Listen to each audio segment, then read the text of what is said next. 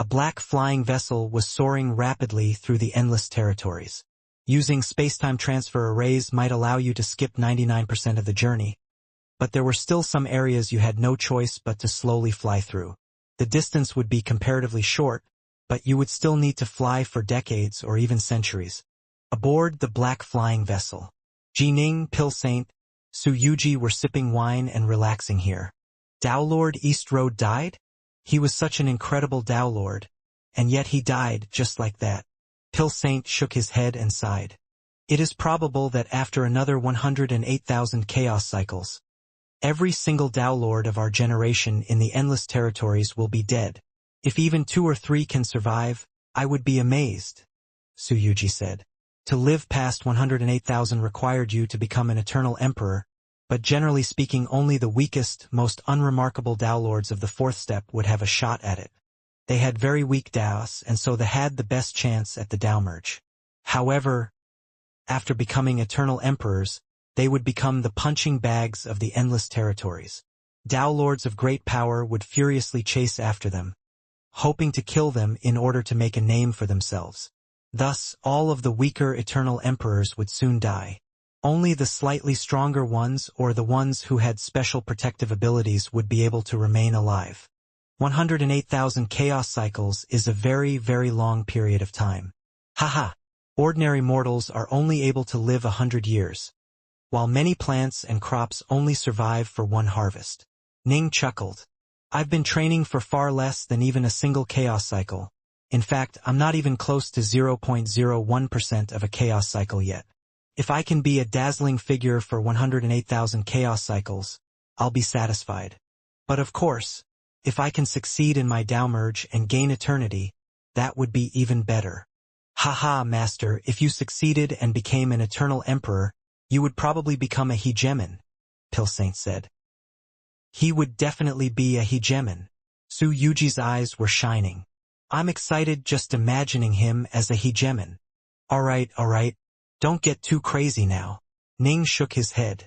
Most likely, more than a few of the most talented cultivators all dreamed of becoming hegemons, but that really was nothing more than a dream. How many would actually be able to succeed? Ning suddenly nodded slowly. Time to deal with that Tao Lord of the 4th step. Within Ning's estate world, there was a grassy area here with a green-robed alien woman seated within it. She had long, graceful green hair and a pair of silken blue eyes which were filled with worry. Master actually died. How could this have happened? Although Tao Lord Kongsan had died quite a few days ago, the green-robed woman still felt stunned. She had her own direct connection to Kongsan, and so as soon as he died she immediately knew. Master had incredible powers aimed at keeping himself alive. Normal eternal emperors would be able to do nothing to him. The green-robed woman was rather restless and nervous. Then what should I do? Will that white-robed Tao Lord kill me? No, I can't just die like this. The green-robed woman's heart was filled with fear. Previously, she had been happy to be captured rather than killed, as that meant the enemy might negotiate with Tao Lord Kongsan and ransom her. But now that Kongsan was dead, there was no one who would come to save her. Her destiny was completely within Ning's hands. Whoosh! A white-robed figure suddenly manifested off in the distance. The green-robed woman couldn't help but turn her head to look at him, only to see him walk towards her. He said calmly, "From that look on your face, I imagine you already know that Tao Lord Kongsan is dead. You now have 2 options. 1, I kill you. 2, you submit to me and follow me." The green-robed woman's heart unclenched. Her greatest fear was that Ning would kill her without even bothering to speak with her. She hurriedly rose to her feet, then respectfully knelt down in front of Ning. "Naya is willing to submit and forever serve you, Master. All of Naya's magic treasures are yours to take. Your magic treasures remain your own." Ning wouldn't go so far as to take the possessions of this new retainer. He smiled. "From this day forth, you shall be my 3rd Tao Lord retainer. Also, my Taoist moniker is Dark North. It'd be rather embarrassing if you didn't even know the name of the person you were serving." "Understood," Tao Lord Naya said respectfully.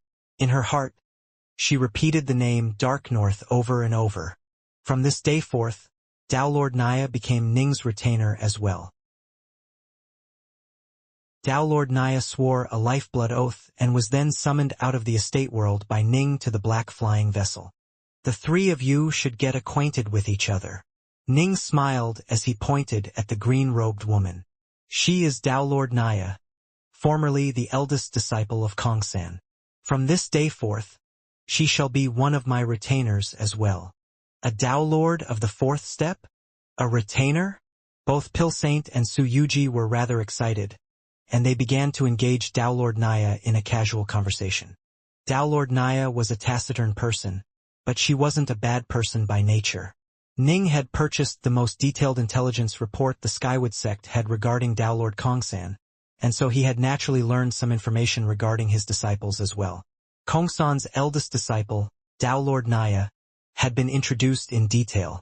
She had loyally followed and served Kongsan, not causing any trouble or going out of her way to commit sinful deeds.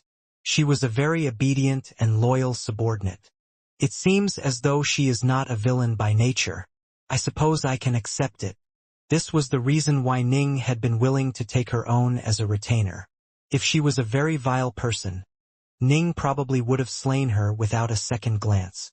And so, Ning led Su Yuji, Pilsaint, and Naya on their journey. They first visited the Brightshore Kingdom, making use of its space-time tunnels to travel to a very remote part of the Endless Territories which was closer to the East Road territory. This was an extremely long journey.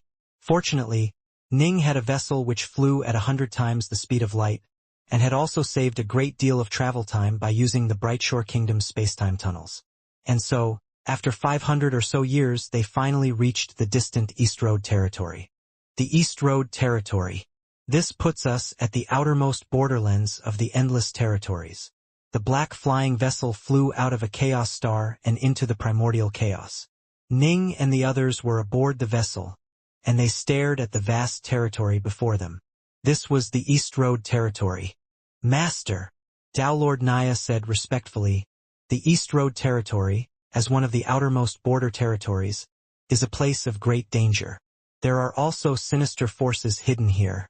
When Tao Lord East Road was alive, his fame and reputation sufficed to stun and overawe the entire territory, ensuring that those sinister forces wouldn't dare to cause any trouble. But now that he is dead, I'm afraid his homeland will never be so stable again. This is the reason why his greatest concern was for what would happen to his homeland after he died. Ning said. The borderlands of the Endless Territories. Ning glanced off into the distance. Outside the borderlands is the Great Dark, right? Right. The Great Dark. Tao Lord Naya nodded. An endless sea of darkness, darkness without end. Pilsaint let out a sigh as well, and Su Yuji had a complex look on her face. The Endless Territories was the region where countless cultivators, aberrants, Ionians, and others all lived. But what was outside of it? Aside from some incredibly dangerous places like the Terror Star Sea, outside the Endless Territories lay the endless darkness of the Great Dark. There were no chaos stars there, nor chaos worlds, nor light, nor space-time transfer arrays.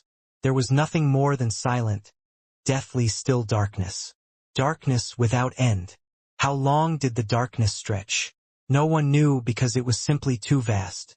Tao Lords would not dare to traverse it, but eternal emperors who had endless longevity would. Emperor Mirrors now, Emperor Waveshift, and other mighty figures were all filled with curiosity about the Great Dark, and so they had entered it and began a drifting journey through it. They had unlimited lifespans, which was why they dared do such a thing. But despite that, they had still yet to return. More than one Tao Lord has given it a try, Ning said softly. Those Tao Lords sent their avatars to explore the Great Dark, but to the day they died their avatars were still mired in the endless darkness. How terrifying, Pilsaint murmured. It's not that terrifying. In the end, the Great Dark is just a dead region, Tao Lord Naya said. By contrast, the Terror Star Sea is truly frightening. The Terror Star Sea is similarly endless, but it is filled with countless dangers and unlimited possibilities. Not even the three hegemons dare to barge into it rashly. The Terror Star Sea is the #1 death trap that we know of. Ning smiled. But enough of that. When we're all tired of living, we can go pay the Terror Star Sea a little visit. For now, let's stay away from places we aren't supposed to visit. Come. Our mission this time is to help Dao Lord Eastroad pacify his homeland. Pacifying this territory would not be an easy feat. This was a borderlands territory, which meant that the Dao Alliance's influence here was virtually negligible. Some of the surrounding territories being controlled by the Aberrants, the Ionians, and even some other sinister forces. Some even suspected that outside invaders, such as the Dark Kingdom, were present. In short, the borderlands were amongst the most chaotic places in all the endless territories. The East Road Territory. The East Road Everworld. A black flying vessel was soaring through the air above the East Road Everworld. The territories controlled by the Dao Alliance will generally have space-time transfer arrays within the Everworlds. Pill Saint stood at the prow of the ship, staring at the vast Everworld before him. He sighed. But the East Road Everworld doesn't have a single one. We had to fly for years to get to this place. Jining chuckled. It was true that all ordinary Everworlds had space-time transfer arrays. The Badlands Everworld, the Vast Heaven Everworld. They all had one. But the East Road Everworld did not. It had taken them 3 years of hard flying after entering the East Road territory before they reached this Everworld. Let's go to East Road City first, Ning said. Swoosh! The flying vessel tore through space, blinking through it as it advanced rapidly. A short while later, the most bustling city within the entire East Road Everworld, East Road City, appeared within their field of vision. This was an extremely large city with many cultivators in it. Restrain your auras, the three of you, Ning instructed. Especially you, Naya. You are a Dao Lord of the 4th step. Your aura is going to scare these ordinary cultivators silly. Yes, Master, Dao Lord Naya said respectfully. As a Dao Lord of the 4th step, her aura was as vast and boundless as the heavens themselves. With each step Dao Lords took, they trod the line between life and death. With each breakthrough, their auras would undergo fundamental transformations. Dao Lords of the 1st step and 2nd step were fairly weak, and so even if their auras emanated outwards they would at most cause world-level cultivators to feel a sense of pressure. But a Dao Lord of the 4th step would cause them to absolutely quiver in fear. Whoosh! The flying vessel soared downwards. A short while later Ning put it away, leading Naya, Pill Saint, and Su Yuji towards the gates of the city. There were 12 world-level cultivators at the gates who were standing in 2 groups to each side, watching the cultivators enter East Road City. They seem very cautious. Ning was a bit surprised. It might be because this is a borderlands territory, which is why their cities are so strictly guarded. Su Yuji sent mentally. Ning and the others chatted casually as they entered the city gates. When the 12 world-level cultivators noticed Ning's group of 4, their leader's face tightened. The leader gestured to a subordinate and said, "Report immediately that 4 suspicious Dao Lords have appeared in East Road City." Understood. This subordinate had a clone and so was able to immediately report this to the main sect. Ning began to frown as he walked through East Road City. Something is wrong. Ning could sense that the mood in this city was off. Many of the cultivators were clearly speaking privately to each other through mental messages. Although Ning couldn't tell what they were saying, he was able to tell that they were doing this. Ning swept the area with his gaze, only to see several distant elder gods and ancestral immortals who seemed to be sending stealthy mental messages to each other. Ning immediately sent out his god sense, covering them with it. Although he was now a Dao Lord with powerful god sense, if he tried to use it to scan world-level cultivators they would probably notice something was off. Once they did, they would definitely stop talking. The East Road sect is finished, right? The mighty East Road sect is about to be annihilated, just like that. What a shame. I heard from Master that the founding patriarch of the East Road sect, Dao Lord East Road, is already dead. He was someone who stunned and awed the surrounding territories and ruled over the East Road territory for countless years. But he died just like that. Logically speaking, the East Road sect should have hidden the news that Dao Lord Eastrod had died. How could word have spread so quickly? Who knows? There has to be some sort of plot behind it.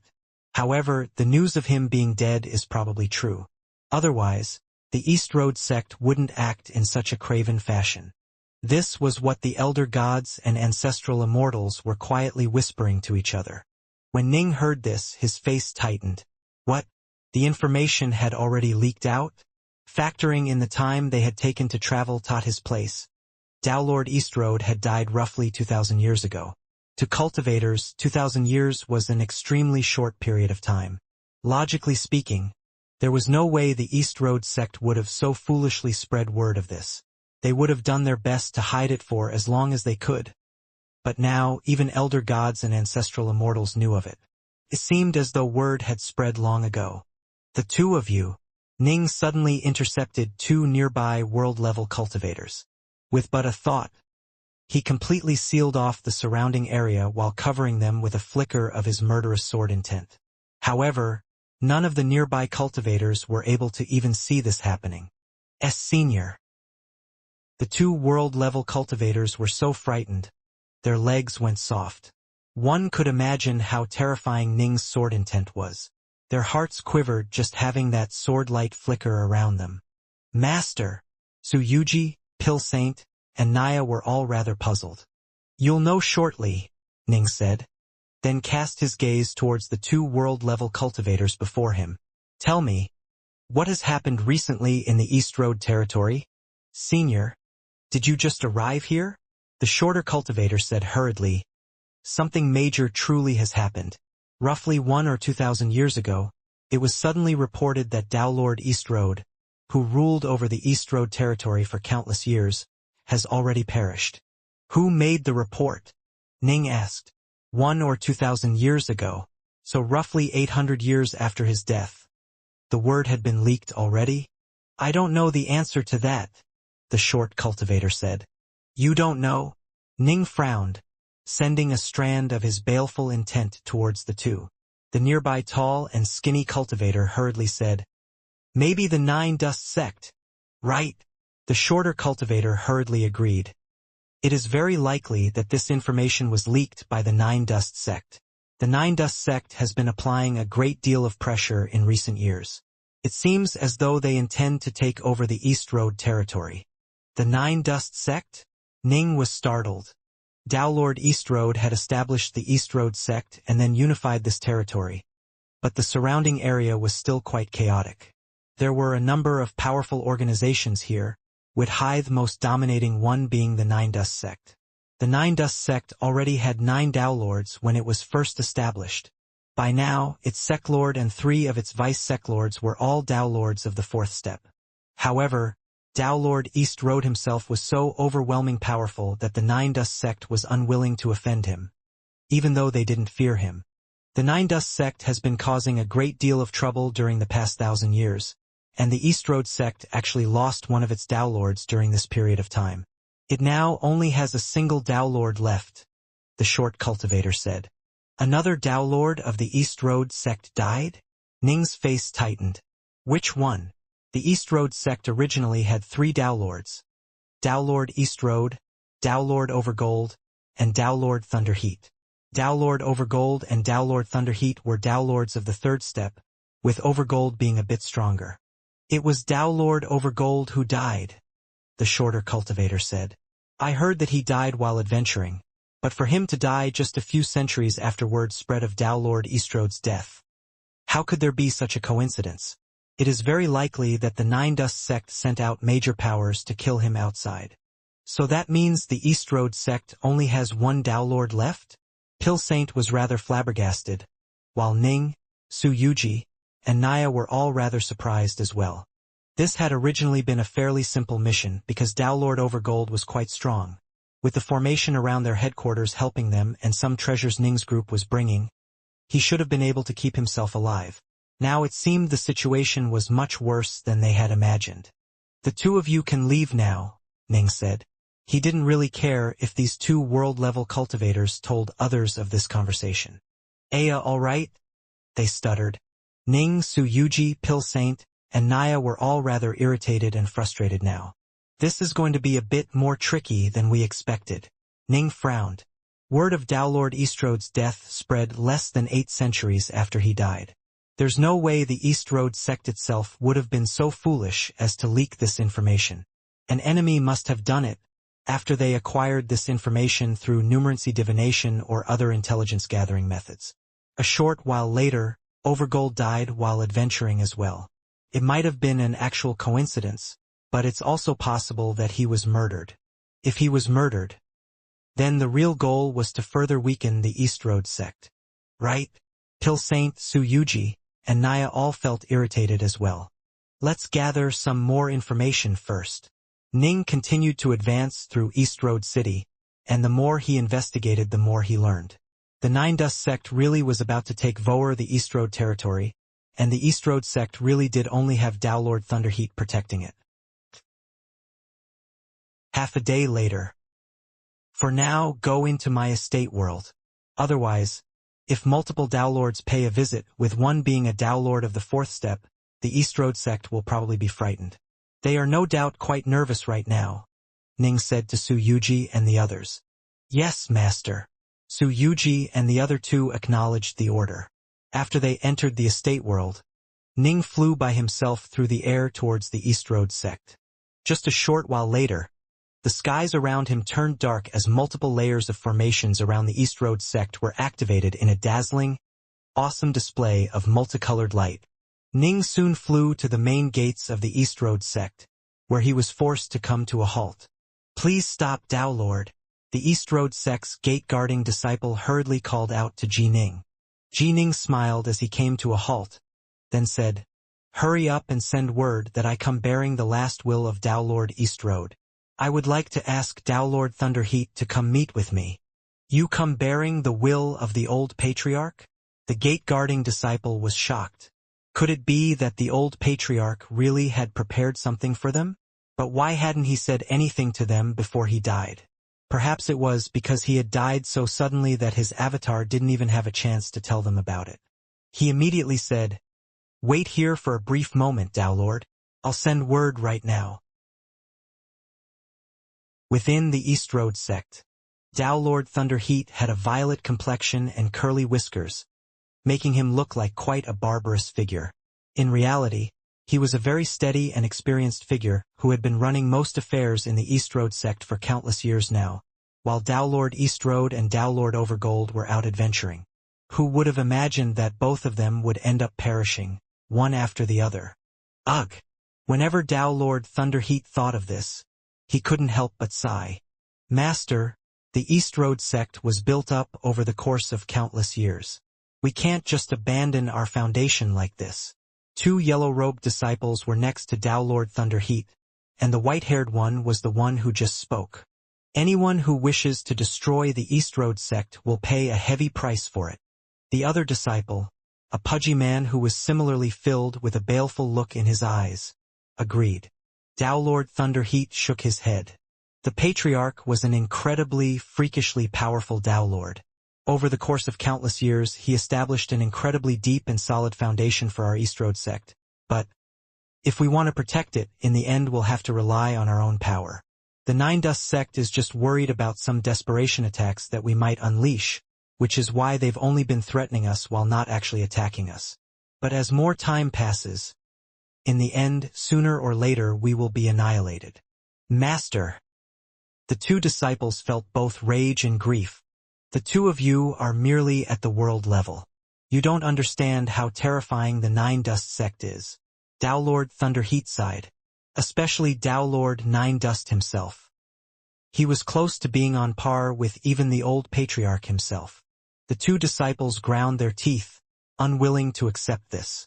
The exalted Eastrode sect had been dazzling and glorious for so many years. Everyone in the surrounding territories had always feared and respected them, with even the mighty Nine Dust sect going out of its way to avoid causing them trouble. But now, with their great sheltering tree gone, the Eastrode sect was about to tumble. Uncle Master! Suddenly, a disciple came running towards them. He came to a halt outside the door, then said with breathless excitement, Uncle Master, an unfamiliar Dowlord has arrived. He said he came bearing the will of the old patriarch and wishes to meet with you. What? Tao Lord Thunderheat suddenly rose to his feet while looks of excitement appeared on the faces of his two yellow-robed disciples. He came bearing the will of the old patriarch? Tao Lord Thunderheat felt excitement as well. The existence of their sect, and in fact their entire clan, had been due to Tao Lord Eastrode. The reason why Thunderheat and Overgold had been able to become Samsara Tao Lords was partially because of Tao Lord Eastrode's guidance. As a result, Tao Lord Eastrode's status in the sect was extremely high. The white-haired disciple next to him said with delight, "Master, the old patriarch must have made arrangements before he died. Don't be impatient. Let me go out and take a look first." Tao Lord Thunderheat felt eager as well. His body flickered as he immediately flew out of the door. Outside the main gates of the Eastrode sect, Tao Lord Thunderheat immediately saw the white-robed youth bearing that black scabbard on his back who was standing outside the main gates.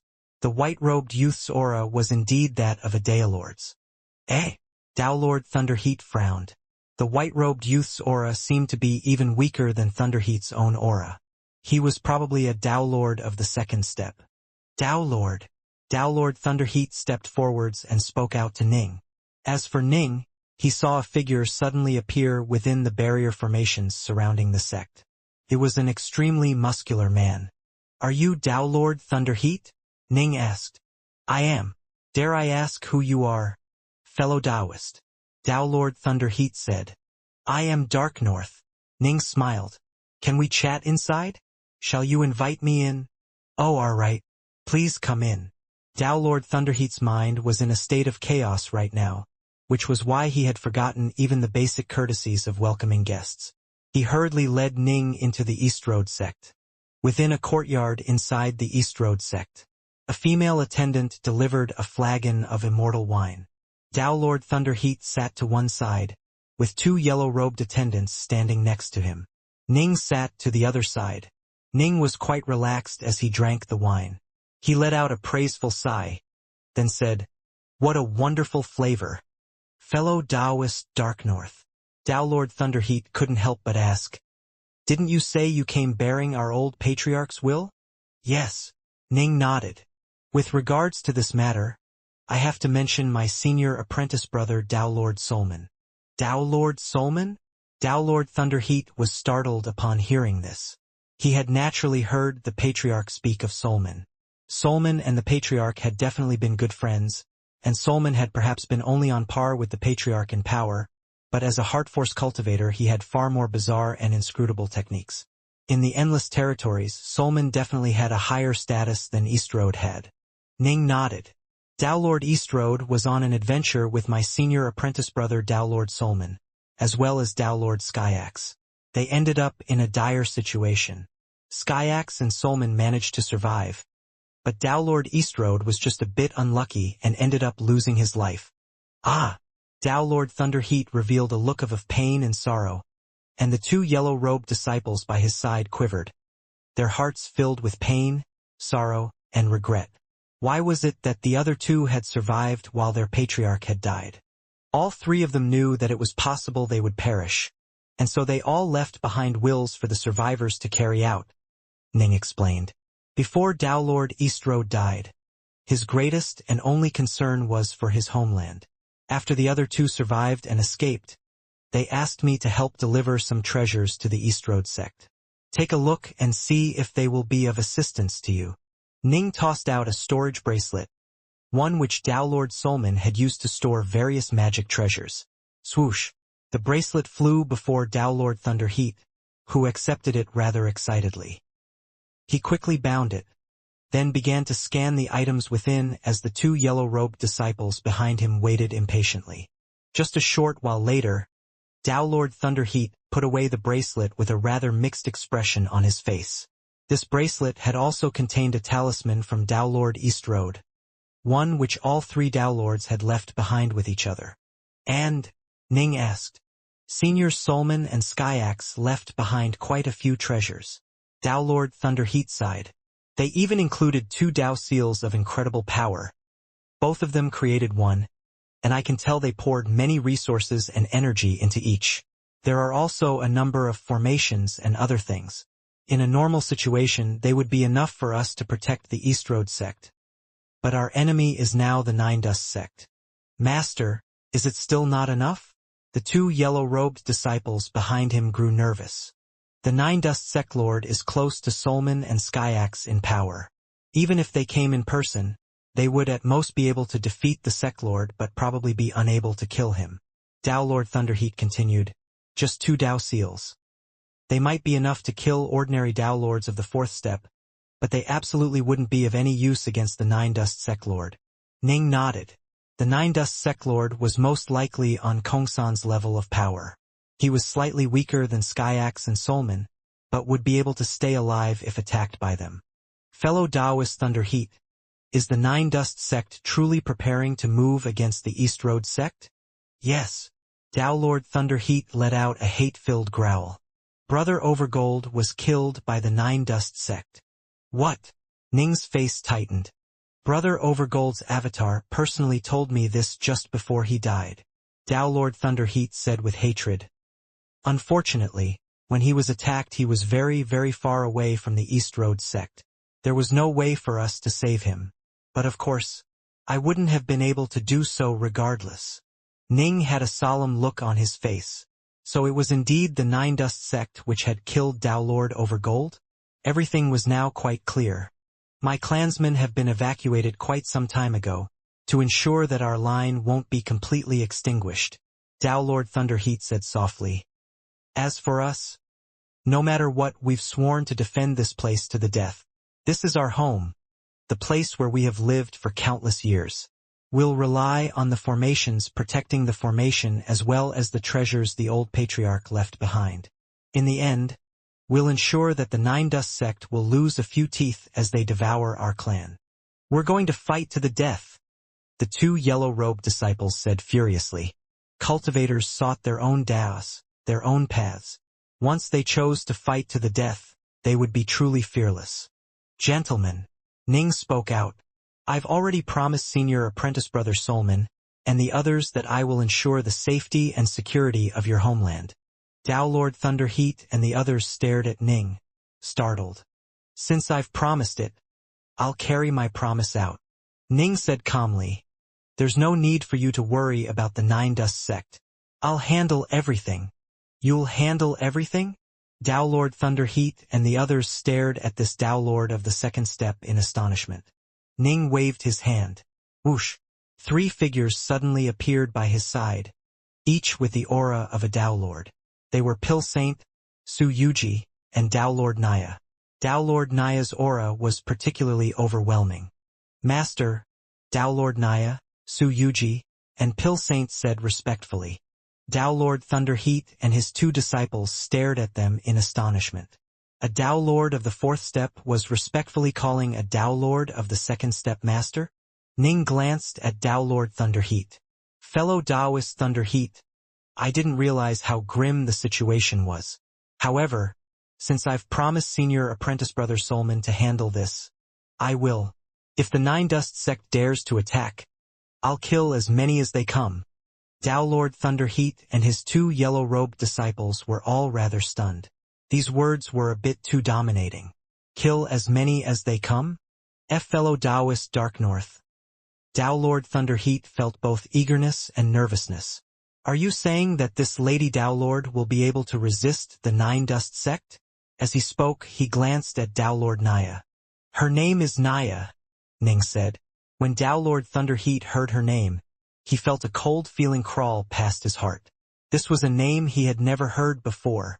Although he rarely went out adventuring, he knew almost all of the truly famous figures. This meant Tao Lord Naya wasn't all that famous. Greetings, Tao Lord Naya. May I ask, if you are supported by the formations which protect my East Road sect, will you be able to defeat the Nine Dust sect lord? Tao Lord Thunderheat asked. Even with the formations helping me, I would probably be defeated and slain by him in a single strike, Tao Lord Naya said. Ah! Tao Lord Thunderheat was flabbergasted. Tao Lord Naya was telling the truth. The Nine Dust sect lord was on the same level as Tao Lord Kongsan. Naya couldn't even withstand a single strike from Ning. who in turn didn't dare to fight Tao Lord Kongsan in close combat. There was an enormous and obvious difference in power between ordinary Tao Lords of the fourth step and the truly freakishly powerful ones. The Nine Dust Sect Lord was one of the latter. Senior Dark North, didn't you just say that you would kill as many as come?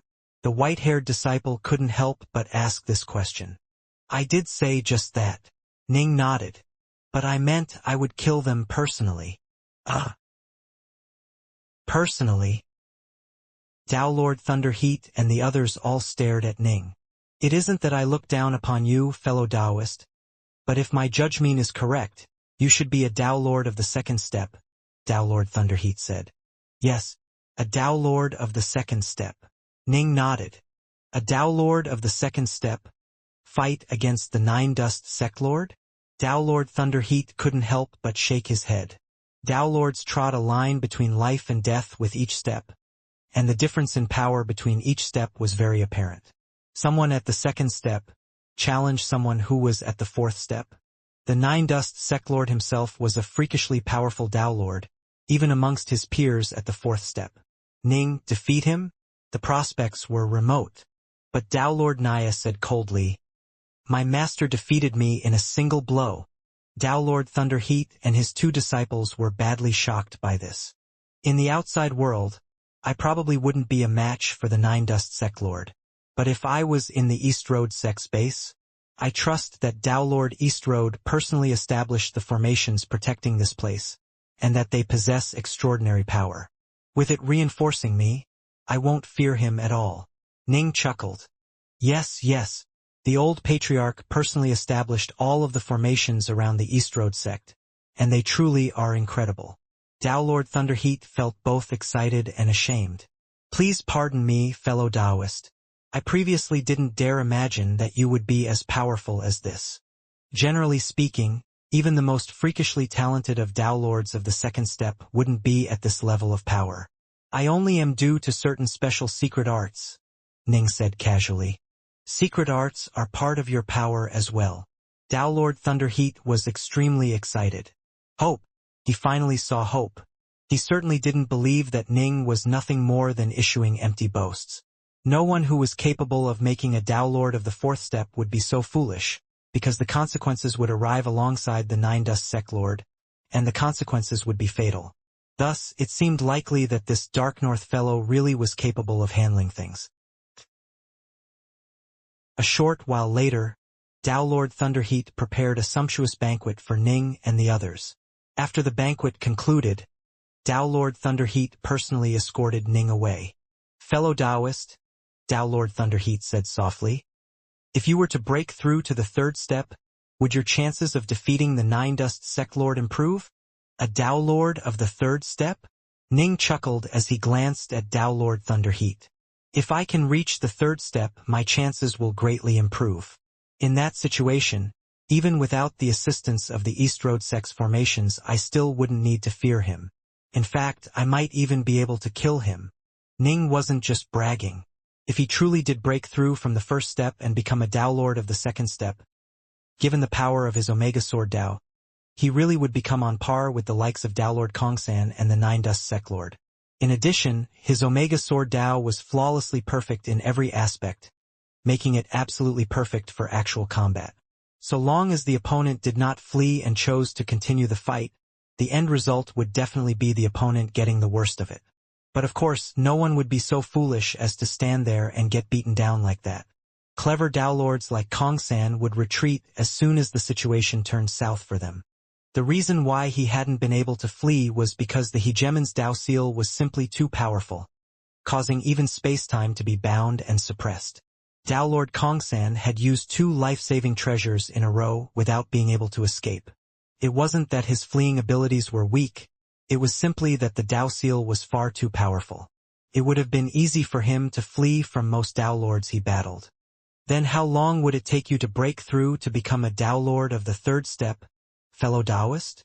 Thunderheat asked. I'm not too far off, Ning said. To go from the first step to the second step was quite quick, and to go from the second step to the third step didn't take that long either. Reaching the fourth step, however, was a very long process. As for succeeding in the Tao merge and gaining eternity, chances were slim no matter how much time you took. All right, Tao Lord Thunderheat clenched his teeth. Fellow Taoist Dark North, the East Road sect has a sect-guarding treasure which the old patriarch brought back from the Terror Star Sea. Ning's eyes lit up. Something from the Terror Star Sea? Technically speaking, I shouldn't divulge its existence to outsiders.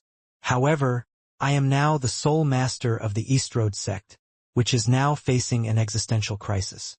I'm going to ignore those rules. Tao Lord Thunderheat looked at Ning. This supreme treasure is known as the Void Pathway, and it is extremely beneficial to cultivators. Perhaps, fellow Taoist, you will be able to seize this opportunity to break through to become a Tao Lord of the third step. Tao Lord Thunderheat was simply too worried. He hoped that Dark North would be able to grow even more powerful, as this matter would have an impact on the life and death of the East Road sect. Void Pathway. Ning couldn't help but begin to feel curious. Follow me, Tao Lord Thunderheat said solemnly. Tao Lord Thunderheat led the way, while Ning followed from behind. Thunderheat dispelled one formation after another as he guided Ning to a seemingly ordinary courtyard. Do you see that? Tao Lord Thunderheat pointed at a decorative sculpture of a mountain located in the corner of the courtyard. The mountain even had some vines and trees growing from it. What about it? Ning was puzzled. There was nothing unusual about that artificial mountain. In fact, he couldn't sense any formations from it at all. Tao Lord Thunderheat stepped forward, then waved his hand. The vines instantly were reduced to dust, revealing what was hidden beneath them. This mountain actually had a sculpted stone door on it. Is that a doorway? Ning was puzzled. Yes, a door. A door that you can open, Tao Lord Thunderheat said. Tao Lord Dark North, please follow me. Tao Lord Thunderheat walked towards one of the sculpted stone doors, then pressed his hand upon it. Instantly, the doorway split open with a rumbling sound, revealing a deep, dark tunnel beneath it. The entrance to this tunnel ebbed and flowed with spatial ripples. Ning was surprised. Prior to the stone door opening, this had seemed like nothing more than a very ordinary sculpture of a mountain. He hadn't sensed anything special or magical about it at all. But it now had a dimensional hallway within it. Come in. Tao Lord Thunderheat turned to look at Ning, then stepped inside. Ning followed him without hesitation. Whoosh! Space twisted and flowed around Ning as a dazzling, glowing golden region appeared before him. What's this? Ning and Tao Lord Thunderheat were standing within a long walkway. The floor was black, and the walkway itself was hanging in empty space, with nothing but the void on each side of the walkway. This is the Void Pathway. Everything around this golden region is just empty space. The only thing here is this Void Pathway hanging in space. Tao Lord Thunderheat pointed towards the front. This walkway was an extremely long one, stretching off at least 10 million kilometers. In front of the walkway stood a number of armored soldiers and guards. Ning's visual prowess allowed him to clearly see to the very end of the walkway, where there was a royal golden throne. There are a total of 30,000 soldiers here, Tao Lord Thunderheat said. Once you begin advancing through the Void Pathway, you will be impeded by these soldiers. The deeper you go, the more terrifyingly powerful the soldiers will be. Oh! Ning revealed a smile. This seemed quite similar to the Bright Shore Kingdom's Tao Lord Cloud World. These soldiers have very unique combat Taos. Very, very unique. Tao Lord Thunderheat looked at Ning. You'll see for yourself when you fight them. The weakest of them are comparable to Tao Lords of the second step, which is why only the Tao Lords of the East Road sect are permitted to enter it. Did Tao Lord East Road manage to reach the throne? Ning asked. The old patriarch tried twice. He failed the first time. He later gained certain insights, then went all out in a second attempt and managed to succeed. The two final soldiers are all comparable to him in power, Tao Lord Thunderheat said. Ning was stunned. This was much more impressive than the Tao Lord Cloud World. Anyone who had reached the threshold of power for a Tao Lord of the fourth step would be able to battle their way to the very end of the Tao Lord Cloud World. But it seemed as though this place required the trial taker to be comparable to Tao Lord East Road in power. Tao Lord Eastrode was already comparable to the weaker Eternal Emperors. How was it that these guards were as powerful as this? Unfortunately, there's no way to bring out even one of these 30,000 soldiers. In fact, there's no way to control them at all. Tao Lord Thunderheat sighed. If there was, why would we worry about the Nine Dust sect? Ning nodded, his gaze focused on the golden throne at the end of the walkway. What happens once you reach the throne? Anything good? A legacy, Tao Lord Thunderheat said. The old patriarch didn't tell me in detail, and so I imagine that the so-called legacy wouldn't be all that interesting to freakishly strong Tao Lords like yourself. However, when those 30,000 soldiers fight against you, you'll benefit from the insights into the Tao you will gain. Tao Lord Thunderheat sighed. Even the old patriarch benefited from his first attempt, resulting in him becoming much more powerful. Jining nodded, then suddenly asked, Fellow Taoist Thunderheat, might I ask if my retainers can enter as well? Tao Lord Thunderheat let out a pained laugh. Fellow Taoist Dark North, the Void Pathway is the most important treasure of the entire East Road sect. You have vowed to save our entire sect, and the debt we owe you is endless.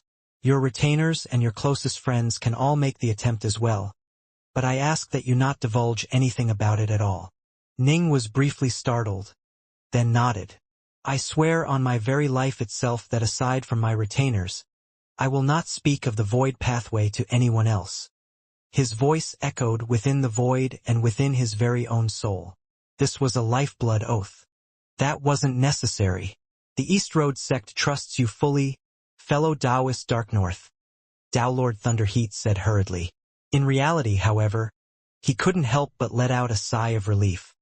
He did want Ning to swear a lifeblood oath, but he was also begging Ning to prevent his entire sect from being wiped out, which was why he had never proactively mentioned any oaths. It was only proper, Ning said casually. He could tell what the man was thinking. Still, he really wasn't all that concerned about this opportunity. The cultivators of the three realms had their own opportunities to exploit. Those three retainers of mine will never spread this information either. I'll have them swear oaths as well, Ning said. Tao Lord Thunderheat chuckled. Then I won't bother you any further. Whenever you wish to leave, fellow Taoist, you only need to turn back and you'll be able to depart. Understood. Ning nodded, and Tao Lord Thunderheat departed. Ning chuckled and shook his head. The fewer treasures one had, the more one would value them. Ning had acquired all of Tao Lord Kongsan's treasures, and had the sword Hegemon's Tao seal. Although this void pathway was a unique treasure, it wasn't enough to make Ning feel the slightest bit greedy. Ning also knew that the more powerful he became, the more treasures he would have in the future. In the future, this void pathway would be even less meaningful than it was right now. But let me take a look and see what's so special about this thing. Ning stepped forwards, moving tens of thousands of kilometers in an instant. Rumble. An enormous globe of golden light suddenly appeared high in the void above the golden region. The globe of light unleashed two streaks of golden light which shot into the bodies of the two armored warriors directly in front of Ning. Golden light immediately began to shine out of the armored soldiers' eyes. Boom! Boom! The two armored soldiers hoisted their weapons as they transformed into streaks of light, charging towards Ning. Die! One of them stabbed out with a long spear, sending it piercing through the skies. Kill! The other armored soldier lashed out with a long whip which moved like a long, agile serpent. These two armored soldiers worked in concert, one charging forward valiantly while the other moved with crafty agility. They moved in perfect harmony, as though they were part of a greater whole. Ning revealed a smile. Interesting. No wonder Thunderheat said that these soldiers fight in a very unique manner. They actually employ a battle formation Tao, and are able to work together wonderfully. Boom! With but a thought, Ning caused his sword intent to manifest. His sword intent swept out in an overwhelming wave, smashing against the two soldiers and sweeping them off their feet, then sending them flying. The difference in power was simply far too greater. These two soldiers were just barely comparable to ordinary Tao Lords of the second step. Boom! Boom! Boom! Boom! Ning blew through the soldiers like rotting wood, continuing to advance through the pathway. Only after defeating 18,000 soldiers did he finally begin to slow down. What a strange feeling! Ning was surrounded and being attacked by 8 soldiers. These 8 soldiers used different weapons and different attack styles. Hard, soft, insidious, straightforwards. Every single soldier was extremely dedicated to one type of combat style, and yet they were able to work together through their battle formation. Ning felt as though he was fighting a major power who was a mastery of many different types of weapons. This was quite a taxing fight. The Tao of Wind? The Tao of Lightning? The Tao of Water? Ning was growing increasingly excited by this battle. As for the Globe of Light, it continued to hang there in the void. Each time Ning defeated a soldier, it would shoot out even more golden light and activate even more powerful soldiers. That light globe should serve as the core of the entire void pathway. Ning lifted his head up to glance at the light globe. All of the soldiers were unliving and inanimate things. But once the light shone down upon them, they were given incredible amounts of power. The items that can be found in the Terror Star Sea truly are marvelous. Ning was feeling increasingly curious about the Terror Star Sea, but it was simply too dangerous a place. Not even the 3 mighty hegemons dared to go too deep into that place. It was so terrifying that even they stood a chance of dying if they went too far in. Time flew on. 10,000 years went past in the blink of an eye. To cultivators, 10,000 years was actually a very short period of time. The entire East Road sect remained in a state of disarray and fear of the Nine Dust sect's arrival. The main hall of the East Road sect. What will be, will be. Tao Lord Thunderheat's face turned solemn after he heard his disciples' reports. A group of disciples had already been gathered here within the hall. The Nine Dust sect has finally arrived. The disciples all felt nervousness in their hearts. Lead him in, Tao Lord Thunderheat instructed. Yes. The disciple who was responsible for bringing word from outside immediately departed. As he did, Tao Lord Thunderheat's avatar appeared in front of the sculpture of a mountain, pushed the door open, and entered the void pathway. There was a battle going on in the empty void of space directly above the actual pathway. It was Tao Lord Naya and Flame Fairy Su Yuji battling each other. There was a thatched cottage at one end of the area, and Ning was seated in the lotus position within it as he meditated silently. Ning had spent almost the entirety of the past 10,000 years within the void pathway. He would often go out to engage in battle, then use his spacetime cottage to train and reflect on his insights. Fellow Taoist Dark North. Tao Lord Thunderheat's avatar walked over, then called out to Ning. Within the cottage, Ning opened his eyes and smiled. What is it, Tao Lord Thunderheat? An envoy from the Nine Dust sect has arrived, Tao Lord Thunderheat said. The Nine Dust sect? They've finally come. A cold glint flashed through Ning's eyes. He rose to his feet, walked out of the cottage, then waved his hand and put it away. The 2 of you can keep training here. I'll go take a look, Ning said loudly. Yes, master. Su Yuji and Tao Lord Naya both called back loudly. Let's go. Ning immediately accompanied Tao Lord Thunderheat in leaving. One of the side halls of the East Road sect had been set up to welcome the Nine Dust sect's envoy. A large number of East Road sect disciples had already gathered here. As for Ning, he was brought in through a side door. He quietly sat down in the back row and watched silently.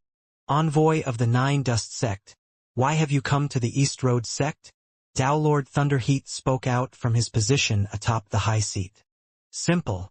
The fiery armored figure standing before him said coldly. We're here giving you a chance to stay alive.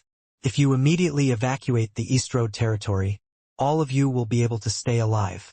But if you fight back, you will be wiped out. Damn him. He dares. Instantly, the disciples within the hall all began to roar and shout with fury.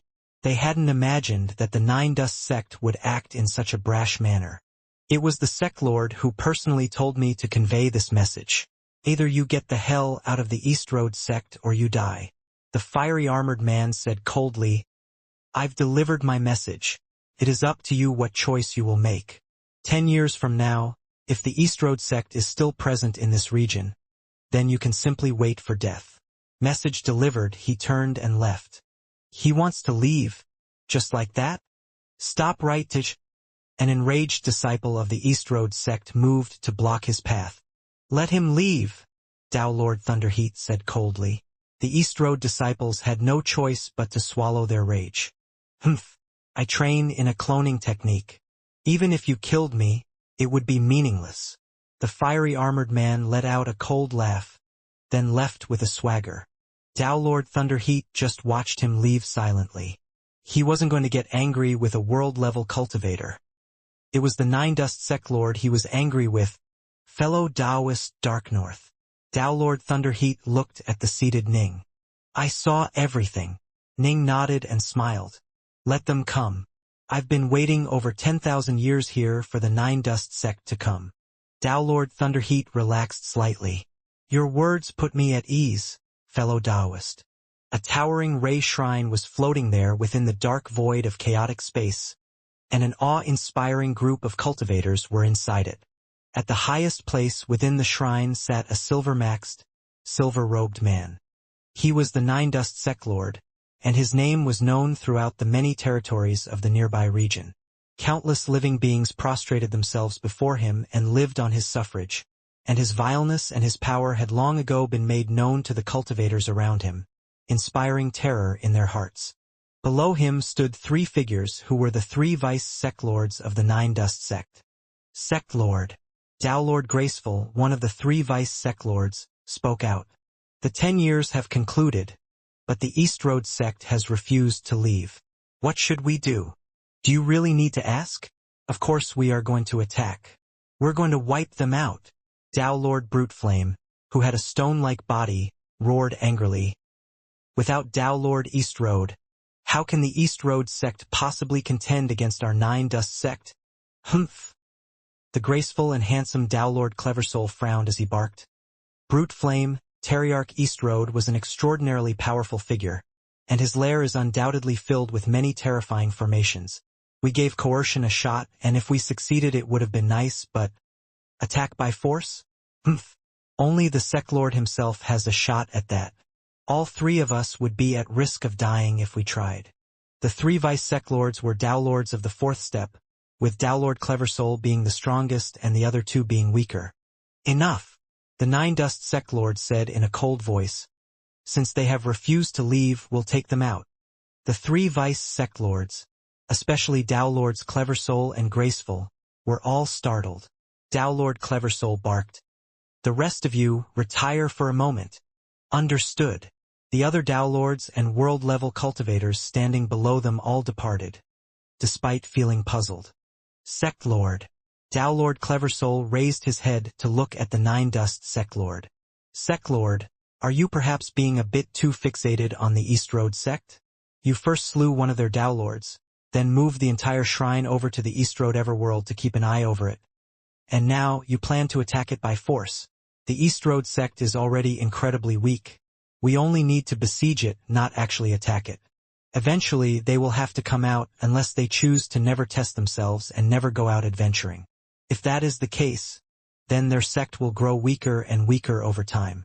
In a few chaos cycles, they'll be finished. Why must we take the risk of attacking by force? Agreed. Sect Lord. Are we perhaps being a bit too hasty? Tao Lord Graceful asked. They all felt that this was a bit too impetuous. They could just take over the entire East Road territory while keeping the East Road sect trapped here.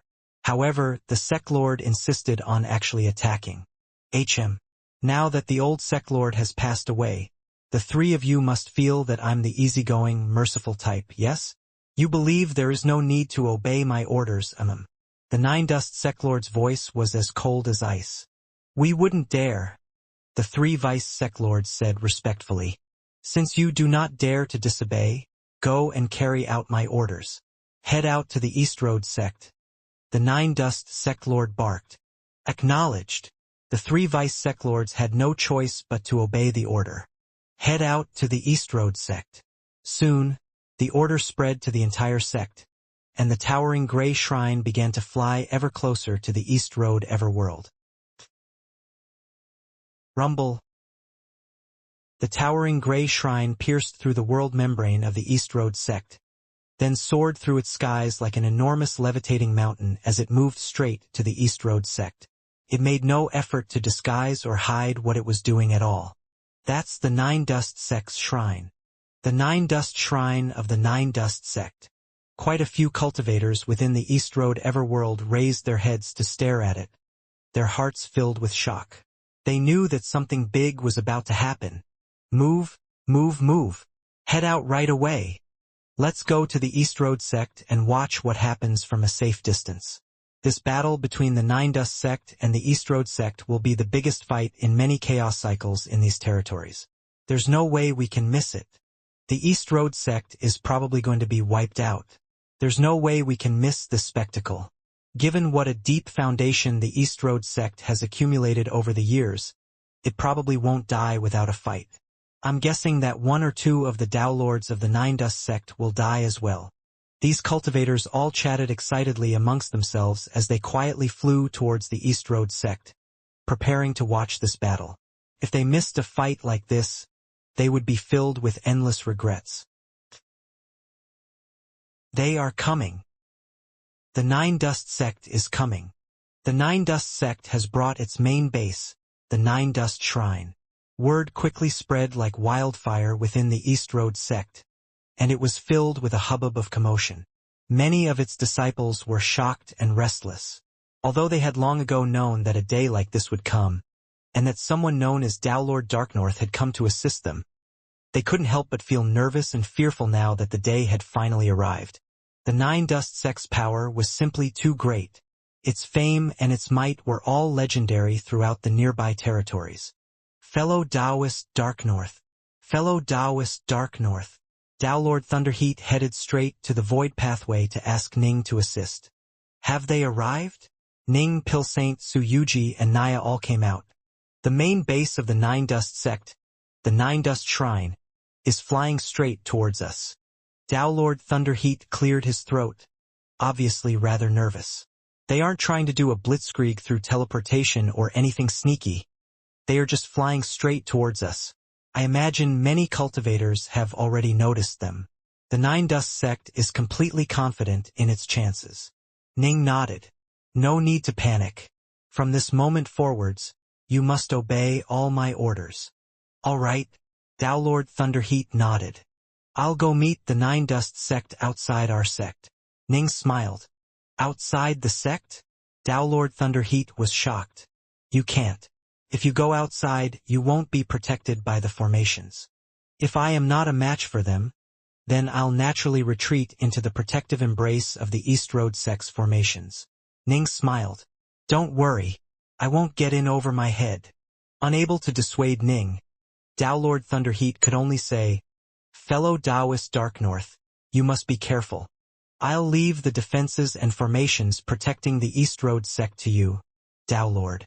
Maintaining control over its formations will be critical to this fight, Ning said. Don't worry about that at all, Tao Lord Thunderheat said. Ning turned his head to glance at Naya, Pilsaint, and Suyuji, then smiled. There's no need for the three of you to participate in this fight. Would you like to enter my estate world, or to watch from the outside? I'm watching, of course, Suyuji said hurriedly. How could I miss a fight like this? Pilsaint shook his head. Tao Lord Naya didn't say anything. She just stood next to Suyuji and looked at Ning. Ning chuckled. Might as well. However, if things get dangerous, you need to enter my estate world. All of you are too weak after all. Once the real fight starts, the Nine Dust Sect Lord will probably wipe you all out with a single strike. In the end, they just weren't strong enough. Ning had both the Hegemon's armor as well as a powerful protective divine ability, and he also had his 9 Novescence arts. This was why he dared to clash against figures like Kong-san and the Nine Dust Sect Lord. Tao Lords like Naya would be finished in one blow. The difference in power was simply too great. All of us will listen to your orders, Master, Suyuji promised right away. Then I'm going to go now. Ning nodded as he flew away. Tao Lord Thunderheat, Suyuji, and the disciples of the East Road sect all watched as Ning left, their hearts filled with nervousness. I'm just worried that this Tao Lord Dark North will be killed by the Nine Dust sect in an instant. If that happens, we really will be doomed. There's nothing else we can do. We have to place our faith in Tao Lord Dark North. The East Road sect's disciples really were out of options.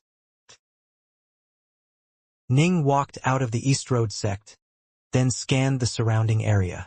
Upon seeing a distant mountain peak a few hundred kilometers away, he took a single step forwards and moved to stand at the very top of that mountain. So this battle has finally come. Ning sat down upon a boulder atop the mountain peak, staring at the distant horizons. A hint of fire could be seen flickering in his eyes, a burning desire to do battle. I've now made breaks through in all 5 supreme Daos that comprise my Omega Sword Dao. However, I've failed with each attempt I make to merge them together into an even stronger Omega Sword Dao. Ning frowned.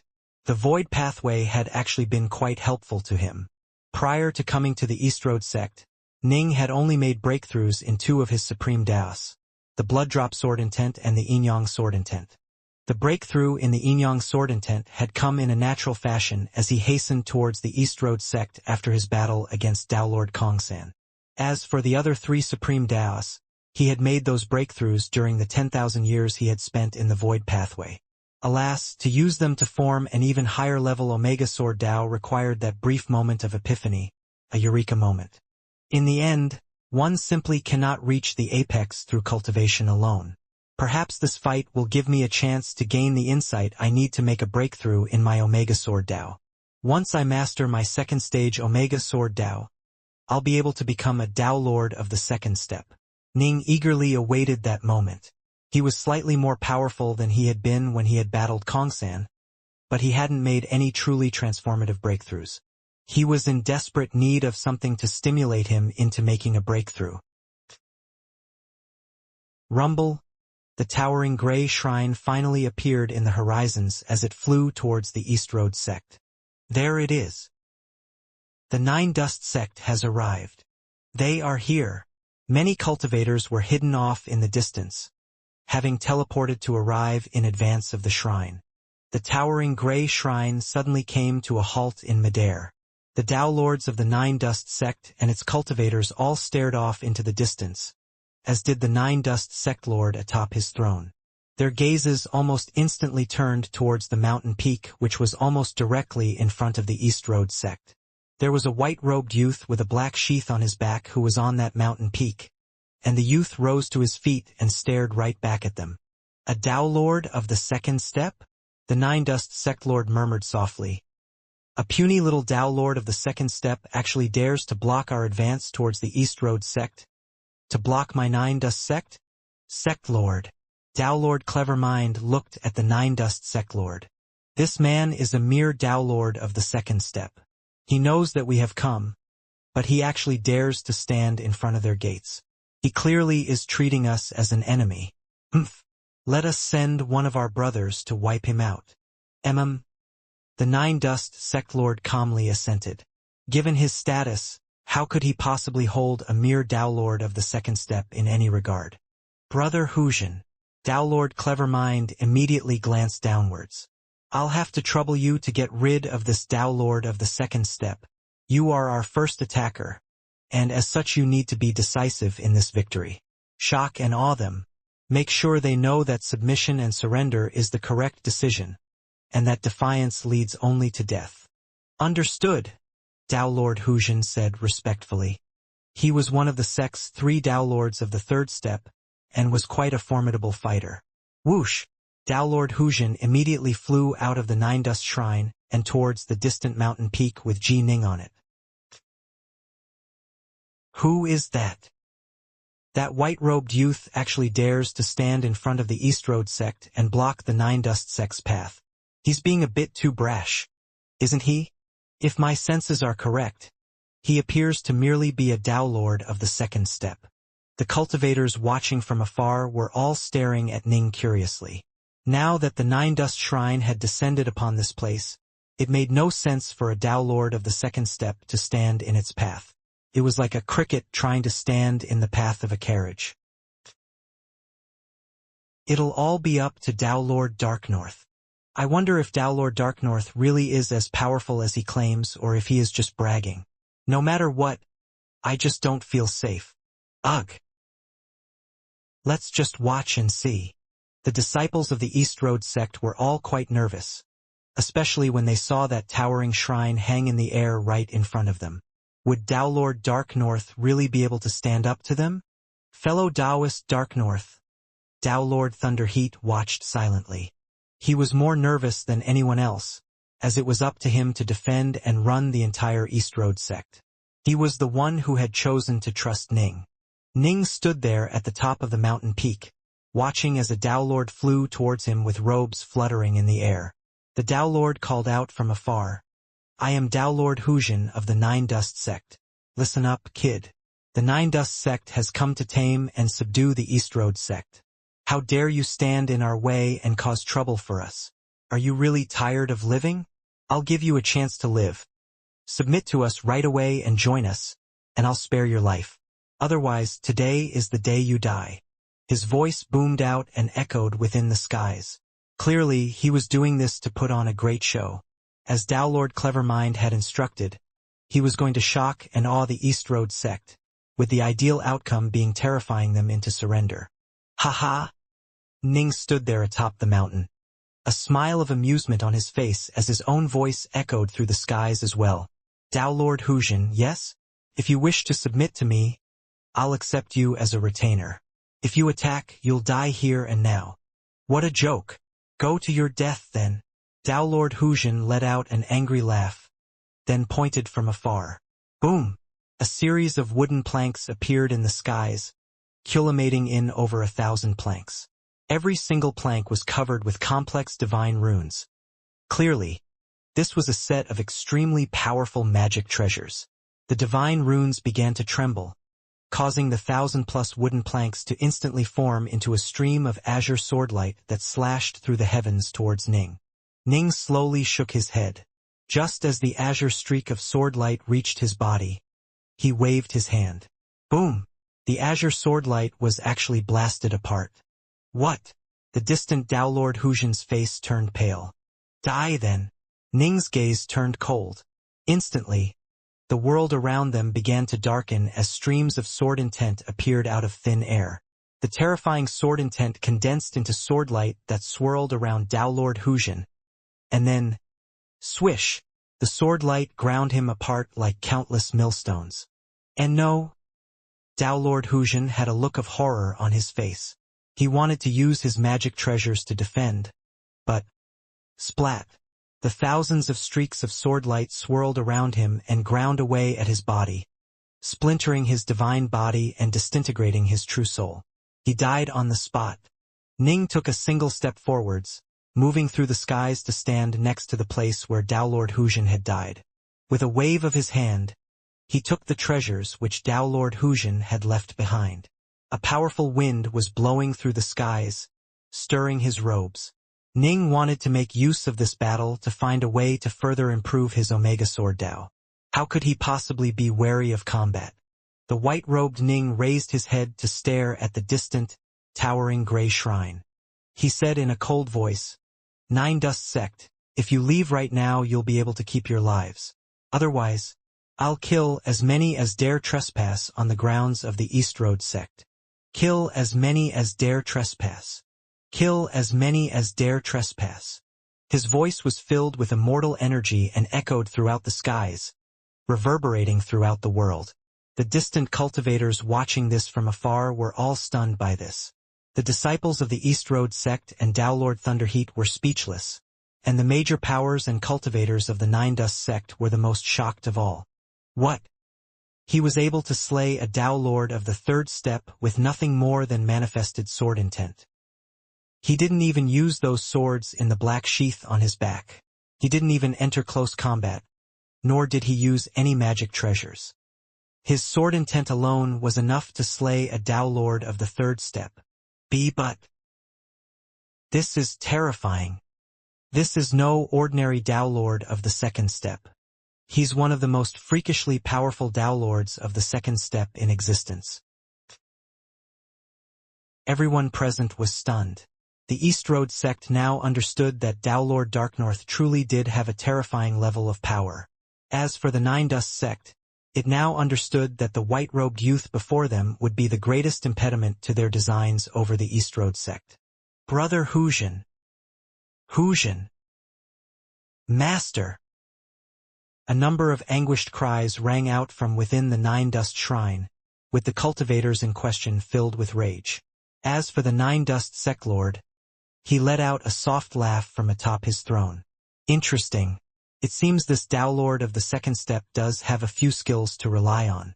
Still, in the end, he is just a Tao Lord of the second step.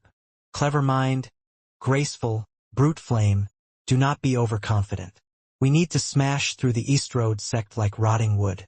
All three of you should simultaneously attack and crush this Tao Lord of the second step. All three of us. Attack together? Tao Lord Graceful couldn't help but want to confirm this. They were different from Tao Lord Huxian, as the power gap between Tao Lords of the third step and Tao Lords of the fourth step was quite significant. To reach the fourth step meant that you were a major power who had virtually reached the absolute apex of a certain personal Tao. Tao Lord Clevermind in particular possessed incredible power, and was capable of killing ordinary Tao Lords of the fourth step. It is enough for Brute Flame and myself to attack, Tao Lord Graceful said. If we work together, we can deal with even the most freakishly powerful Tao Lords of the second step. No, the Nine Dust sect lord shook his head. Let's not waste any more time on a Tao Lord of the second step. All three of you should attack simultaneously and let the East Road sect understand that resistance is futile. Understood. Tao Lord Clevermind, Tao Lord Graceful, and Tao Lord Bruteflame all assented respectfully. If the sect lord had made up his mind, then they wouldn't dare to argue any further. Let's go, Tao Lord Clevermind barked, then transformed into a streak of light that flew out. Let's go. Tao Lords Graceful and Bruteflame followed behind him. All three vice sect lords are attacking. Even if this Tao Lord of the second step is one of the most legendary of geniuses, he's definitely going to die. The three vice sect lords are probably enough to crush the entire East Road sect by themselves. The many cultivators within the Nine Dust Shrine were filled with complete confidence. As the three flew out from the shrine, the skies instantly darkened around them. Rumble, a terrifying, endless streak of saber light filled the skies, and at its edges was an aura of gray mist as well as boundless flames. Saber light, mist, and flames. They filled the skies for countless kilometers around in a manifestation of the might of the Tao of the Three. The three vice sect lords had been famous in the surrounding territories for countless years now, and the manifestation of their Tao alone was enough to stun everyone present. The Nine Dust sect is actually sending out all three of its vice sect lords at the same time? This is a bit much, isn't it? For a Tao Lord of the fourth step to fight against a Tao Lord of the second step is already bullying. 3 against 1. This isn't bullying. This is a war between the Nine Dust sect and the East Road sect. This Tao Lord has only himself to blame for daring to get involved. The East Road sect wants to crush this Tao Lord in an instant. Many of the distant spectators, especially the ones belonging to the organizations of the surrounding territories, were scouts who had been placed here long ago. They couldn't help but shake their heads and sigh. They knew just how terrifyingly strong the three vice sect lords of the Nine Dust sect were. Every single one of them was incredibly formidable. All three at once? None of them believed the white-robed kid had a chance. Humph! Standing there in the air, Ning let out a cold snort. Rumble, endless amounts of sword light filled the skies like a great flood, blanketing the heavens as they smashed towards the saber light, the mist, and the flames. The saber light, the mist, and the flames were hurtling from one direction, while Ning's ocean of sword light came crashing from the other. The two curtains of power quickly collided.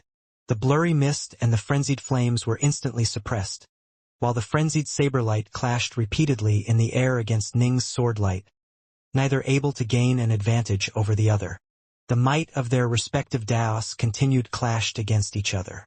As for the three vice sect lords, they stared in the air towards Ning. By now, they realized that they had encountered a truly tough foe. The two sides stared at each other from afar. This clash of Daos alone let the three vice sect lords know that in terms of insights into the Dao, this mere Dao Lord of the second step was already on par with Dao Lord Clevermind and superior to the other two vice sect lords. This caused their ardor to cool down. However, they remained full of confidence. There would be an enormous difference in amount of divine power and immortal energy, after all. One was a Dao Lord of the second step, the others were Dao Lords of the fourth step. Attack! Dao Lord Clevermind shouted mentally to the other two. Gruor! Dao Lord Bruteflame raised his head and let out a bellow as his stony body suddenly expanded. He transformed into an enormous stone titan that was 10 million kilometers tall, and his two giant stone legs slammed into the ground like the pillars of heaven themselves, causing the earth to tremble. His two arms seemed to contain the power to annihilate the heavens as he sent them smashing towards Ning. Interesting. One of the Northbow swords flew out from Ji Ning's back, falling into his hands. He transformed into the 3 heads, 6 arms form. All 6 of his arms clenched around the hilt of this sword. His sword suddenly expanded to become massive as well, and his 6 arms swung it outwards in a furious chop. Omega Sword Dao! Ning had made breakthroughs in all 5 of his supreme Daos. Although he hadn't been able to merge them together into a higher level Omega Sword Dao, his total combat power had still improved by a bit. He was now on par with Patriarch Clearwind in every respect, be it in using quick sword arts, fierce sword arts, or unpredictable sword arts. In fact, his perfection in every area was such that his sword arts would be enough to force Patriarch Clearwind to flee. Boom! The massive streak of sword light slammed into those 2 enormous, heaven-overturning arms which brimmed with flames. An enormous explosion blasted out, and Ning couldn't help but take 2 steps back. As for the giant stone titan Dao Lord Bruteflame, he stumbled 1 step back as well. Dao Lord Bruteflame lives up to his reputation as an aberrant special life form. The star maps of the Brightshore Kingdom described him as an aberrant famous for his strength. However, he's weak in terms of speed and technique. Ning amused. What? A Dao Lord of the second step was actually able to fight Bruteflame head-on.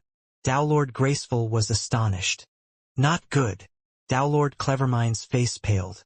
He knew very well that even if he struck at full power, he would still be at a disadvantage when fighting Dao Lord Bruteflame head-on. It'll be up to you, Dao Lord Clevermind, Dao Lord Graceful sent mentally. An incredibly dense black mist suddenly arose that instantly covered the surrounding area, which could not be dispersed by the aura of Ning's Dao. Something seemed to be swimming within that dark mist that almost instantly shot out towards the opponent. Oh, a competition in using soft, principles? Ning's 6 Northbow swords all shot out of the sheath, and he wielded one in each of his 6 arms, sending swordlight flowing outwards and easily defending against the technique. Die then! The most powerful of the 3, Dao Lord Clevermind, charged straight towards Ning with 6 warhammers in his hands. Ning's face tightened.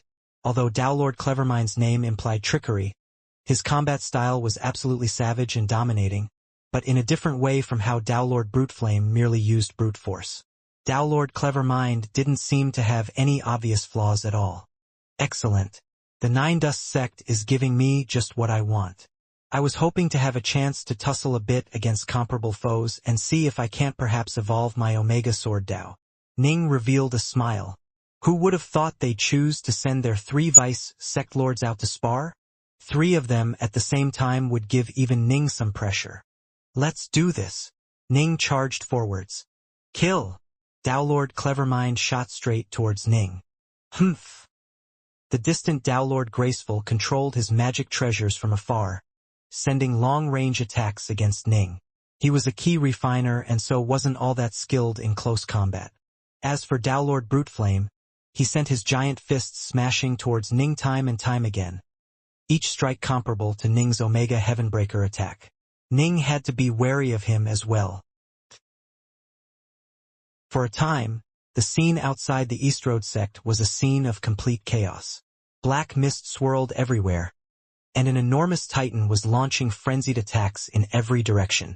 At the center of the action was the battle between the number 1 vice sect lord of the Nine Dust sect, Dao Lord Clevermind, and a white-robed youth. Thunder and lightning crackled through the air as the giant warhammers linked together into a cage of lightning around Ning, whose 6 swords struck out with unfathomable, mysterious power. Sometimes, they were as unfathomable as swimming dragons. At other times, they were as explosive as volcanoes. In every aspect, he was as strong as Downlord Clevermind. However, Downlord Graceful and Downlord Bruteflame continued to launch attacks from the sidelines, causing Ning to be distracted and making it so that he seemed to be consistently at a disadvantage. This white-robed Downlord really is powerful. He's actually able to fight the 3 vice sect lords of the Nine Dust sect to a standstill. Impressive. For a Downlord of the second step to possess such power means that he is definitely one of the most freakishly powerful of Downlords around. I've heard of such monsters in the past, but I've never seen any of them. I've really seen something special today. It seems it won't be that easy for the Nine Dust sect to take over the East Road sect. The distant spectator cultivators, especially the spies from other organizations, all murmured silently to each other. With this white-robed Downlord present, conquering the East Road sect would be no easy feat. This will be trouble. The Nine Dust sect lord frowned as he watched from afar. Taking over the East Road sect really wouldn't be that easy. This kid was clearly just a Downlord of the second step, but he was already on par with Downlord Clevermind in power. In the outside world, the Nine Dust sect lord wouldn't care about him at all. But there was no way this white-robed Downlord would be so foolish as to engage the Nine Dust sect lord in close combat. No Downlord of such power could possibly be as foolish as that. Once the Nine Dust sect lord got involved, the white-robed Downlord would probably retreat into the protective embrace of the East Road sect's formations. Once he was being reinforced by the formations personally left behind by Patriarch East Road, things would be completely different. The Nine Dust sect lord wasn't confident in being able to slay that white-robed Downlord inside the East Road sect. Generally speaking, only when the difference in power between 2 sects was absolutely enormous would one be able to take over the other. Usually, the protective formations covering each set would be enough to offset any difference in power. Downlord Darknorth truly is powerful. He's actually able to fight 3 at once and stop all 3 of their vice sect lords. With power like this, if he's reinforced by our formations, he'll probably be able to stop the Nine Dust sect lord. The disciples within the Nine Dust sect were all rather excited. Although it looked as though Downlord Darknorth was at a disadvantage in this fight, for him to be able to resist all 3 at once was a testament to his strength. Downlord Thunderheat had a look of joy on his face, but he then suddenly frowned. Wait, I remember Downlord Darknorth saying that he was able to defeat Downlord Naya in a single blow, thanks to his secret arts. Why haven't I seen him use any secret arts yet? Ning had mentioned previously that his greatest power lay in his secret arts. If he's already this powerful in close combat, how much stronger will he be once he uses those secret arts? Downlord Thunderheat didn't even dare imagine it. Wonderful, wonderful, wonderful, wonderful. Again, Ning was battling to his heart's content. He could have used the 9 Novescence arts to end this long ago, but that would be boring. If all he wanted to do was to turtle up, he could have stayed inside the sect. The reason he came out was because he wanted to fight, to temper himself, to sharpen his skills and enhance his Omega Sword Dao. This battle against the 3 vice sect lords was doing just that, and Downlord Clevermind in particular was giving him a great deal of pressure. He naturally was gaining a few insights into sword arts as the battle continued. Ha ha ha! Wonderful! Just wonderful! Downlord Clevermind was enjoying the fight as well, battling with incomparable valor. He was a practitioner of the Dao of Lightning, and was skilled in high-speed explosive attacks. Kid, you might be able to maintain your current level of power thanks to whatever divine ability you are using, but I want to see how long you'll be able to hold it. Once more time passes, he won't be able to hold on. Downlord Bruteflame and Downlord Graceful were filled with confidence as well. They all felt certain that this White Road Downlord had to be relying on some sort of divine ability which allowed him to release an explosive amount of power. But the more monstrously powerful a divine ability was, the faster it depleted one's divine power. Generally speaking, this sort of battle strategy could not be used for a long period of time. They had no idea that in a contest of endurance, Ning was superior to all three of them combined because his azure flower mist energy was only used up at an extremely slow rate, and he had an enormous amount of it. In the blink of an eye, nearly an hour had gone by without the battle slowing down in the slightest. An hour was a very short period of time for cultivators, and the watching spectators were all quite excited by the spectacle. However, the 3 vice sec lords and the 9 dust secler knew the truth of the matter, and they all felt something was off. How could he last for this long? Why has his divine power been able to last this long?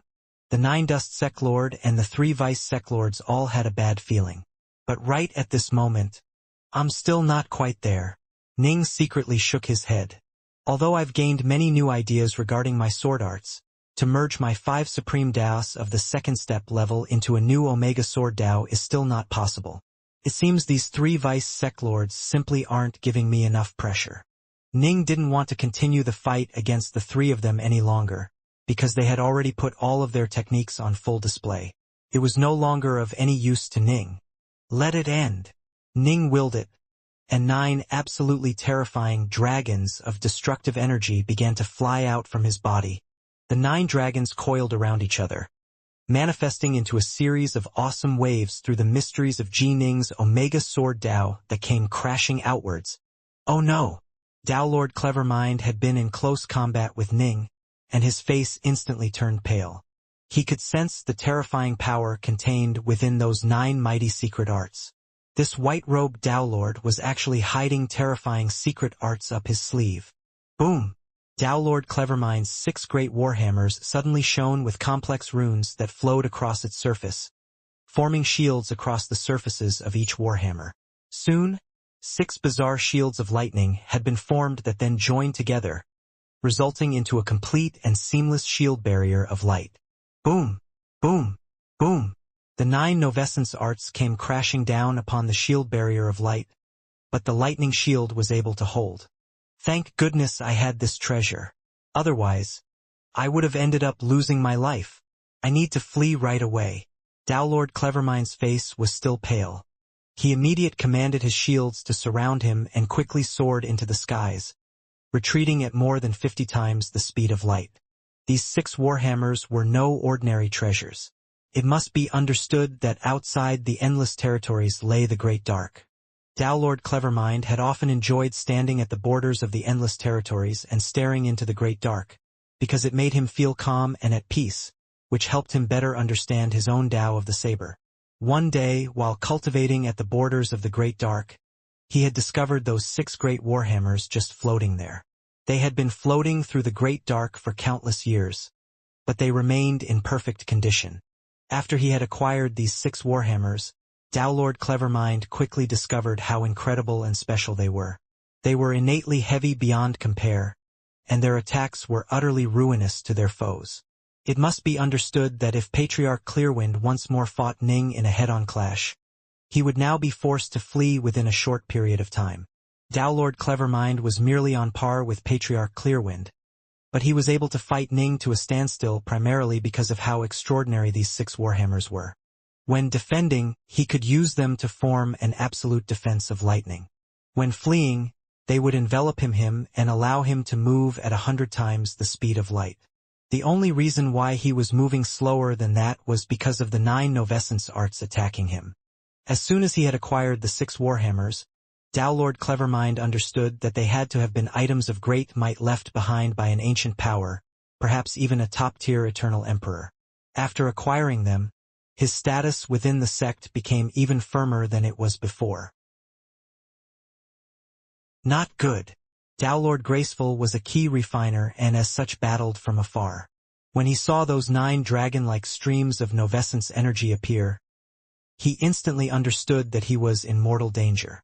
Even his magic treasures were blasted away by those 9 streams of energy, causing him to lose control over them.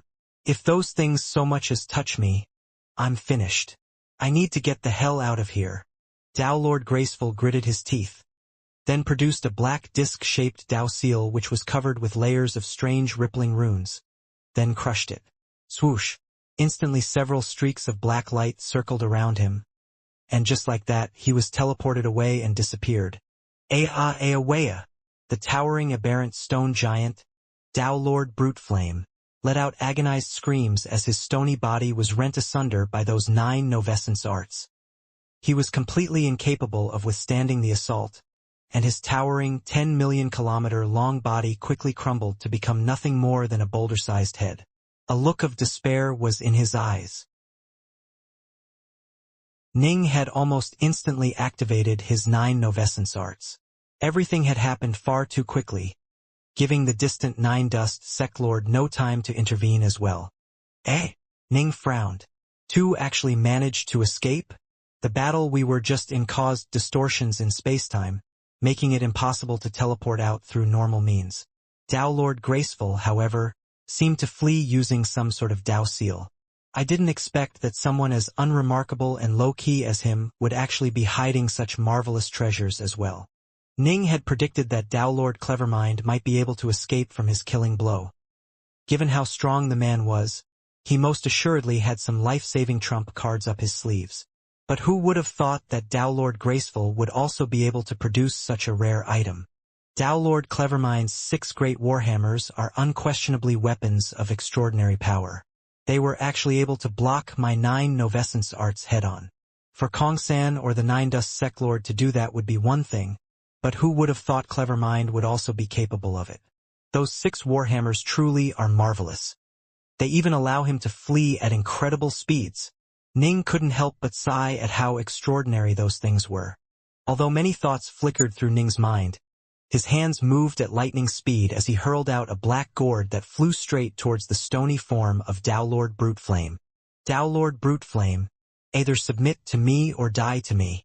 Ning stared at Tao Lord Brute Flame's stony head, the only part of him which was left undamaged.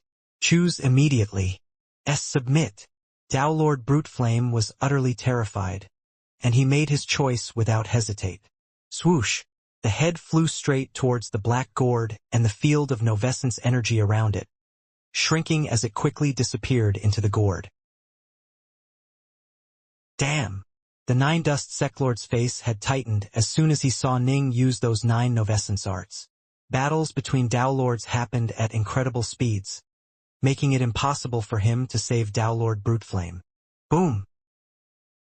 The 9 Dust Sect Lord almost instantly charged out of his shrine, a dark red longstaff appearing in his hands and almost immediately expanding over 100 million kilometers. He swung out with the longstaff, sending it smashing towards the incredibly distant Ning as though it was one of the pillars of the heavens. Boom! When the staff swept out, the world itself seemed to turn dark. When it clashed against the 9 novescence arts, the energy flows of the novescence arts were thrown into a state of chaos. However, the 9 novescence arts were formless to begin with, and so they quickly returned back to normal as the staff continued to smash towards Ning at high speeds. What a pity! Faced with a terrifying staff strike, Ning merely glanced sideways at the fleeing Tao Lord Clevermind, who was escaping thanks to his protective cage of lightning. Tao Lord Clevermind was fleeing at more than 50 times the speed of light right now, but if Ning used his own flying vessel he'd be able to catch the man. The problem was, given how the Thunderhammer cage was able to defend against even the 9 novescence arts, it would undoubtedly be hard for Ning to breach it with any of his other attacks. His only choice was to rely on his superior Azure Flower Mist energy to slowly fight a war of attrition which he might win, with time. But there was no time for that. The 9 Dust Sect Lord had come. Come then. I want to see just how strong figures like the 9 Dust Sect Lord or Tao Lord Kong-san are in close combat. Ning could sense that he had improved somewhat since the battle at Skywood City, while his strengthened 9 novescence arts would be able to hamper and weaken his foe staff arts. It seemed likely that Ning would be able to at least give the man a good fight. Break for me! Ning gripped a single sword with all 6 arms, then unleashed the Heavenbreaker stance of his Omega Sword Tao. Boom! The obliterating staff collided head-on with the Heaven-breaking sword. Ning could sense a surge of incomparably vast and powerful energy smash into him from the collision. Even after the hegemon armor ablated most of the power of the blow, he was still sent flying backwards. He actually didn't die? The silver-faced, silver-robed 9 Dust Sect Lord was rather surprised. Humph! Then take another hit from me. He charged straight into the awesome field of Novescence energy, and the power of this field caused him to feel even more surprised. He could sense his own speed dropping rapidly, but he was still able to endure the attacks. He couldn't help but narrow his eyes. This is a tough foe. His secret arts are even stronger than mine. The battle was simply happening too fast. Dowlord Bruteflame was captured alive. Dowlord Graceful disappeared without a trace, while Dowlord Clevermind had fled in terror.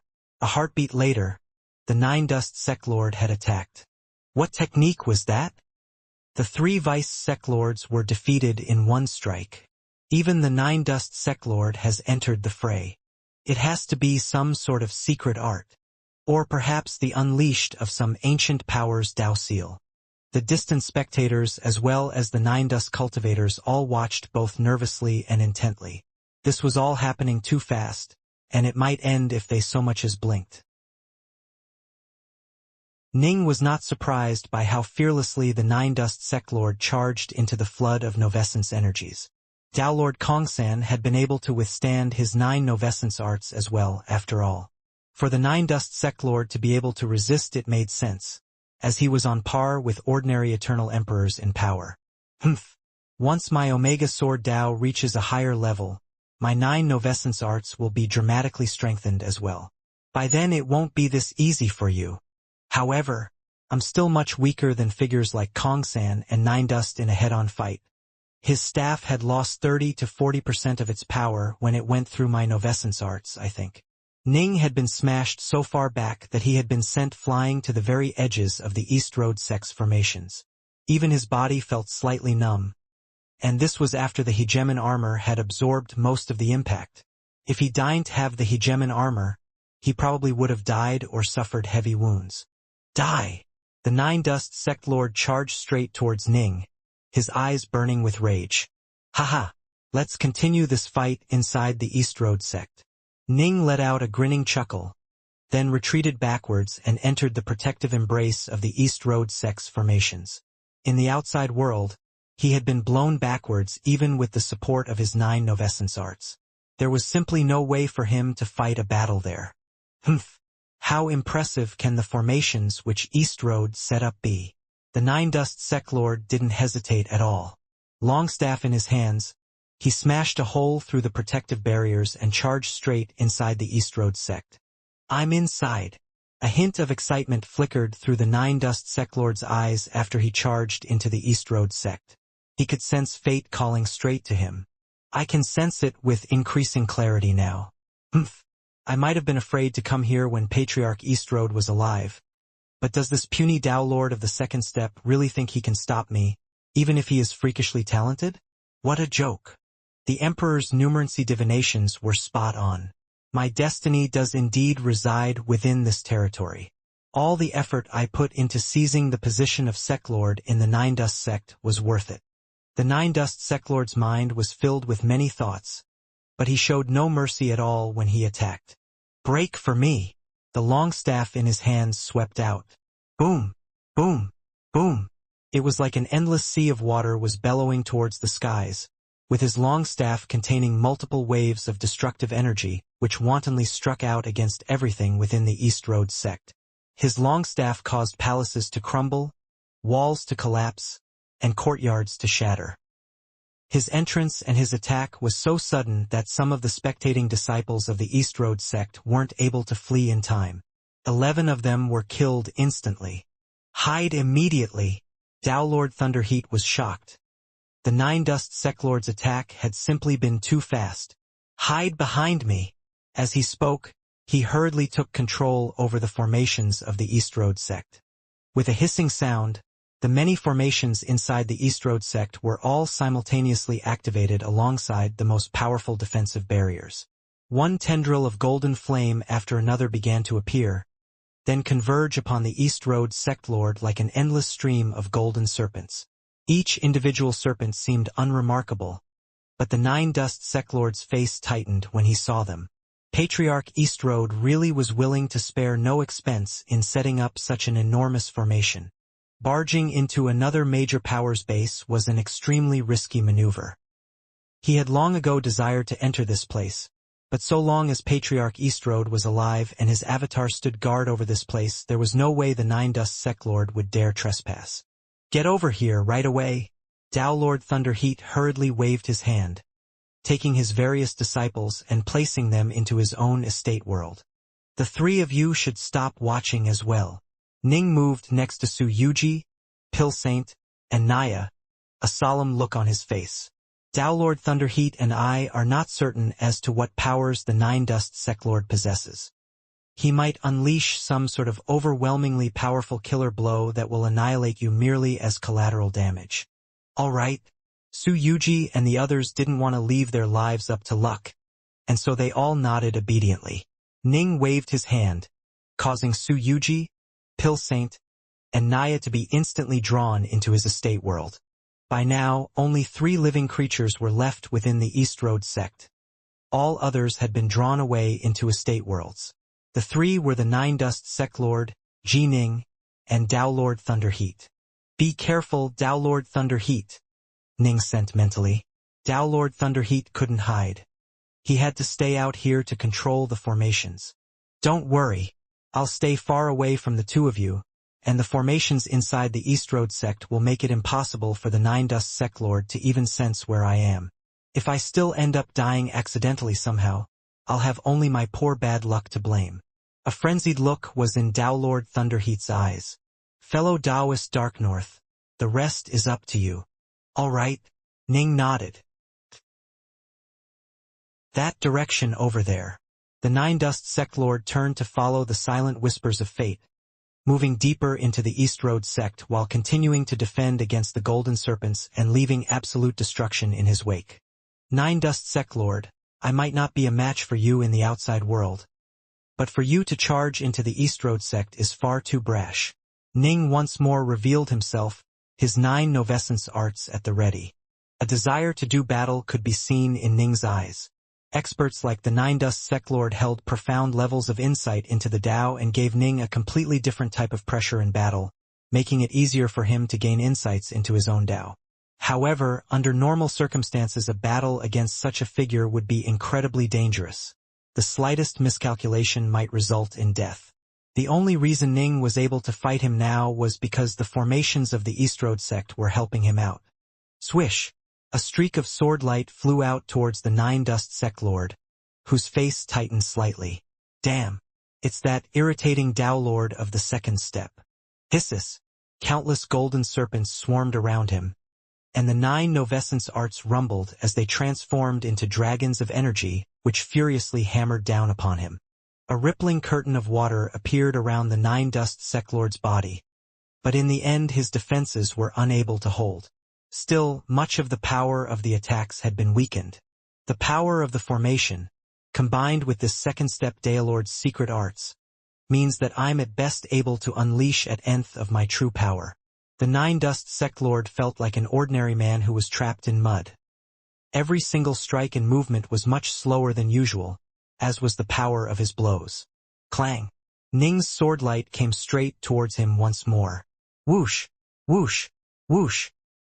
His long staff struck out like a flood dragon as it swept forwards, but Ning's sword light was formless and traceless, moving without sound and springing towards him from every direction.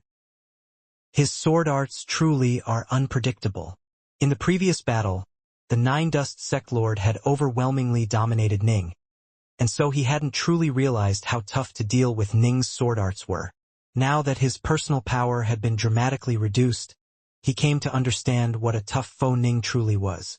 If this continues, fighting in the East Road sect base is disadvantageous to me. The Nine Dust Sect Lord let out a furious roar, and his aura instantly expanded dramatically. The long staff in his hands actually increased in size still further, allowing him to instantly overwhelm Ning and put Ning back on the defensive. So the new Sect Lord of the Nine Dust Sect is as powerful as this, eh? Ning only grew even more excited. Perfect. The stronger he is, the better it will be for me. I just hope he isn't too much for me to handle. Ning had been itching to find a chance to train his sword arts, and he needed this sort of terrifying pressure in order for him to gain the insights he needed. The Nine Dust Sect had a former Sect Lord who had been an extremely vile person. He had been the one to establish the actual sect, and back then Tao Lord Clevermind and the others had all been his retainers. Later on, the old sect lord had perished and the new one had risen to power. The new sect lord always wore a mask on his face and was a very mysterious figure. Each time he put his power on display, he had shown to the Brightshore Kingdom that he was on the same level of power as the likes of Tao Lord Kongsan. Fuck off. The Nine Dust sect lord was putting more and more pressure on Ning, continuing to advance while Ning was forced to retreat. Slowly, however, the look in Ning's eyes began to change. First, a hint of puzzlement appeared. Then, a look of insight. Why did cultivators put themselves in dangerous situations? Why did they walk the fine line between life and death? It was all because they could only make breakthroughs through epiphanies gained when under immense pressure. If they focused all of their time and effort on training in seclusion, it would be difficult for them to become truly accomplished figures. The Nine Dust sect lord's staff arts truly were abstruse and profound. Although Ning trained in the Omega Sword Dao, he was still just a Dao Lord of the first step. As a result, the Nine Dust sect lord's Dao completely outstripped Ning's in raw power, giving him an enormous amount of pressure. Under this immense pressure, Ning became to make some breakthroughs thanks to the accumulated experiences he had gained while walking the void pathway for nearly 1,000,000 years. So that is my Omega Sword Dao, level 2. A hint of a smile was on Ning's lips. Boom, boom, boom. The 9 Novescence arts had been dominating and awesome to begin with, but they suddenly transformed to become even more abstruse and profound than ever before. They had clearly become much more powerful than just a short while ago, and were now as strong as the restrictive spells protecting the East Road sect. The Nine Dust sect lord blanched when he saw this. Moments ago he had been dominating Ning, but now he had to focus all of his energy into resisting the 9 Novescence arts and those little golden serpents. The Nine Dust sect lord twirled his long staff, struggling to defend while dodging non-stop. The shock waves from this battle were causing the nearby palaces to all fall apart. If I can reach the 3rd level with my Omega Sword Dao, my 9 Novescence arts might be able to reach Dao Lord Algod's level in power. Ning mused to himself. Based on his calculations pertaining to the power of his Omega Sword Dao, when he was a Dao Lord of the 3rd step his Omega Sword Dao would be roughly on par with the Daos of the likes of Palace Lord Dawnstar or Dao Lord Algod. By then, when he infused his Omega Sword Dao into his 9 Novescence arts, they should be just as powerful as they had been when Dao Lord Algod had personally used them to suppress and entrap Emperor Malobo. As for right now, he wasn't able to suppress Emperor Malobo yet, but he was able to force the Nine Dust sect lord to tread lightly, whereas in the past the latter was able to defend against it without too much difficulty. The Nine Dust sect lord, When I killed Kongsan, it was all thanks to the Hegemon Dao Seal, not my own power. If I can slay the Nine Dust sect lord with my own abilities, that would be much more interesting. Ning immediately retreated as he sent his 9 Novescence arts forward along with those little golden serpents. At this point, he was able to advance and retreat as he pleased. Ning quickly retreated tens of thousands of kilometers, then stood at an empty area and watched from afar as the 9 Novescence arts and the little golden snakes besieged the Nine Dust sect lord. Fellow Taoist Dark North, why have you retreated? Dao Lord Thunderheat asked. Haha, I've gained certain insights and wish to make my breakthrough, Ning sent mentally. After I do so, the Nine Dust sect lord will no longer be a problem. Swoosh, a black flying vessel appeared, and Ning entered it. With his 9 Novescence arts and his flying vessel guarding him, he was ready to begin his breakthrough. However, his breakthrough would be a 2-step process. He would first make a breakthrough as a key refiner, upgrading his Jindan Chaos region, then make a breakthrough with his divine body as well. He was on a battlefield after all. If he tried to break through simultaneously in both aspects, he wouldn't even be able to fight back if he ended up in serious trouble. It was best to be careful. To speed up the process, Ning elected to simply use Chaos Jewels. When he had killed Dao Lord Kongsan, he had acquired a good number of treasures. Other treasures and curios aside, Ning had over 200 million cubes worth of Chaos Nectar and Chaos Jewels. The amount of Chaos Jewels needed to break through to become a Dao Lord of the 2nd step was negligible for Ning. Rumble. The Dao tree within Ning's Jindan Chaos region began to grow. Every branch of the titanic Dao tree luxuriated with foliage and stretched skywards like a dragon in flight. They had previously been 156,000 meters high, but now they began to climb once more. The tree trunk grew thicker and thicker, soon climbing to the awesome span of 252,000 meters. 252,000 meters was a limit for Dao Lords of the second step. Ordinary Dao Lords, when they made their cultivation breakthroughs to the second step, would generally only reach at most a height of 210,000 meters. Only after they slowly gained more insights and further perfected their Dao would they reach 252,000 meters. Jining, however, was different. His Omega Sword Dao truly was the Omega. It would always be at the apex of power for any level he was at, and going past that would represent a fundamental qualitative change. Similarly, there were some Dao Lords of the fourth step who would need to train for countless years before reaching the verge, but some would be at the verge of the Dao merge as soon as they reached the fourth step. However, it is much harder for me to train in my Omega Sword Dao. It took forever for me to go from being a Dao Lord of the first step to being a Dao Lord of the second step. Ning sighed. Su Yuji had reached the second step long ago. As for Pill Saint, he had buried himself in his study of alchemy and broken through in a very natural manner. This was the case for most Dao Lords. Moving from the first step to the second step was very, very easy. There were no bottlenecks involved for the vast majority of them. But Ning had technically been trained for over 1,000,000 years of accelerated time. Still, by comparison, breaking through to the second step was fairly simple. Becoming a Dao Lord of the third step will be 100 times more difficult. As for reaching the fourth step, that'll be even tougher. Ning understood that the more difficult a Dao was, the harder it would be for him to break through while training in it. Take numerancy for example. Even someone who was as incredibly talented in this Dao as Dao Lord Badlands was still just a Dao Lord of the third step. Ning's Omega Sword Dao was far more powerful than Badlands' Dao. Whoosh! As the Dao tree grew, the Jindan Chaos region began to expand as well. Because Ning was using Chaos Jewels to make his breakthrough, no commotion was caused and no fluctuations in the surrounding primordial chaos could be observed. Ning's attention was completely focused upon making the necessary breakthroughs, and he spared just a bit of energy on maintaining his 9 Novescence arts and having them attack the 9 Dust Sect Lord. Damn!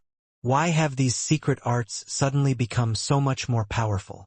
The 9 Dust Sect Lord spun the long staff in his hands, his body constantly flickering as he swept his weapon out in every direction to block the endless sea of small golden snakes and the 9 mighty Novescence arts. That's the direction over there. I can sense the whispers of fate growing louder and louder. On the surface, it looked like the 9 Dust Sect Lord was able to fight back against the 9 Novescence arts and the little golden snakes. But in reality he was accidentally moving further and further in a certain direction while dodging. He'd sometimes go left, sometimes go right, sometimes advance, sometimes retreat. But on the whole, he was moving closer and closer to the place which was calling out to him. That's where my destiny lies. I've worked so hard to follow the Emperor's guidance. I've taken over the 9 Dust Sect and used it to explore all of the surrounding territories. And now, I've finally verified that my destiny lies within the East Road Sect. I'm going to grasp it, no matter what. While it looked like the 9 Dust Sect Lord was being pressed quite hard, in reality everything was still under his control. Although the formations of the East Road Sect and the 9 Novescence arts were all extremely powerful, they shared a common flaw. Both were domain-type attacks. There were simply too many of those little golden serpents, and they had primarily been designed to entrap and encumber a foe, allowing Dao Lord East Road himself to deliver the actual fatal blow. As for Ning's 9 Novescence arts, they were also meant to be used as a domain-type attack. Dao Lord Allgod had devised this technique to entrap Emperor Malobo. They were meant to serve as a domain for trapping and surrounding an enemy. They would be able to easily smash through weaker Dao Lords, but only have a restrictive effect on a truly powerful one. Whoosh, whoosh. The 9 Dust Sect Lord continued to silently advance at a glacial pace, afraid of attracting the attention of Dao Lord Thunderheat or Ji Ning. Success. Ning revealed a look of delight within his black flying vessel. He had finally made his breakthrough. His aura was now markedly stronger than before, and his divine power and immortal energy had both reached a fundamentally higher level than they had before. Ning quickly began to enhance the 6 Northbow swords on his back, guiding them in improving their quintessence cores of sword Dao. This was what was good about lifeblood weapons. You could continuously perfect and upgrade their quintessence cores, allowing them to grow alongside you. Still, the requirements for the creation of a lifeblood weapon were quite stringent. None of the treasures left behind by Dao Lord Kongsan were suitable for conversion into a lifeblood weapon. Next, time for me to upgrade my Azure Flower Mist Energy. Ning's combat prowess was primarily thanks to the Azure Flower Mist Energy. He rapidly poured his divine power and his immortal energy into the Azure Flower region, replenishing both with his Chaos Jewels as necessary. However, his Azure Flower region was now far larger than before, and so more time was needed to fill it up with Azure Flower Mist Energy than had been needed for Ning to upgrade his Divine Body and his Jindan Chaos region. I can sense that it is within 100 kilometers of me. A hint of delight flashed through the Nine Dust Sectlord's eyes. No need to delay any further. Let's do this.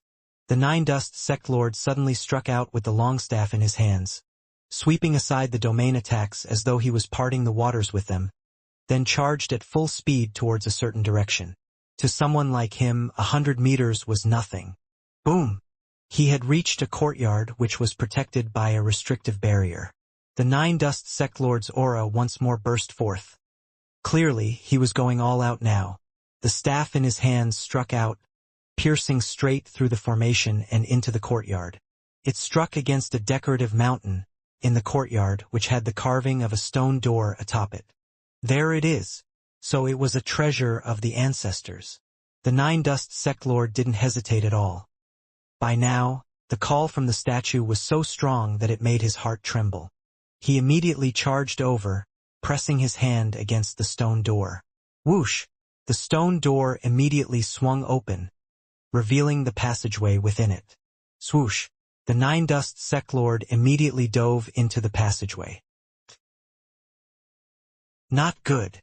Dao Lord Thunderheat was far off in the distance, controlling the formations which protected the base. His face turned grim as soon the Nine Dust Sectlord suddenly charged towards the courtyard which held the void pathway hidden within it. When the Nine Dust Sectlord broke through the formation and charged into the void pathway without hesitating, Dao Lord Thunderheat's face turned bone white. Fellow Daoist Darknoth. Unable to stop the Nine Dust Sectlord, Dao Lord Thunderheat had no choice but to call out to Ning.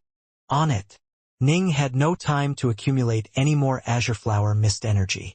He only had 3 drops of it inside his body, but he could sense that something was wrong. The decorative mountain hiding the void pathway truly was an ordinary object with no aura at all, but the Nine Dust Sectlord had actually charged straight towards it as though he knew the secrets which lay hidden inside it, then entered the void pathway. Even though Ning had his 9 Novescence arts, he had been unable to stop the man. I'll go deal with him. Ning immediately charged forwards, arriving in front of the artificial mountain with a whoosh. He then dove into the void pathway.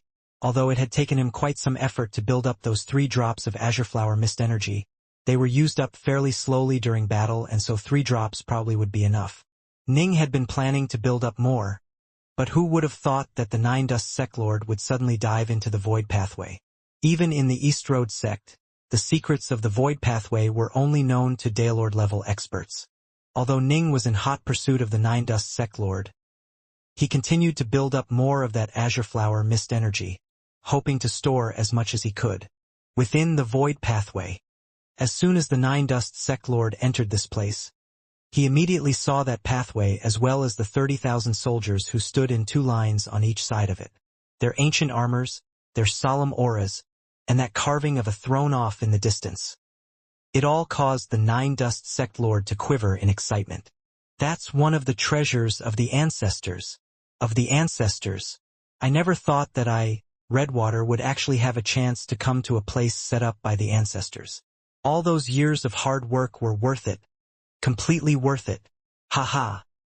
The Nine Dust Sectlord put away his mask, revealing a cold, grim-looking male face.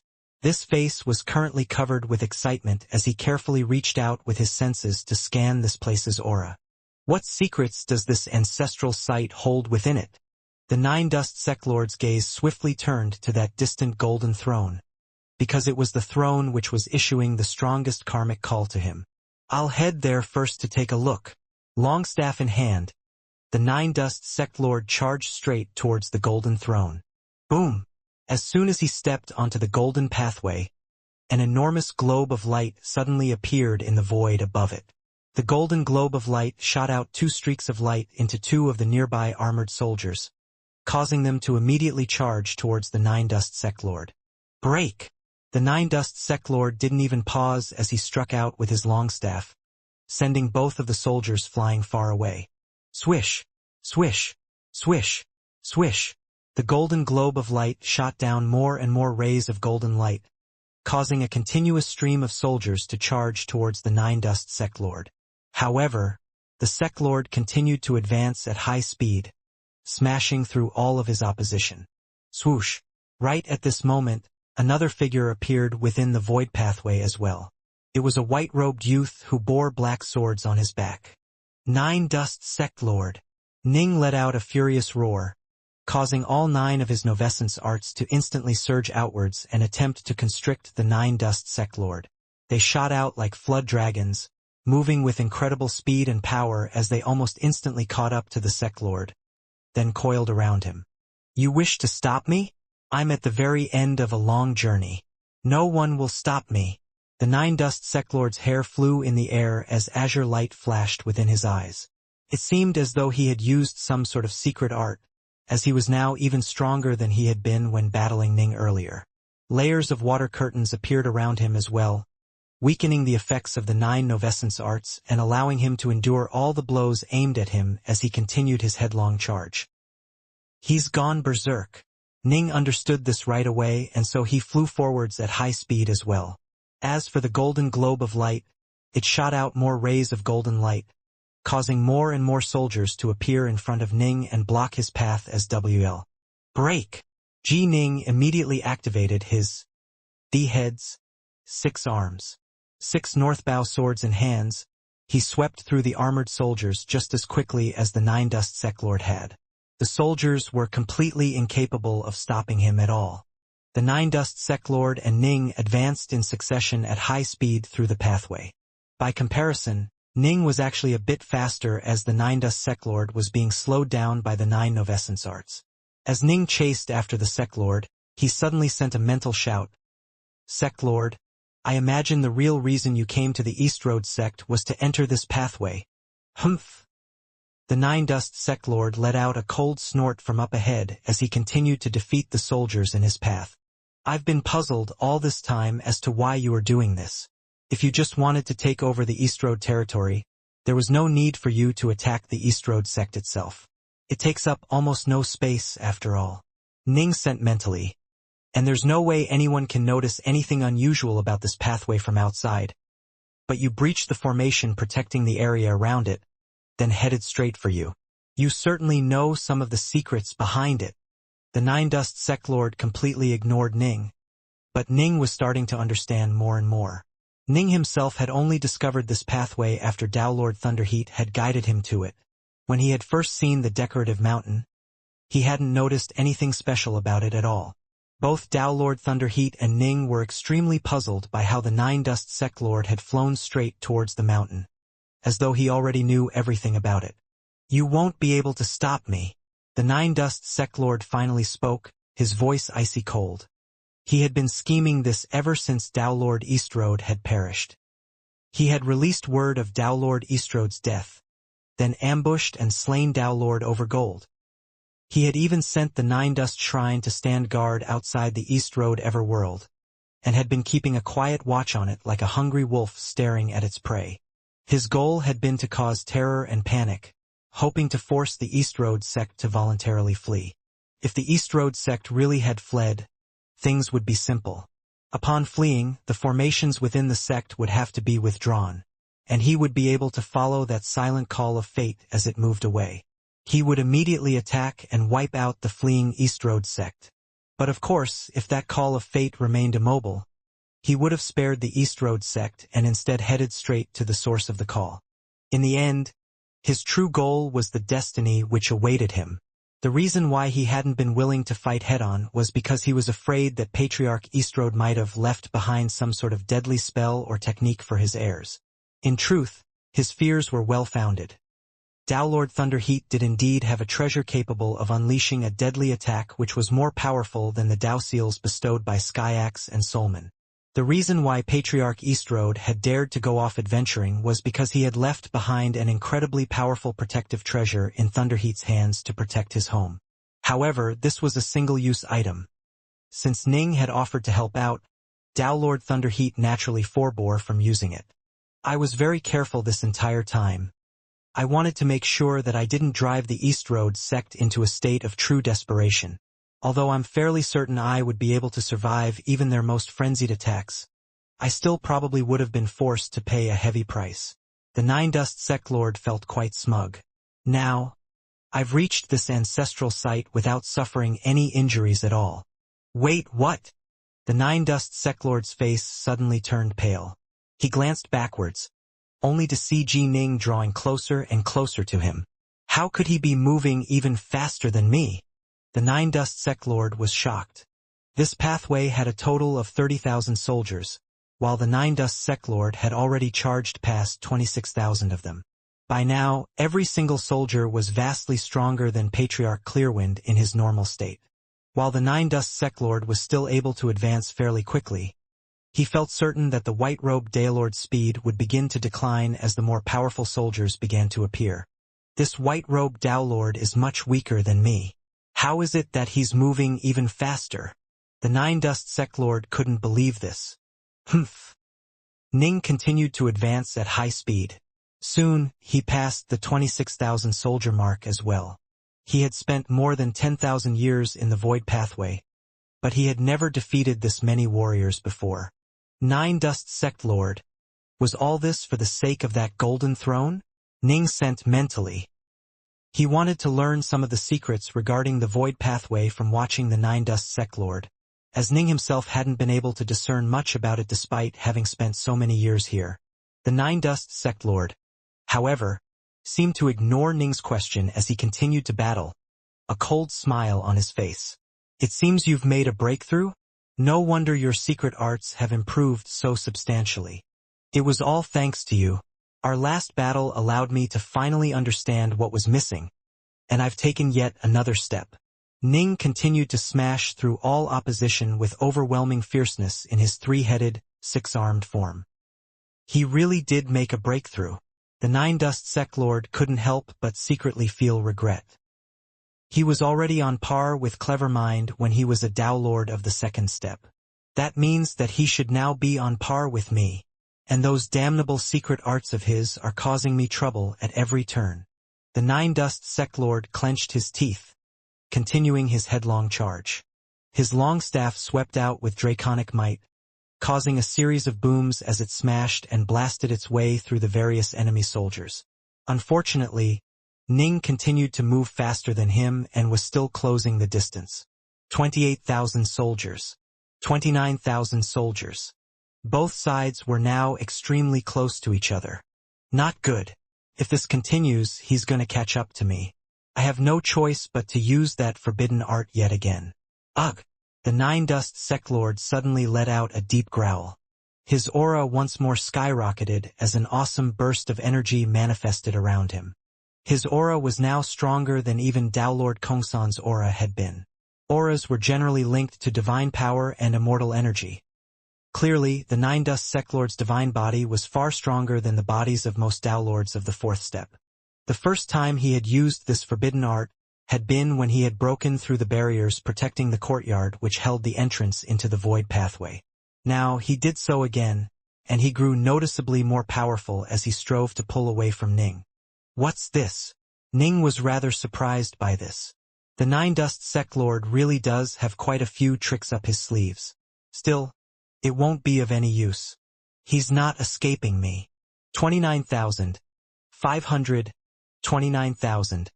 600. The soldiers were growing more and more powerful, and both Ning and the Nine Dust Seclord were starting to slow down, and the distance between the two continued to shrink. The last two. The Nine Dust Seclord let out a bellow as he charged against the final two soldiers.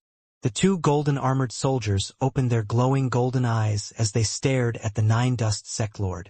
Boom! Boom! They charged straight towards him as well. Rumble! The Nine Dust Seclord started to fight against the two final soldiers. He was actually unable to defeat them right away. Why are these soldiers this powerful? The Nine Dust Seclord didn't know that even Patriarch Eastrode had been forced to go all out before just barely eking out a victory. Now that the Nine Dust Seclord was being hampered by Ning's 9 Novescence arts, it would be quite difficult for him to defeat these two final soldiers. Nine Dust, you won't be able to escape. Boom! Boom! Two soldiers behind him were blasted aside as a white-robed figure charged straight for him. Damn!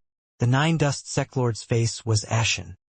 He had been forced to use his forbidden art, and as a result had managed to somehow keep himself ahead of the freakishly strong white-robed Dowlord. But the strength of the two final soldiers had given his enemy the chance to catch up once more. Fuck off!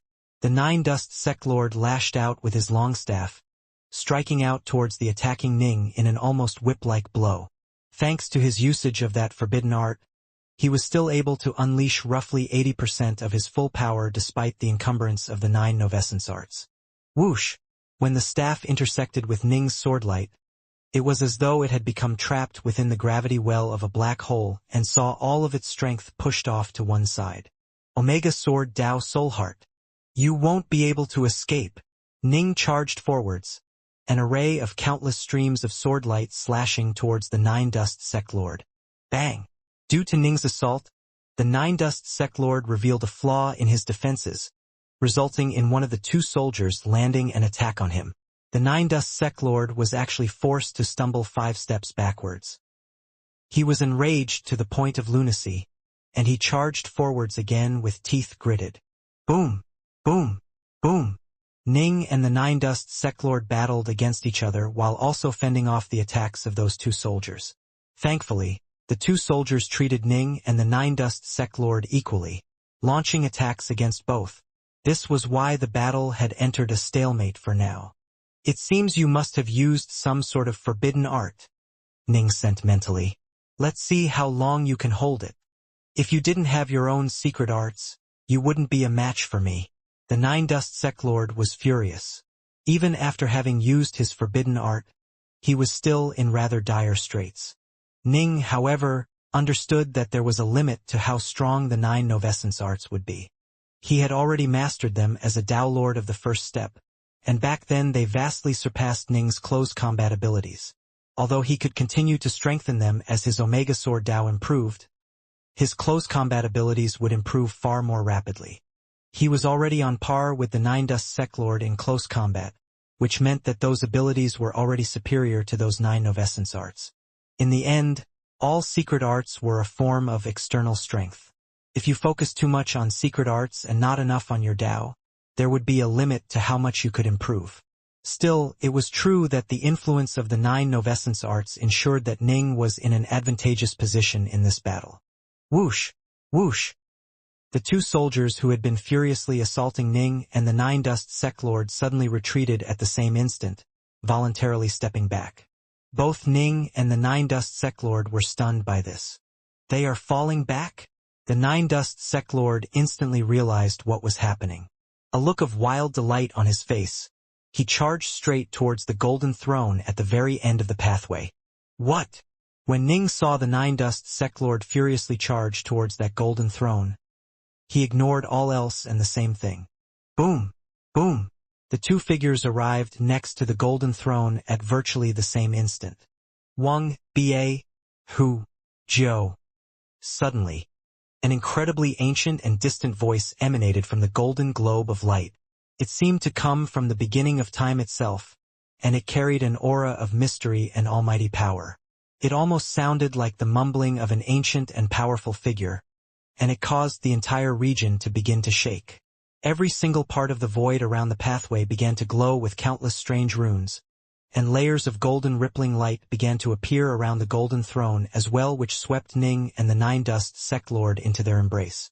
The ancestors! The ancestors! The Nine Dust Sect Lord was unspeakably excited when he heard this voice. As for Ning, he was completely puzzled. He continued to keep his 6 northbow swords at the ready, prepared for any danger.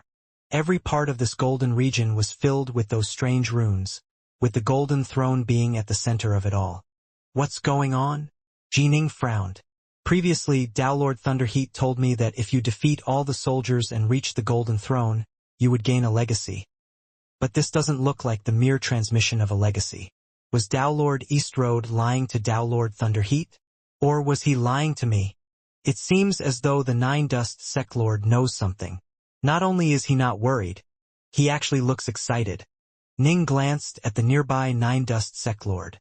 The Nine Dust Sect Lord was indeed excited after having heard that ancient, distant voice ring out from the golden globe of light. Nine Dust, what is going on exactly? Ning asked. Humph. The Nine Dust Sect Lord glanced sideways at Ning, then smiled coldly. Do you really think I'll tell you? If you won't, then you can forget about achieving whatever goals you have here. As soon as Ning said these words, he sent a surge of sword light towards the Nine Dust Sect Lord. The sword light seemingly filled with the power to destroy all Daos that stood in its path. Stop, stop! The Nine Dust Sect Lord called out frantically. The white-robed Dao Lord in front of him was extremely powerful, on the same level as him. If he wanted to cause trouble, something bad really might happen. Speak! Ning barked. What secrets does this void pathway hold? I don't know either, the Nine Dust Sect Lord said hurriedly. Are you screwing around with me? Ning was about to continue his attack. I really don't know. The Nine Dust Sect Lord hurriedly dodged, not daring to fight back for fear that the shockwaves from their battle would cause a disaster to unfold. I'm not lying to you. I really don't know. Just as Ning was attacking and the Nine Dust Sect Lord was dodging. Boom! The ringed curtains of golden light emanating from the golden throne suddenly retracted, like the petals of a flower suddenly be drawn back into the pistil. Swish! A streak of golden light suddenly tore through space-time. Whoosh! Ning and the Nine Dust Sect Lord had both been covered by that curtain of golden light, and they instantly disappeared without a trace, leaving only the golden throne behind. No other living beings remained within the void pathway. Rumble. More and more power emanated from that golden globe, bathing the entire golden region in a layer of golden light. Whoosh! A golden ripple of power suddenly spread out from one of the decorative mountains within the East Road sect. Moments later, it completely vanished without a trace. What? Dao Lord Thunderheat had been watching carefully from a safe distance. When he saw this, his face instantly turned pale. He appeared within that courtyard in a flash. Where's the void pathway? Where'd it go? Why did it suddenly vanish? His god sense had been infused into the formation protecting the sect, and so was able to cover and scour every inch of the region. And yet, he was no longer able to find that decorative mountain. Dao Lord Dark North and the Nine Dust Sect Lord have both vanished as well? Dao Lord Thunderheat was starting to panic. I always felt certain that the void pathway was holding certain mysteries. Those 30,000 soldiers were unreasonably powerful, especially the final 2. Those 2 were on par with Patriarch East Road himself. I imagine that when Dao Lord Dark North and the Nine Dust Sect Lord battled within the void pathway, they must have activated some of its secrets. Well, now what should I do? Dao Lord Dark North suddenly vanished. If he died, then... Dao Lord Thunderheat felt rather guilty, because he did have a trump card which he hadn't used yet. Still, he couldn't be blamed for holding it back. The East Road sect would need to conserve all the resources it had if it wanted to survive. It looked as though Dao Lord Dark North was strong enough to hold back the Nine Dust Sect Lord. Thunderheat naturally hadn't been willing to use up his one and only trump card. Dao Lord Dark North asked for nothing. He wholeheartedly wished to help my East Road sect. And now, his whereabouts are unknown. Dao Lord Thunderheat had a complex look on his face as he murmured softly, I promise the East Road sect will never forget your benevolence. As for the disappearance of the void pathway, Tao Lord Thunderheat felt a bit of regret, but he didn't care all that much. For it to be able to vanish despite local spacetime being completely distorted thanks to the East Road Sect's formations meant that it was a treasure that was beyond the East Road Sect's ability to control. If it stayed here, it would only cause more trouble in the future. It was a disaster waiting to happen, not a blessing. Outside the East Road Sect, the Nine Dust Shrine continued to hover there in the empty skies. Within the Nine Dust Shrine, Tao Lord Graceful had already fled all the way back into the shrine. Both he and Tao Lord Clevermind were standing in front of its gates, staring towards the distant East Road Sect. Tao Lord Clevermind's face suddenly paled. Not good. What's wrong? Tao Lord Graceful immediately asked. I can no longer sense the Sect Lord's presence. Tao Lord Clevermind said frantically. The Sect Lord has one of my talismans on him. I can sense him from several territories away. But now, I can no longer sense his presence at all. What? Tao Lord Graceful's face paled as well.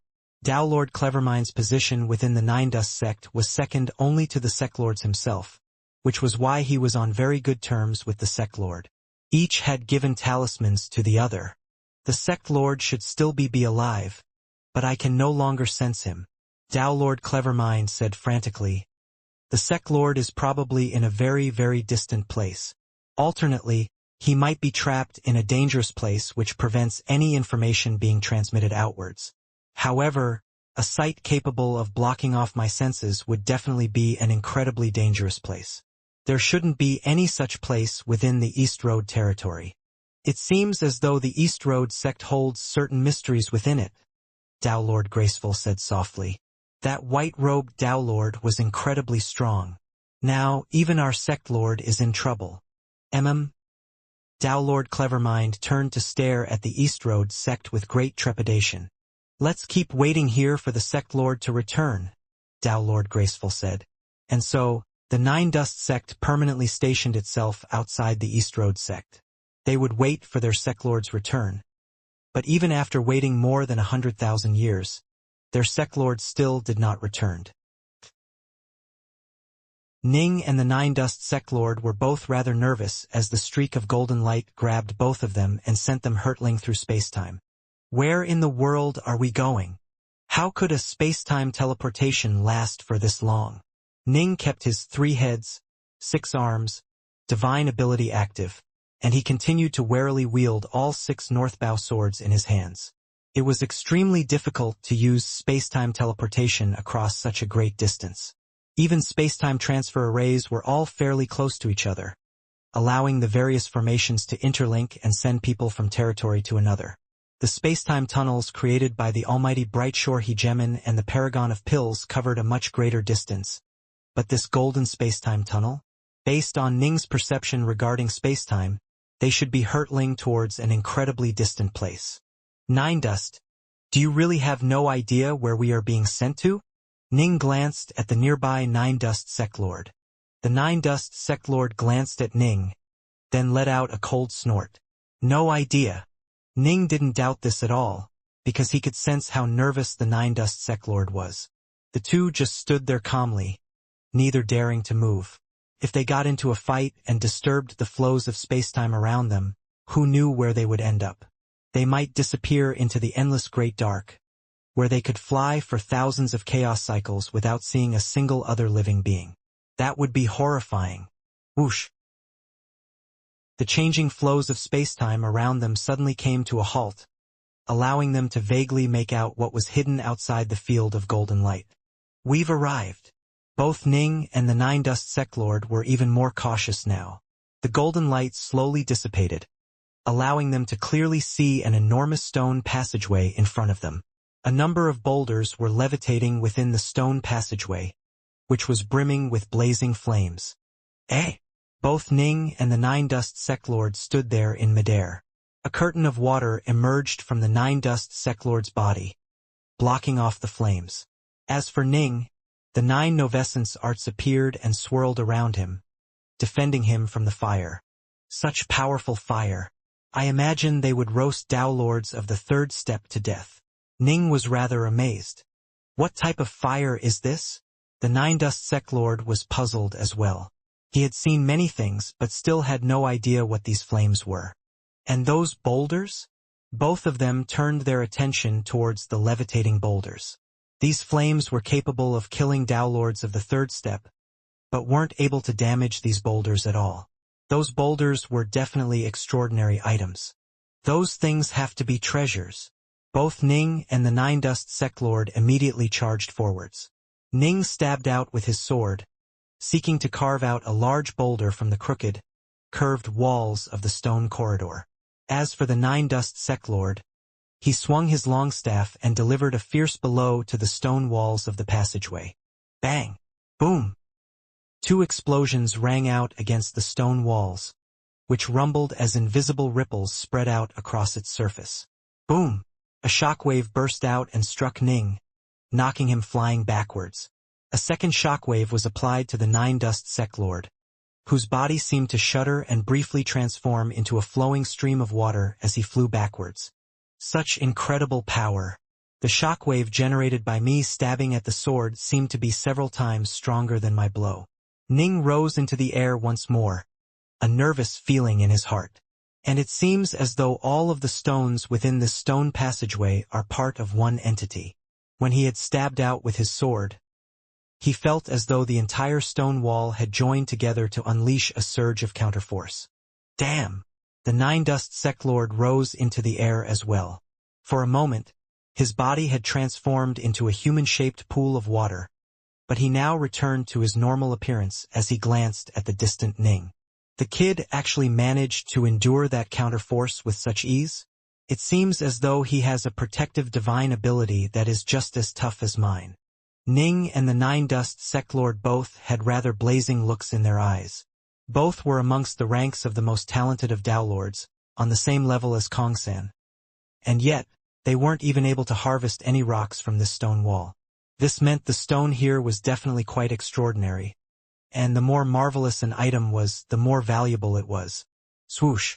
Ning and the Nine Dust Sect Lord immediately charged towards the floating boulders and bits of stone, waving their hands and collecting as much as they could. Whoosh! Whoosh! Whoosh!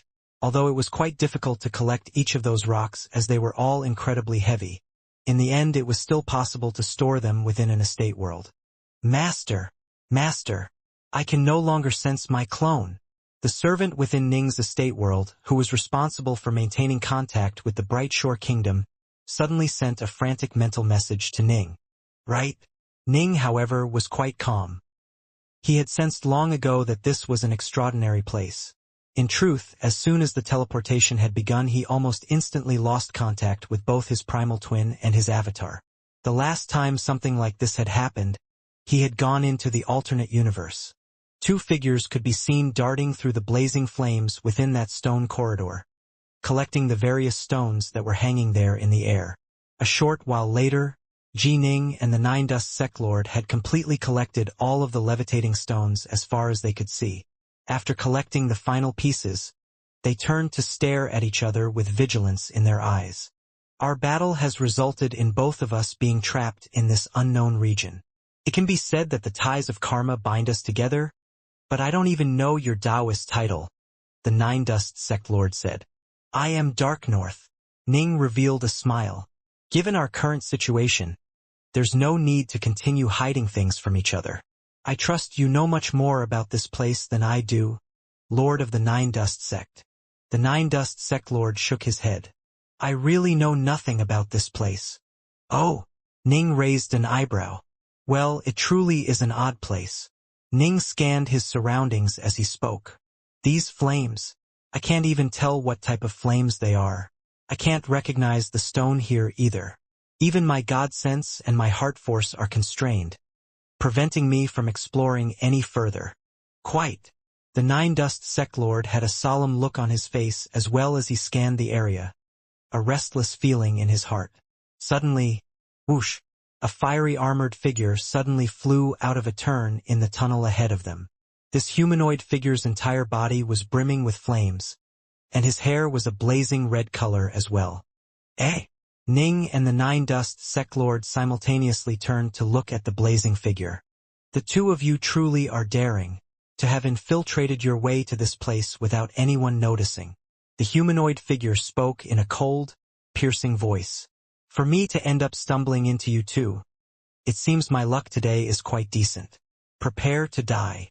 After speaking, the blazing figure transformed into a streak of blazing light that seemed to draw in the flames which filled the entire stone passageway, forming a fiery halo of energy around him. Looks of puzzlement appeared on the faces of both Ning and the Nine Dust Sect Lord. Halt! The Nine Dust Sect Lord barked. We have no idea who you are. Have you mistaken us for someone else? Ning asked. Your lies won't save you. The flaming figure let out a furious shout, manifesting a scimitar in his hand. If that's how you wish to behave, go ahead and die. An angered look flashed through the Nine Dust Sect Lord's icy, sinister face. He swung out his long staff, seeming to manifest an endless ocean of water which carried the roaring song of the sea with it, then struck out against the blazing figure with a boom. Although the blazing figure used his scimitar to defend, he was blown backwards and smashed against the stone walls of the passageway. He didn't die? The Nine Dust Sect Lord was rather surprised. Although he hadn't struck out with full force, most Dao Lords of the fourth step would have perished from that blow. Who would have thought that this flaming humanoid would actually have survived?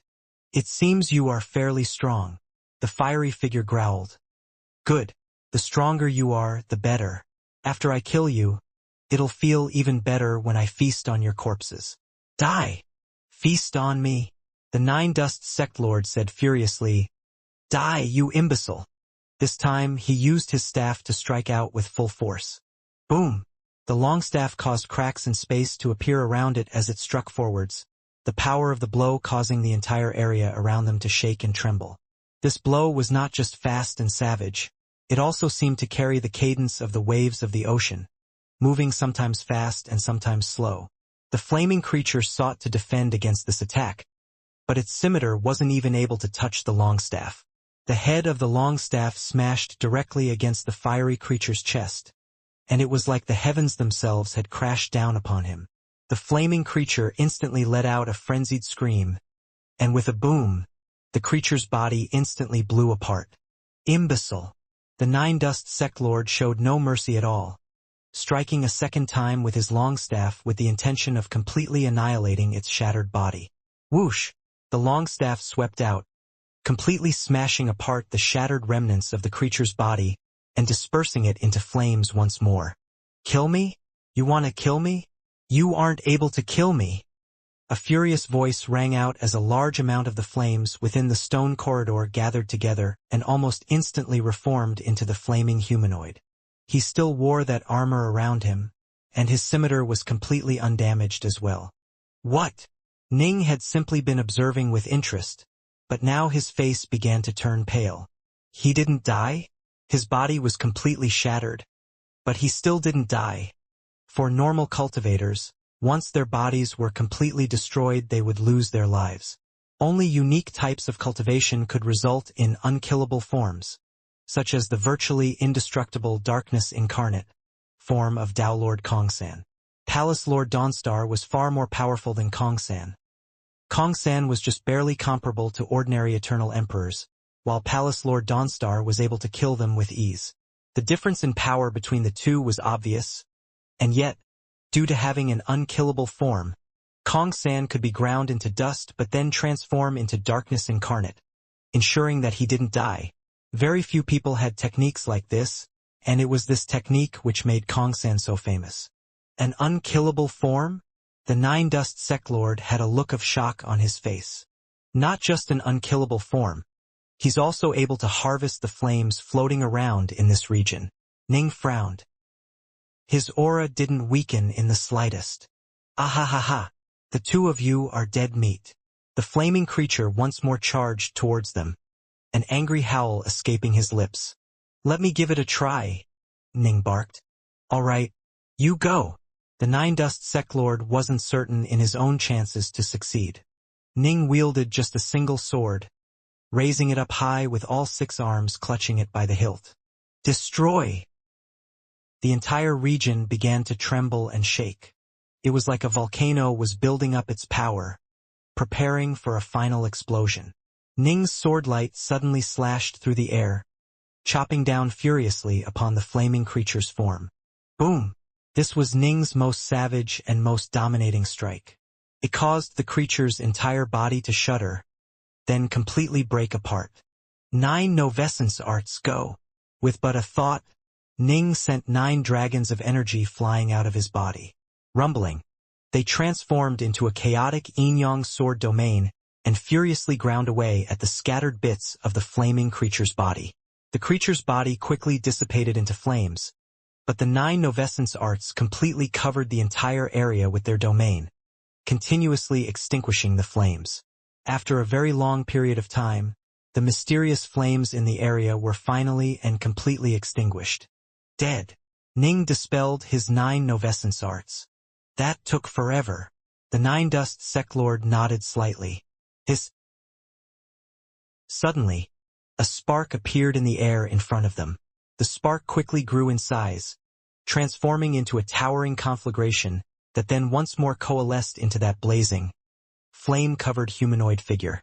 What? Even after being completely annihilated, it can rise anew from the void. The 9 dust sect lord could hardly believe it. But that's not possible. I had already completely extinguished it, leaving behind not even so much as a trace of its aura. How could it be born anew? Ning couldn't believe it either. This unkillable form it has is terrifying. You aren't able to kill me. You aren't able to kill me. The flaming creature let out a low growl. Come out. All of you, come out. Rumble. As the flaming creature roared, a strange ripple of power quickly spread out. Just 1 second later, 2 more flaming creatures came flying out from behind the turn of the stone corridor. Not good. The faces of the 2 cultivators turned grim. 2 creatures. 3 creatures. For creatures, 1 flaming creature after another began to fly out from behind the turn of the corridor. Not just there. There's more coming from this side as well. The 9 dust sect lord turned to look at the other side of the corridor. Flaming, humanoid creatures were flooding in from both ends of the corridor. Let's leave immediately, Ning roared. Let's go. The 9 dust sect lord didn't dare to hesitate either. Kill. Kill them all. Eat them. A total of 12 of flaming humanoids had already appeared at the 2 ends of the corridor, and their numbers were only growing. They began to launch a furious charge towards the 2 cultivators, who chose one direction and began to fight their way that way. After Ning had developed the 2nd level of his Omega Sword Dao, his speed had increased from 10 times the speed of light to 30 times the speed of light. As for the 9 dust sect lord, he was a bit faster than Ning. The 2 quickly beat aside the attacking creatures as they fled for their lives, not daring to tarry whatsoever. Tack, tack, tack. The flaming creatures were completely unkillable. Even if you wiped them out, they would be reborn out of thin air. Their ability to draw from the omnipresent flames of this place gave them almost limitless amounts of strength. No one would be able to beat them in a battle of attrition. I knew the ancestral lands wouldn't be so easily traversed. Shit. Shit. Shit. The 9 dust sect lord was starting to worry. There's just too many of them. Why are these flaming creatures everywhere? Ning was worried as well. The 2 of them had been fleeing for a full hour by now, and they had thrown off many different packs of the creatures while scurrying through the various stone passageways. And yet, every single stone passageway seemed to contain these creatures, and all of them were filled with the desire to kill the 2 of them. There were differences in strength amongst the flaming creatures, with some being very close to Ning and the 9 dust sect lord in power. The 2 of us need to work together, the 9 dust sect lord sent mentally. We can't keep such a wary watch on each other. We'll only have a shot if we truly work together as one. Otherwise, both of us will probably die here. I concur. Let's swear a lifeblood oath. Ning immediately agreed. The stone passageways branched out like a spiderweb's web, with some being merely a few hundred kilometers wide and others being tens of thousands of kilometers wide. The widest were as much as 1,000,000 kilometers wide. They were in one of the widest stone passageways right now. Flames were blazing everywhere, and there were many of those flaming creatures living in this area. Ji Ning and the Nine Dust Sect Lord were able to sense from afar that these creatures would pose a lethal danger to them. They didn't even dare to move close to them, instead choosing to fly into a more narrower passageway. Swoosh! A flying black vessel was advancing at high speed through the air, throwing behind the fiery creatures behind them. Ning and the Nine Dust Sect Lord stood at the very prow of the ship, and neither of them dared to relax at all as they vigilantly scanned the horizons. They're coming! The Nine Dust Sect Lord gripped his long staff, readying himself for the assault. As for Ning, he was in his three-headed, six-armed form and wielded all 6 northbow swords in his hands. The two stood shoulder to shoulder, staring towards the front. Roughly 10,000,000 kilometers up ahead, more than 6 flaming creatures were waiting for them at the turn of the stone passageway. Their numbers were continuing to grow. Clearly, these flaming creatures had some method of communicating to each other, and they knew that if they didn't gather in sufficient numbers there would be no way for them to stop these 2 invaders. Kill! Boom! Although they were 10,000,000 kilometers away, the flying black vessel moved at 100 times the speed of light and so passed through that distance in an instant. Freeze! Ning's 9 Novescence arts were already activated, and 9 enormous dragons of power were surging through the area around him. They transformed into a domain of sword intent, suppressing and binding the flaming creatures around them. It must be understood that these flaming creatures were extremely tough. The Nine Dust Sect Lord had been unable to shatter the first one with a half-power blow, and Ning's 9 Novescence arts were similarly unable to wipe them out. Still, the 9 Novescence arts definitely caused the flaming creatures to slow down substantially. Die! The Nine Dust Sect Lord let out a low growl as he swept out from left to right with his long staff, striking with the force of a thunderbolt. Boom! Boom! Boom! One flaming creature after another was blown up. Slash! Slash! Slash! Silently and soundless, 6 of the flaming creatures were chopped through in quick succession, as the tips of Ning's northbow swords were suddenly revealed. Omega Sword Dao, Shadowless. Dark North, flee immediately. We have to escape this stone passageway as soon as we can. The Nine Dust Sect Lord sent mentally. We can't afford to waste any more time here. We'll be in serious trouble if we do. All right. Ning agreed with his assessment. After so many battles, they both knew some of the habits these flaming creatures had. They generally kept to the specific passageway they were in, and they had a special way of communicating with each other within the passageway. If they spent too much time in any specific passageway, more and more of the creatures would accumulate until finally, a veritable army of them would be on the attack. The most disastrous battle they had been in involved more than 300 of the flaming creatures surrounding and attacking them, 3 of which were nearly as powerful as the 2 of them. Ning had been forced to rely on the power of his 9 Novescence arts and the perfection of his Omega Sword Dao to just barely fend them off. The 9 Dust Sect Lord's staff arts weren't as defensively powerful as Ning's sword arts, and so he had to rely on his forbidden technique instead. The 2 had escaped by the skin of their teeth. The 2 of them grew increasingly crafty as time went on. They'd rely on Ning's shadowless evasion technique to avoid discovery for as long as possible, and they'd end or escape any battles they found themselves trapped in immediately, not wasting any time. And yet, they would still occasionally run into some trouble. These flaming creatures truly seemed to be immortal. No matter how hard they hit the creatures, they just wouldn't die. There's a tunnel over there. Hide inside it. They flew into a new, untouched stone passageway via the flying vessel and Ning's shadowless evasion technique, then quickly dove into a cave opening on the stone walls. We can rest here for a short while. Ning and the 9 Dust Sect Lord both relaxed slightly. They had been lucky enough to find a cave right after they had fled into a new passageway, but before any of the flaming creatures had discovered them. This meant they could rest for a time. Still, they could only spend a few hours, as there would be flaming creatures patrolling the entire area. It's been 15 days. 15 full days of non-stop running. The 9 Dust Sect Lord shook his head. These stone passageways are without end. They seem to be limitless. Every single one of them is filled with countless flaming creatures, and every single one of them is completely unkillable. The weakest ones are still comparable to Tao Lords of the fourth step. Considering how many stone passageways we've gone through, the number of flaming creatures we've fought is simply ridiculous. Why are there so many of them? Logically speaking, there should be very few creatures which have the power of Tao Lords of the fourth step. Ning shook his head.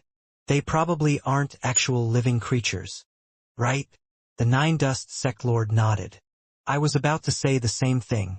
They seem to be part of the omnipresent flames of this region, as well as the stone walls of the various stone passageways. Right? Ning nodded as well. They had once personally witnessed the flaming creatures disappear into the stone walls like water flowing into a desert, leaving behind no trace of its passing. It must be understood that neither Ning nor the Nine Dust Sect Lord were able to damage the walls at all despite launching repeated full-strength attacks against them. Dark North, do you have any Thousand Origins pills or other similar types of spirit pills? The Nine Dust Sect Lord looked at Ning. If you do, sell them to me. Judging from the way you fight and how stable you are, it doesn't look like you are relying on some sort of forbidden technique or divine ability that explosively increases your power for brief periods of time. Ning chuckled. Thousand Origins pills were used to replenish immortal energy and divine power. Using extremely powerful divine abilities or forbidden arts in battle consumed divine power 100 times faster than normal. If the battle went on for too long, one would have to rely on spirit pills to replenish one's energy. The rate at which one absorbed energy from Chaos Jewels was simply too slow, and while Chaos Nectar was quite fast, using it in this matter was extremely wasteful. Ning was primarily relying on the Azure Flower Mist energy in battle.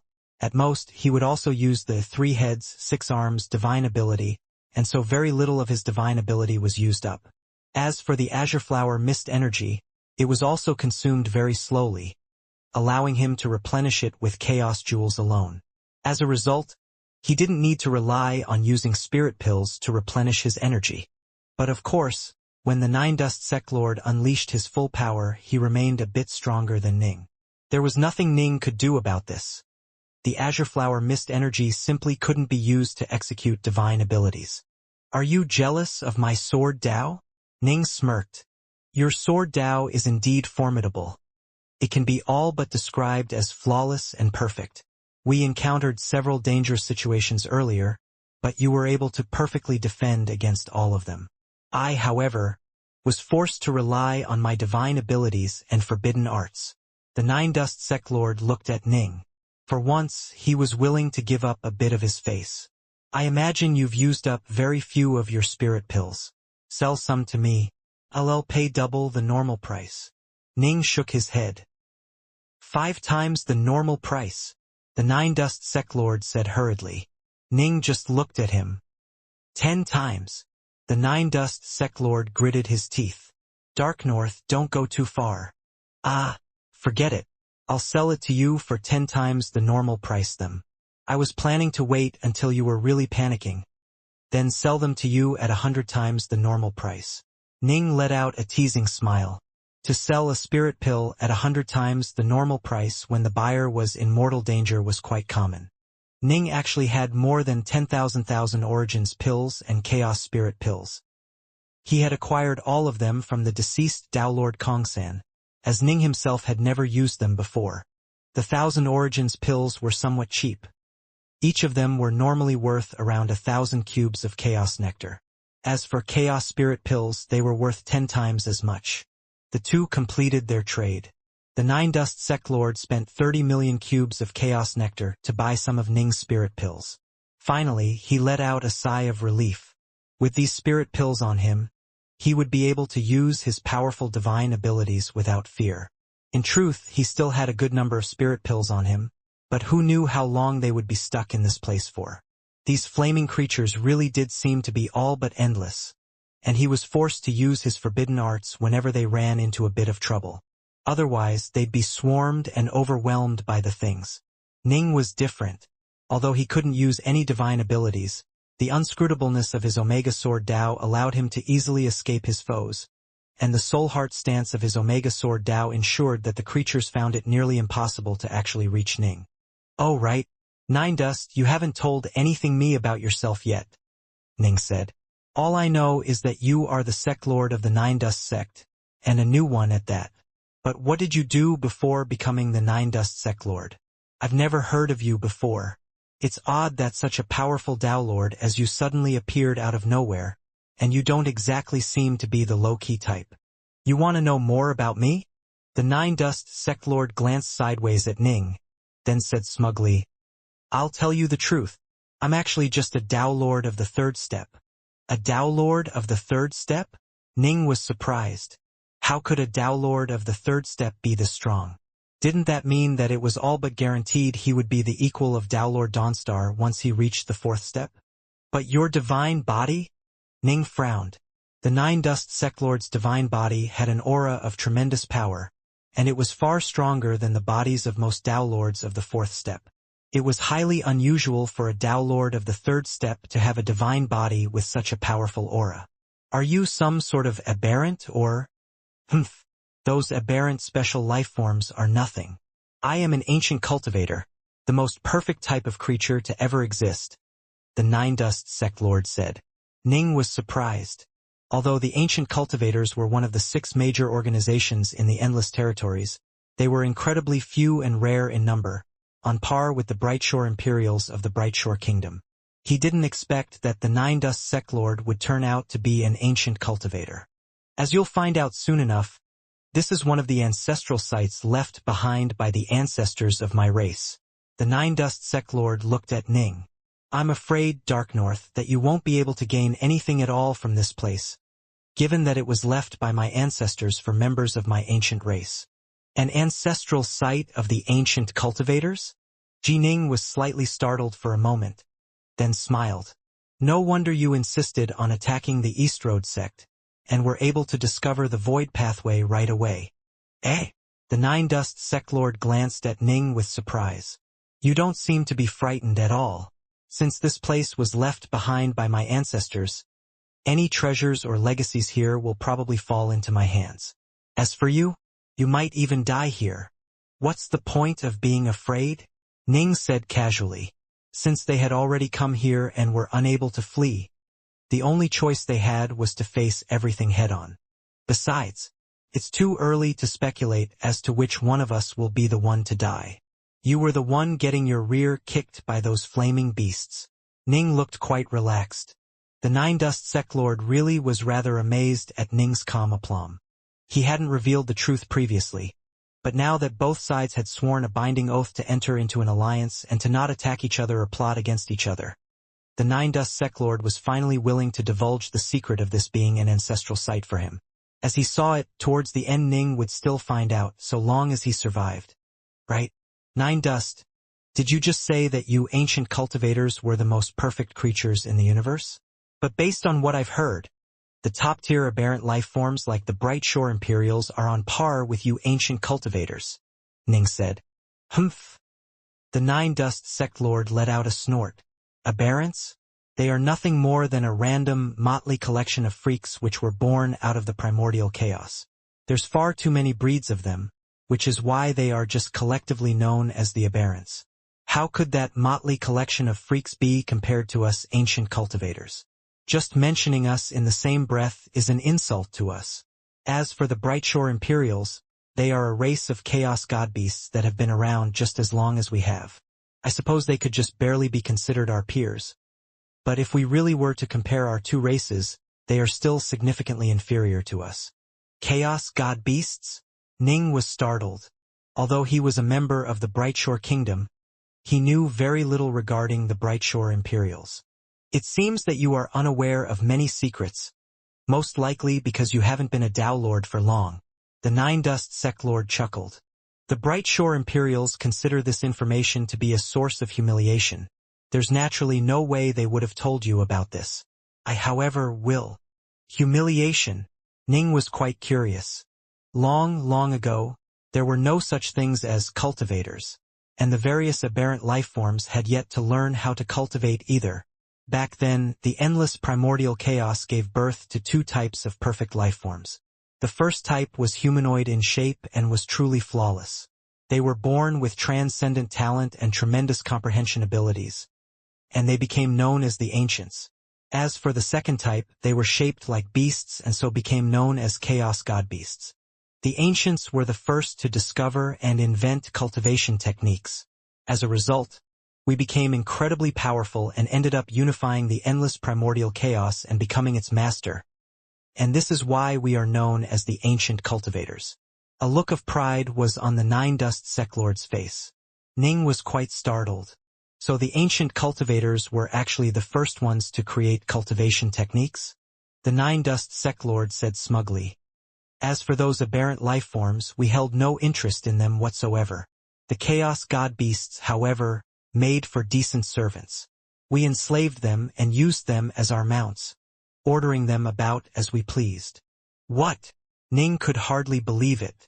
The Bright Shore Imperials used to be the slaves of the Ancient Cultivators? Back then, we Ancient Cultivators roamed the universe without equal. The Nine Dust Sectlord let out a soft sigh. Every single member of our race is born with incredible intelligence and comprehension abilities. And so we created one new technique after another. Do you know how many Bright Shore Imperials have managed to become eternal emperors? Just one. The Bright Shore Hegemon himself. But many Ancient Cultivators have ended up gaining eternity. This is all thanks to our comprehension abilities. Humanoid life forms, by nature, are more intelligent than animal life forms. If the Chaos God Beasts hadn't managed to produce a hegemon, they would never have reached their current heights. A pity, though. That time ended long ago. Now, it is the era of you normal cultivators. The Nine Dust Sectlord shook his head. You normal cultivators aren't nearly as perfect as us, and some of you actually started off as ordinary mortals and slowly crawled up the ranks of power. Unfortunately, there are simply far, far too many of you. Even if you only produce one genius every trillion years, you will eventually accumulate a ridiculous number of powerful experts. Faced with such an overwhelming number of normal cultivators, we had no choice but to retreat. The Nine Dust Sectlord looked at Ning. Dark North, we Ancients do accept ordinary cultivators into our ranks as well. So long as you are just an ordinary member of the Tao Alliance and not a member of the Bright Shore Kingdom, the Ionian Kingdom, or the Dark Kingdom, we'd be willing to recruit you. Join us. If you are as talented as I think you are, you'll be given the best of resources. Ning pursed his lips. They recruited ordinary cultivators? It seemed like everyone was doing this. The Bright Shore Kingdom, the Ionians.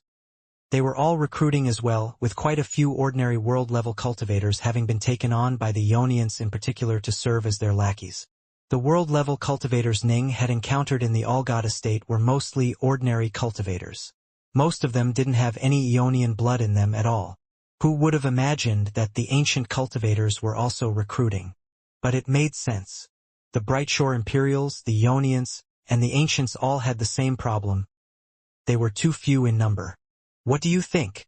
The Nine Dust Sectlord looked at Ning eagerly. Most likely, only the Tao Alliance has as deep a foundation as us Ancients. Forget it. Let me think it over first, Ning said. He had already joined the Bright Shore Kingdom. How could he join their enemies? Still, it was best to keep the fact that he was a member of the Bright Shore Kingdom secret, in order to avoid any unnecessary trouble. No rush at all. Here in the ancestral lands, I trust you'll soon come to realize just how incredible we Ancient Cultivators are. The Nine Dust Sectlord smiled. Later on, I'll make the introductions for you. He was a peerless genius who had mastered and perfectly joined together two supreme Taos. Even amongst the Ancient Cultivators, he was considered one of the elite chosen of his generation.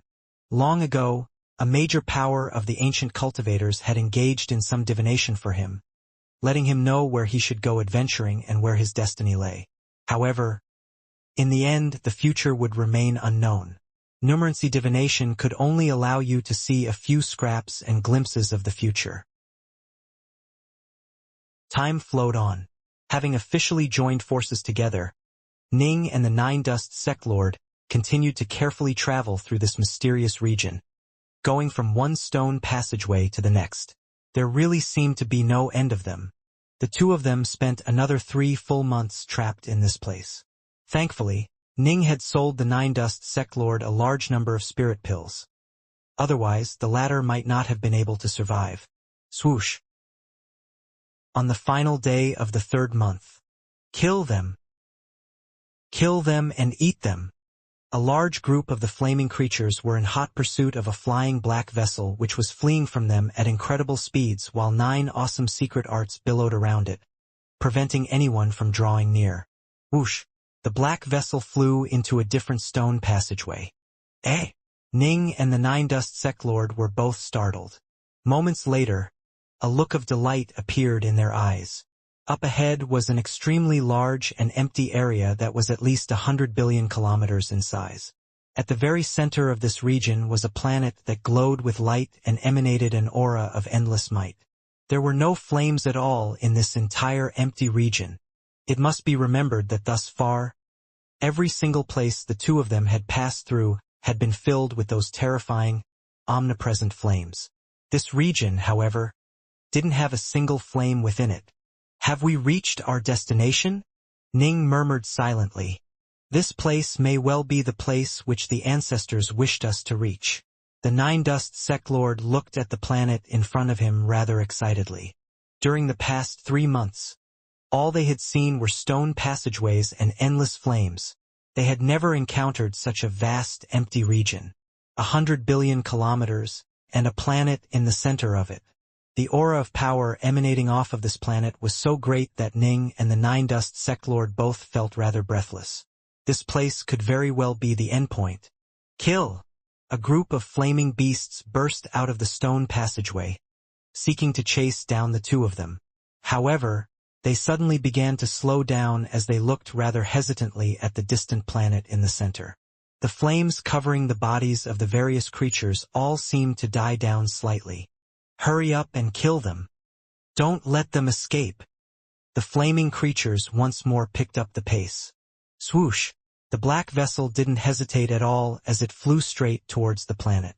The flaming creatures continued their furious chase, but the closer they moved towards the planet, the more they seemed to be suppressed. The flames disappeared from their body, revealing the fiery armor, hair, and body which lay underneath. The closer they moved to the star, the more their aura weakened. Everything has its bane. Ning couldn't help but sigh with amazement when he saw this. These flaming creatures were completely unkillable, but as soon as they started to move towards this planet, they began to weaken dramatically. That planet doesn't seem to have any effect on us at all. The Nine Dust Sect Lord glanced at the planet warily as they moved closer and closer to it. But its aura of power is tremendous. It might hold certain dangers within it. Ning looked at him. What of it? Do you want us to go back into the stone passageways? I'd have to be mad to do that, the Nine Dust Sect Lord snorted. Clearly, after spending roughly 3 months in the stone passageways, he had more than had his fill of them. In the end, we definitely have to go take a look at this place. Let's just be careful, the Nine Dust Sect Lord said. All right. Ning stared at the planet as well. The black vessel flew closer and closer to it, with the flaming creatures still in hot pursuit but growing weaker by the moment. Finally, they all came to a halt and let out angry, resentful growls. They had no choice but to simply watch as the black vessel flew ever closer to the planet. The black vessel finally came to a halt outside the star. Ji Ning and the Nine Dust Sect Lord stood on the prow of the vessel, able to see the planet clearly. What a beautiful star, Ning praised. The planet was protected by layers of defenses, almost like the yolk of an egg being protected by a shell. But also dangerous, the Nine Dust Sect Lord warned solemnly. Let's go. Ning glanced at the Nine Dust Sect Lord, who did not respond. Whoosh! The black vessel began a slow advance, soon arriving in front of the first barrier protecting the star. This was a gaseous barrier that was pitch black in color and extremely solid. When the black vessel sought to advance through it, the two could both sense the first barrier resisting the vessel mightily. The black vessel had to use all of its power in order to just barely advance through the barrier, crackling all the way. After advancing for roughly 100,000 kilometers, They left the region of black mist and appeared in front of a region of deep azure mist. I imagine that most Tao Lords of the fourth step wouldn't be able to make it past this, Ning said softly. If my judgment is correct, there's no way this protective membrane could have been naturally created. It has to have been man-made. Agreed. 9 out of 10 says it was created by a major power that vastly outstrips us in might. The Nine Dust Sect Lord nodded. Swoosh! The vessel continued to advance, passing through one layer of gas after another. There were 9 of these gas layers, and they were colored black, deep azure, azure, light azure. The colors continuously lightened until the final layer, which was composed of completely white mist. By now, the white mist posed almost negligibly low levels of resistance for the black vessel. Starting from the azure layer, a few special lifeforms began to appear. They lived within the gas itself and were like gaseous entities. They could transform into any shape, with some being strong and others being weak. The most powerful were roughly on par with Tao Lords of the fourth step, while the weakest were on par with ordinary world-level cultivators. Whoosh! After passing through the 9th layer of mist, Ning and the Nine Dust Sect Lord saw a brand new open world appear in front of them. This was a vast and beautiful world, filled with cities, villages, and many ordinary mortals as well. So this place actually holds living creatures. Ning let out a moved sigh. The endless primordial chaos truly is filled with endless marvels. Life can survive in even a dangerous place like this. I suspect that the major power who created those 9 layers of protective mist did so for the sake of these mortals. The Nine Dust Sect Lord carefully sent out his senses, then said in a soft voice, "This region is filled with invisible laws, preventing ordinary cultivators from being able to fly at all. Only Tao Lords are able to fly here. The skies are sealed?" Ning frowned. Can it be that this planet holds an eternal emperor within it? Upon gaining eternity, your very words became edicts of law. You could issue certain edicts that all within a certain region had to follow. However, sufficiently powerful Tao Lords were capable of completely ignoring these edicts. It must be understood that certain supremely powerful Tao Lords were capable of suppressing even the might of the prime essences of the Tao, located at the heart of the universe. In comparison, mere edicts issued by eternal emperors were nothing. Right? This place might have an ancestor of my ancient race. The Nine Dust Sect Lord swept the area with his gaze. Dark North, I'm sure you've sensed it as well. This vast world gives me an incredibly strong sense of danger. If we aren't careful, we could easily die here. Yes, I can sense it. Ning nodded. As soon as he had seen this planet from afar, he had sensed a terrifying danger emanating from it. Now that they had truly entered it, that sense only grew stronger.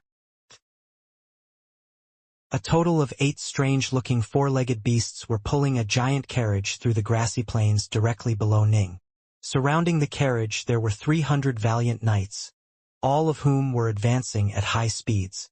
The carriage was protected by formations which faintly flickered around it, ensuring it didn't bump or jostle at all.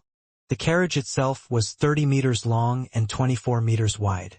Within the carriage sat a young man who was casually dressed in sleek silk clothes, as well as 2 bewitching women who were cuddling against him while feeding him.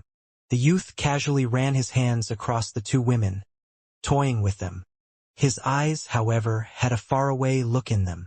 "Your Highness, Dragonwing City is up ahead. Should we pay a visit to the governor?" The voice of a knight rang out from outside the carriage.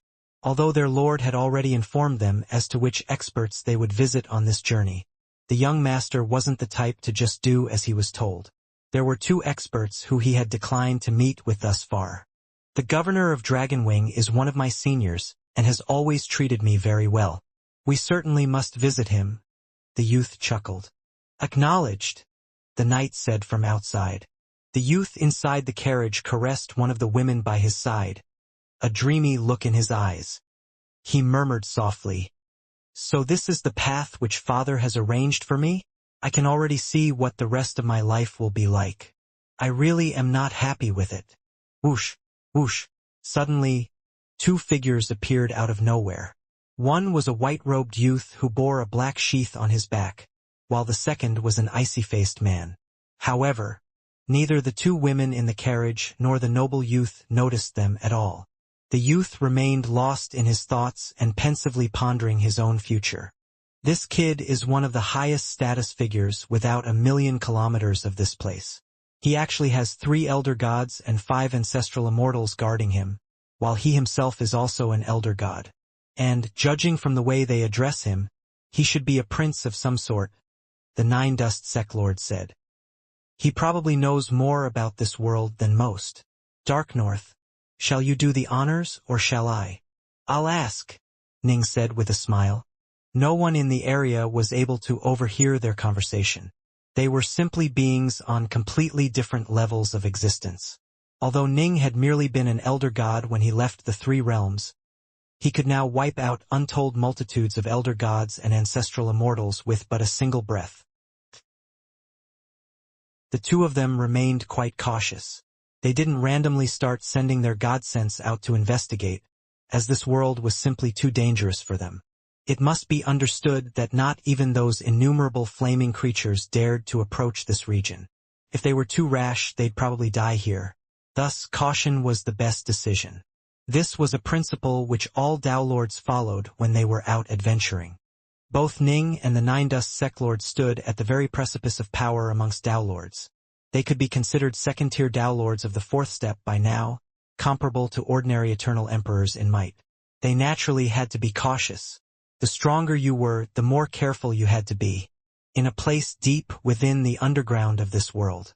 This was a place where ancient formations could be seen everywhere. Roughly 190 million kilometers below the ground, there was a beautiful underground palace. The palace was extremely quiet, and although a few elder gods and ancestral immortals and even world gods could be seen walking through it, they were all silent and solemn. None of them dared to speak too loudly, as they felt a natural sense of dread. Within an ancient, quiet room inside the underground palace, a white-robed old man was seated in the lotus position, his aura comparable to that of a Dao Lord of the 4th step. In front of him was an enormous mirror. The mirror contained within it images of a black vessel flying through layers of misty barriers before finally descending upon the vast world up above. This scene was playing on a loop over and over within the mirror. Elder. Suddenly, a violet-robed man walked over from afar, emanating the aura of a Dao Lord of the 2nd step. He called out respectfully to the old man, but when he accidentally saw the images being played in the mirror, his face turned ashen. He stuttered, "Are those prophets?" "Yes." The white-robed elder let out a sigh. "Prophets. After 1,000,000 chaos cycles, yet another group of prophets have descended upon our world." "Prophets have descended? Prophets?" The violet-robed man was shocked and panicked. But what should we do? Elder, what should we do?" The white-robed elder waved his hand, causing a black tome to appear before him. The tome opened on its own, and it was filled with the history of this continent. "Don't panic," the white-robed elder said softly. "In the ancient annals of our continent, it is said that prophets have descended on 3 separate occasions. The first prophet taught us cultivation, allowing us to escape our fetters of ignorance and enter the era of immortal cultivation. This was the first era of our continent. The second prophet did even more. He established a foundation for us, setting up the 9 sky barriers to protect us and thus ensure that those flame fiends wouldn't dare to encroach upon our territory. These days, only the most crazed of flame fiends would dare to attack, and they no longer pose much of a threat. As a result, our homeland was able to grow truly powerful. This was the second era. But the third prophet and the third era he brought, the violet-robed man said nervously, "That was the darkest era of our history." The white-robed elder nodded. The descent of the third prophet. That prophet had simply been too greedy, and he had caused a huge war. The third time, we were ultimately forced to unleash the power of the 18 heavens and hell's mutual apocalypse formation. We summoned the enormous power inherent within this land and in the end were able to slay that prophet. But countless living beings in our world were slain as well, with just the few who hid within the sacred lands surviving. The violet-robed man was extremely nervous. That battle had been a dire one. The entire world had been completely devastated. It had taken them 1,000,000 chaos cycles to recover to their current state. Whether this is a blessing or a catastrophe, we still have to face it, the white-robed elder said. No matter what, the descent of the prophets means that the fourth era has already begun.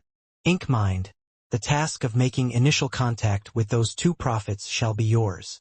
Within the carriage, Ji Ning and the Nine-Dust Sect Lord watched as the youth continued to toy with his maids. Whoosh! Suddenly, both of the maids fainted soundlessly. Eh? The youth's face suddenly paled as he stared sideways. Two figures were standing right next to him, staring back at him. One was a white-robed youth who bore a black sword sheath on his back, while the other was a grim-looking man. The white-robed youth had a peaceful aura, and he most likely wasn't an evil man, but the faint baleful aura surrounding the grim-looking man made the youth feel a bit nervous. He was very confident in his own abilities, and knew himself to be virtually invincible below the world level. However, these two powerful strangers somehow managed to enter his carriage without him noticing, and his two maids had silently fainted. Seniors. The youth hurriedly rose to his feet and bowed. I have some questions for you, kid, Ning said. Please go ahead, senior, the youth said immediately. Introduce yourself first. Ning's voice carried a strange, magical power to it that compelled the youth to speak. My name is Skywind. I'm the 9th young master of Skyfiend City, and the governor of the city is my father. I've come on my father's orders to travel to the East Void Sword Pavilion to become apprenticed to Swordmaster East Void. Skywind was shocked as the words came out of his mouth. Why was it that he couldn't control his own words? Is this Swordmaster East Void a world-level expert or a Samsara Dowlord? Ning asked. The nearby Nine-Dust Sect Lord listened attentively as well. Given that the aura of danger emanating from this planet, they felt it necessary that they be low-key in all their actions, which was why they hadn't acted too brashly. They didn't know what type of temper the most supreme figure on this planet had. If they accidentally offended and made an enemy out of that person, they could well die if their judgment of this planet's danger was correct. They had already suffered more than enough at the hands of the endless flaming creatures in the endless stone passageways. Just a world-level cultivator, of course. A look of terror was in young Master Skywind's eyes as he heard himself speak uncontrollably. Why was it that he was answering every single question posed? Samsara Dowlords only exist in the legends, and it is incredibly hard to trace or track them down. How could I possibly take one on as my master? Swordmaster East Void is nothing more than an extremely famous expert of the Tao of the Sword. He's virtually invincible against other world-level experts, and even my father is far from being a match for him. My father went to tremendous lengths in order to convince him to accept me as his disciple. However, I have to first reach the East Void Sword Pavilion and personally pass a few tests before being admitted. Ning and the Nine-Dust Sect Lord exchanged glances. World level? To them, even most Dowlords of the third step or fourth step could be annihilated with a casual wave, much less world-level cultivators. Both were comparable to ordinary Eternal Emperors in power, after all. Then do you know where the Samsara Dowlords are? Ning continued to question him. The stronger one was, the more one would know. Most likely, the local Samsara Dowlords would know more regarding the secrets of this planet. I don't know. How could someone like me possibly be aware of what the Samsara Dowlords are doing? Young Master Skywind explained. Perhaps some of the most elite world-level cultivators would know a few things. Ning continued to ask questions, while young Master Skywind continued to respond automatically. The latter was at the verge of tears. No matter what the former asked, he was somehow forced to automatically answer with the utmost of truth. This feeling instilled terror in him. He was repeatedly reminded as to how powerless he was in the face of this white-robed, sword-carrying youth. After a long period of time passed. What do you think? Ning glanced at the Nine-Dust Sect Lord. This will be a bit troublesome. From the sound of things, this planet should indeed have Samsara Dowlords, and several of them at that, the Nine-Dust Sect Lord said. In the endless territories, our Dowlords will usually establish their own sections. Here, however, the Dowlords all seem to be in hiding, right? Let's go find someone higher ranked than this Skywind kid, Ning said. That's our only choice. The Nine Dust Sect Lord nodded. Both of them were quite patient. They would rather spend 10 extra days quietly investigating this planet than to blunder rashly into a fight. As the saying went, only when you understood both yourself and your enemies would you be the victor in all your battles. This planet was quite possibly an ancestral site left behind by an ancestor of the ancient cultivators. After all, they couldn't be too rash here. I have more questions for you. Ning looked at young Master Skywind. Please go ahead, Senior, young Master Skywind said hurriedly. He had been completely unable to overhear the conversation between Ning and the Nine Dust Sect Lord. He knew the situation he was in and was behaving quite obediently. Who in this general area would possibly have information regarding where the Samsara Dao Lords are? Ning asked. In this general area, the highest-ranked figure would be the governor of Dragonwing City. He governs this entire region, and all of the countless living beings here prostrate themselves before him. He's on very good terms with my father, and has been alive for an extremely long period of time. He surely knows 1,000 times more than what I know. He might know where the Samsara Dao Lords hide. Young Master Skywind continued to speak uncontrollably. I was planning to go pay a visit to him, as he helped out quite a bit and was instrumental in me being able to join the East Void Sword Pavilion. Ning chuckled. Good. Then we'll accompany you and visit the governor of Dragonwing. And so, Ning and the Nine Dust Sect Lord both remained within the carriage. Young Master Skywind naturally offered all the fine food and wine he had available. The two maids had awoken by now, and they didn't dare to say anything. They naturally understood that they had encountered two important personages. Glug. Ah! It's rare for me to have a chance to relax like this. The Nine Dust Sect Lord drank some fine wine, then let out a relaxed sigh. It feels like it has been ages since I had the chance to rest a bit. I wasn't able to relax at all back in those stone passageways. Yes. A relaxed life is the best life of all. Ning had also been driven to the point of near lunacy by the flaming creatures, but he was now feeling quite relaxed as well. Suddenly, Ning's gaze turned towards the inner walls of the carriage. The walls had some scars carved into them, and Ning was able to see right away that these were sword art scars. The Nine Dust Sect Lord noticed Ning glancing at the walls, and he followed Ning's gaze. When he saw the sword scars on the walls, he let out a laugh.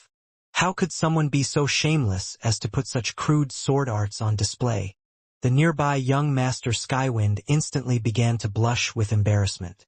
Everyone knows how amazing my young Master's sword arts are. Young Master Skywind's sword arts are famed throughout the lands. It was these sword arts that resulted in him being allowed to enter the East Void Sword Pavilion. One of the maids couldn't help but argue, her face flushed. Young Master Skywind buried his face in his hands. Oh my God, you stupid woman. Why did you have to say anything? This little girl is pretty devoted to you. The Nine Dust Sect Lord chuckled as he looked at the maid. She's clearly terrified, but she still wanted to speak up on your behalf. But I must tell you, I was speaking the truth. Your sword arts truly are crude and ungainly. Hell, forget about your young master's sword arts. Even that so-called Swordmaster Eastvoid sword arts are unspeakably crude. In terms of sword arts, the gentleman right in front of you is a true grandmaster of the Tao of the Sword. No, not me. Stop looking at me. I'm talking about this fellow Taoist right here. Can't you tell he has a sword scabbard on his back? You should be able to tell right away that he's a swordsman. Ning couldn't help but let out a surprised snort of laughter. That Swordmaster Eastvoid, or whatever he's called. Everything he knows about the Tao of the Sword could probably fit within my friend's toenails. The Nine Dust Sect Lord was clearly in a wonderful mood, and so he spoke in a rather casual manner. Young Master Skywind immediately turned his gaze towards Ning, his eyes scorching with eagerness. He was a sword fanatic who was completely devoted to the sword. This was why he had reached such a high level in sword arts and had become famous in this region. He hadn't left those sword scars in the carriage to show off on purpose. Rather, even in this carriage he would often ponder on his sword arts. When he sometimes had an epiphany, he would carve it into the walls. Nine Dust, you are bragging a bit much. Ning said. I'm doing no such thing. I'm just telling the truth. That East whatever, he's a mere world-level cultivator. How could he even know as much as 0.01% of what you know regarding the sword? The Nine-Dust Sect Lord said hurriedly. I've never met anyone with stronger sword arts than you at your level. As the Nine-Dust Sect Lord saw it, Ning was a Tao Lord of the third step who had truly earth-shaking sword arts. Once he broke through to become a Tao Lord of the fourth step, he would probably be on par with Palace Lord Dawnstar. In truth, however, Ning's sword arts could be fairly described as without peer in all the endless territories, because his Tao was that of the Omega Sword Tao. Senior, young Master Skywind looked rather eagerly at Ning. You little rascal. Ning glanced at the carriage walls, then nodded. I can vaguely see a total of 36 sword stances within those carvings. You are fairly impressive for an elder god. But there is still area for improvement. You can actually fuse these 36 stances into just 3 stances. Ning pointed at the carriage walls in a very serious manner, and 3 more sword scars instantly appeared on them. All 3 pulsed with sword intent, but very ordinary sword intent. Ning was just providing guidance, after all. He was teaching the kid the basics of fusing sword arts together. In fact, you can also fuse them into 1 stance. Ning pointed again, causing a 4th streak of sword intent to appear on the walls. This one was extraordinarily powerful, and it was infused with a hint of Ning's own Omega Sword Tao. Right? The nearby Nine-Dust Sect Lord nodded. Kid, today is the luckiest day in your life. My friend has just created a brand new sword art based on your original one. We ate your food and drank your wine, but we don't want to owe you anything. If you can fully master just one of those first 3 stances, you'll be able to reach the world level. As for the final one, if you can master it, you'll be invincible amongst world-level experts. Young Master Skywind stared at the walls of the carriage, completely spellbound. Young Master Skywind stared at those 4 sword scars, especially the 3 simpler ones. Countless insights suddenly began to arise in his mind, and he immediately understood that these 3 sword stances alone would allow his sword arts to improve dramatically. In fact, they would even allow him to reach the world level. He turned his head to look at Ji Ning, then kowtowed without hesitation. Ning just looked at him calmly. For him to accept a few kowtows after having bestowed the Tao upon this young man wasn't excessive. Your disciple greets you, Master. Young Master Skywind said these words while kowtowing. Master! Ning was startled. Ah? Ahahaha! The nearby Nine-Dust Sect Lord started to roar with laughter after a moment of befuddlement. Dark North, he's calling you Master. Are you planning to accept him as your disciple? Ning shook his head. I just gave him a few casual tips. It can't be considered as me having taken him on as my disciple. Senior, this grand Tao you have taught me will ensure that I should be able to break through to reach the world level within a year. How can such a grand Tao be transmitted without purpose? Young Master Skywind said hurriedly. I can understand if you look down on me, Senior. You've taught me sword arts. I might not be a true personal disciple, but I can be considered an honorary disciple, right? You are quite crafty, Junior. Ning shook his head. Senior, do you agree? Young Master Skywind asked. Don't mention it again. Ning shook his head again. Skywind was quite talented in the Tao of the sword, but Ning was currently trapped in an ancestral site of the ancients. He had no desire to take on and teach a disciple at all. Even if he did, he would have to carefully consider the person's character first. Understood. Skywind nodded obediently. However, he became even more industrious and humble for the rest of the journey. He knew that a truly great blessing had befallen him. Good heavens! This person was able to casually condense his 36 sword stances into 3 stances, then fuse the 3 into a single stance. Supposedly, if he mastered that final stance, he would be invincible even amongst world-level cultivators. What unfathomable level had that senior reached in sword arts? A level beyond Skywind's imagination, no doubt. He naturally wished to take on such a powerful figure as his master. Even being a mere honorary disciple would be enough. Alas, these 2 seniors were not so easily moved. A few hours later, young Master Skywind's process reached Dragonwing City. Dragonwing City was quite a large city, and it had hundreds of millions of citizens dwelling within it. This was the headquarters of a world-level expert, and its streets were 3,000 meters wide and filled with many beauty carriages. However, processions like Skywind's, which had more than 300 knights, were considered quite impressive in size. Yuji, it'll be up to you in a bit, Ning said.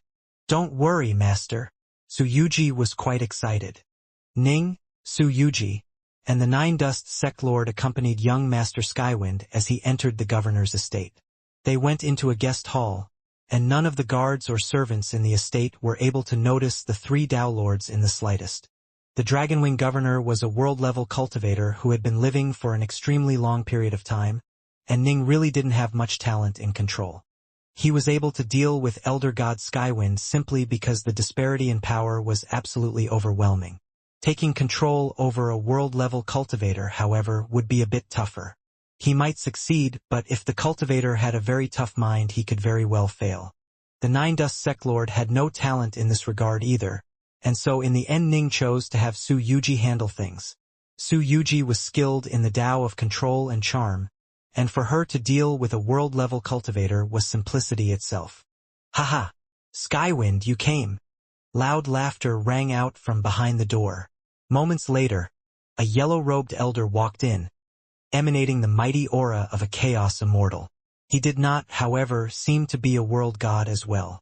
The Dragonwing governor? Suddenly, three figures appeared within the guest hall. One of the three, a woman dressed in fiery red robes, spoke out to him. Who are? The Dragonwing governor looked at Yuji.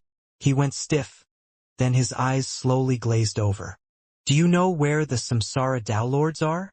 Yuji asked. The Samsara Dao Lords move about unpredictably.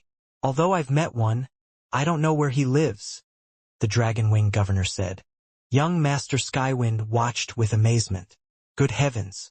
The woman next to these two seniors was actually able to control the Dragonwing governor like a golem? What level of people were these people on? Then, do you have a way to find a Samsara Dao Lord? Yuji asked. There's a chaos immortal known as Immortal Slow Seal. His master is a Samsara Dao Lord, the Dragonwing governor said. It won't be that hard to locate him. Once you find him, it'll be easy to find his master.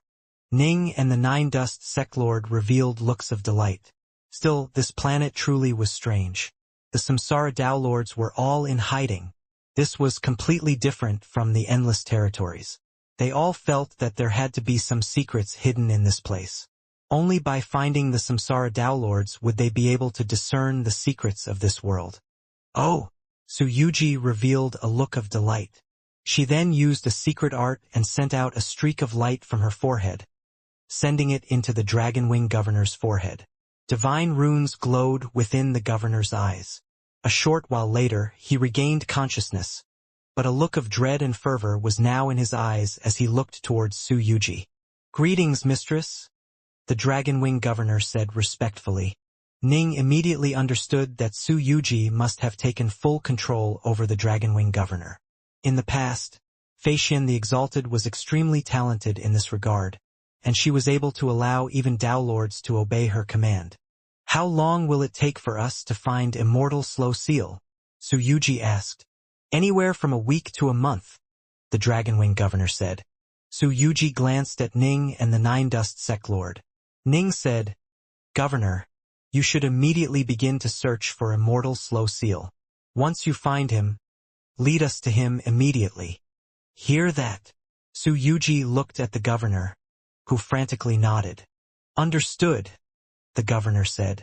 I'll go handle this right now. He then immediately unleashed his immortal energy, sending mental orders to his subordinates to locate Immortal Slow Seal. He had been here for countless years and had many friends. It wouldn't be too hard to locate the man. The governor looked at Skywind, then revealed a smile.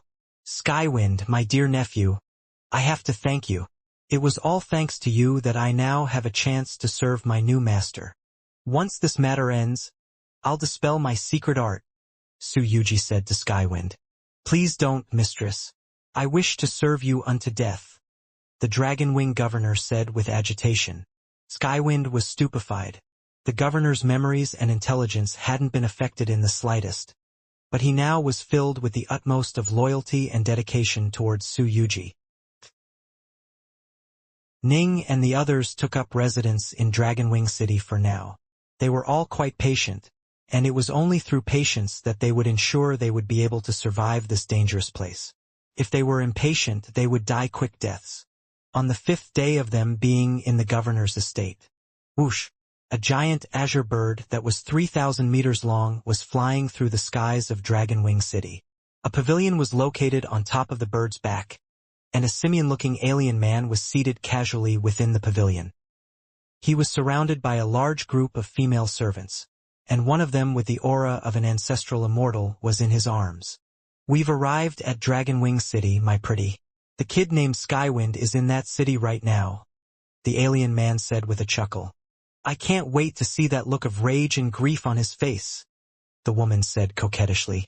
In this planet, it was almost impossible to fly via magic treasures as the skies were sealed as though by edict. Most likely, only some Samsara lords would be able to resist that disruptive power and use their immortal energy and artifacts to fly. However, there were some natural creatures such as birds which were not bound, and so some cultivators would capture giant birds to serve as mounts. "Skywind!"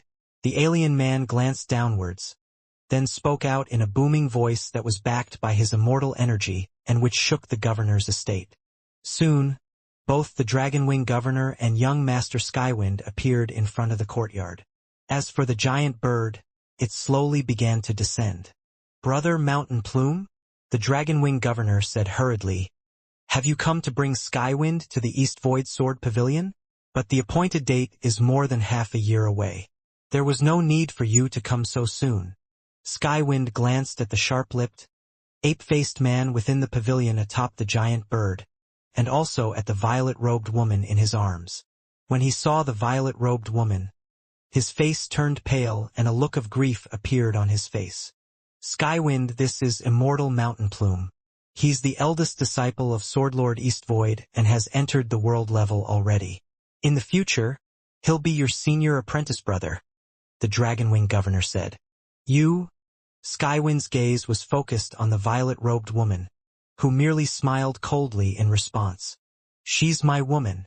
How dare you stare at her like that?" the ape-faced man said coldly. "Skywind!" the Dragonwing governor barked softly. Young Master Skywind shook his head. "It's nothing. I've come on Master's orders," the ape-faced man said. "This kid, Skywind, has an impure Dao heart and is not worthy of joining the East Void Sword Pavilion.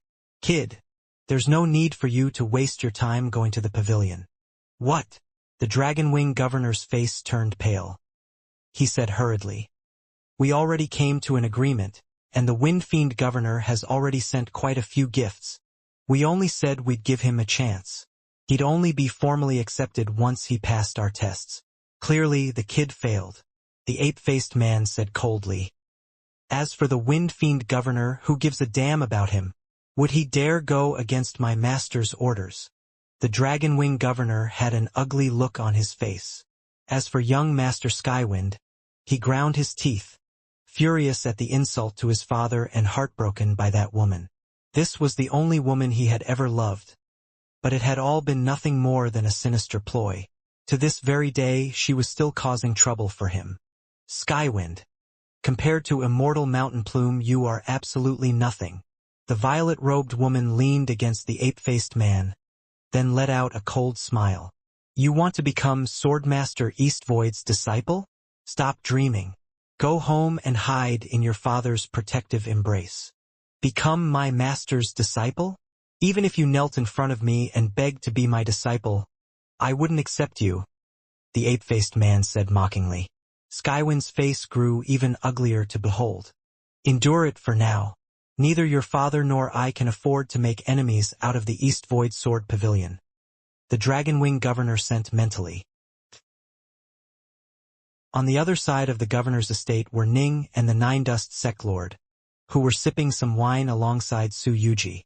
Their gazes were able to traverse the void and see everything which was happening in front of the estate. "Master," I really don't like the look of that immortal mountain plume fellow. Su Yuji looked at Ji Ning. Ning shook his head.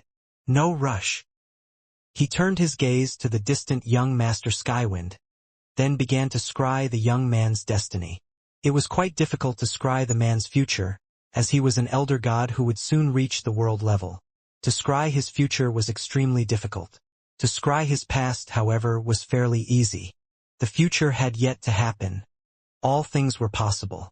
The past, however, had already ended. The Windfiend Governor was a world-level cultivator who had been alive for an extremely long period of time. He was a very tyrannical figure who had countless beautiful concubines. Although it was very difficult for world-level cultivators to have children, over the course of many years, he sired a total of 9 sons and daughters, with Skywind being the youngest of the 9. Skywind's mother died when he was young, and so he was a very solitary person as a child. After he grew up, he eventually encountered a dazzling beauty known as Fairy Violet Lotus.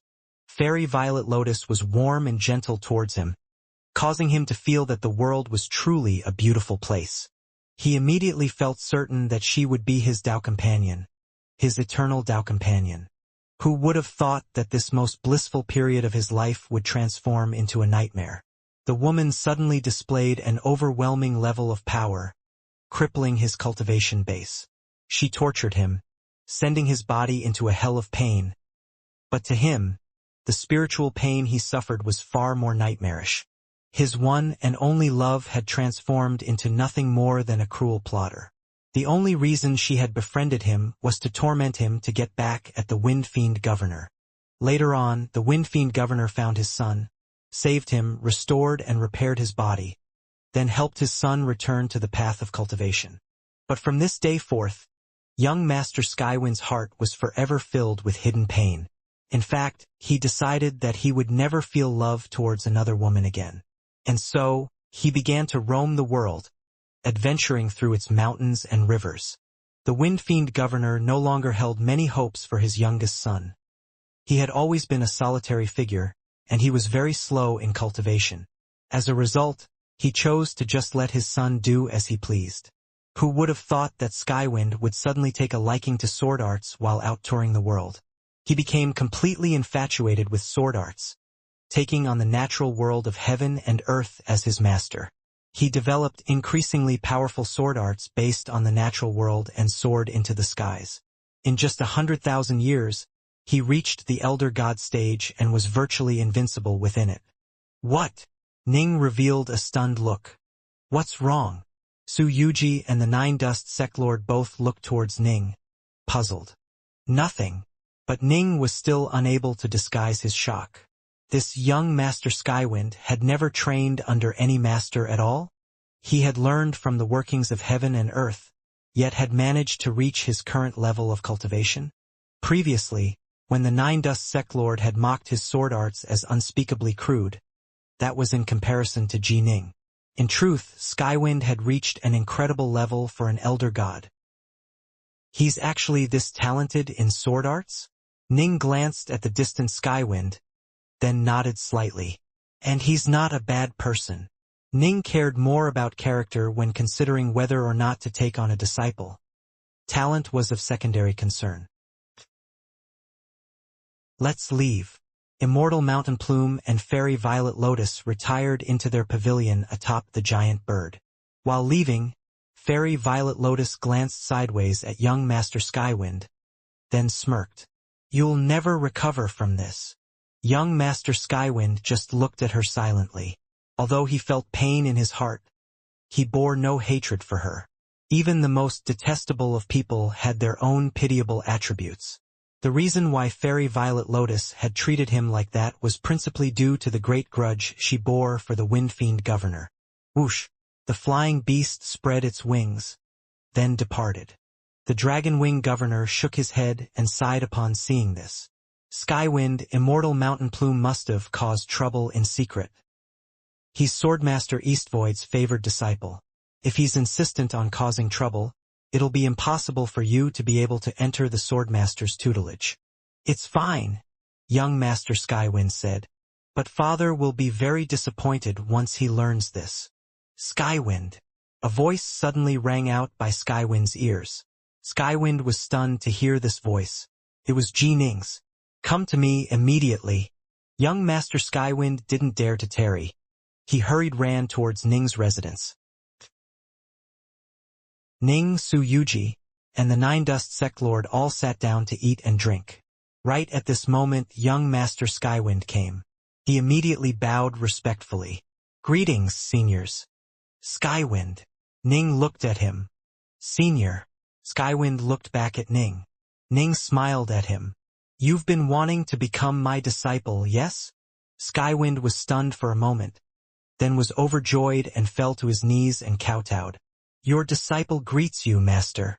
"Dark North, you?" The Nine Dust Sect Lord was amazed, as was Su Yuji. They knew what level of power Ning had reached.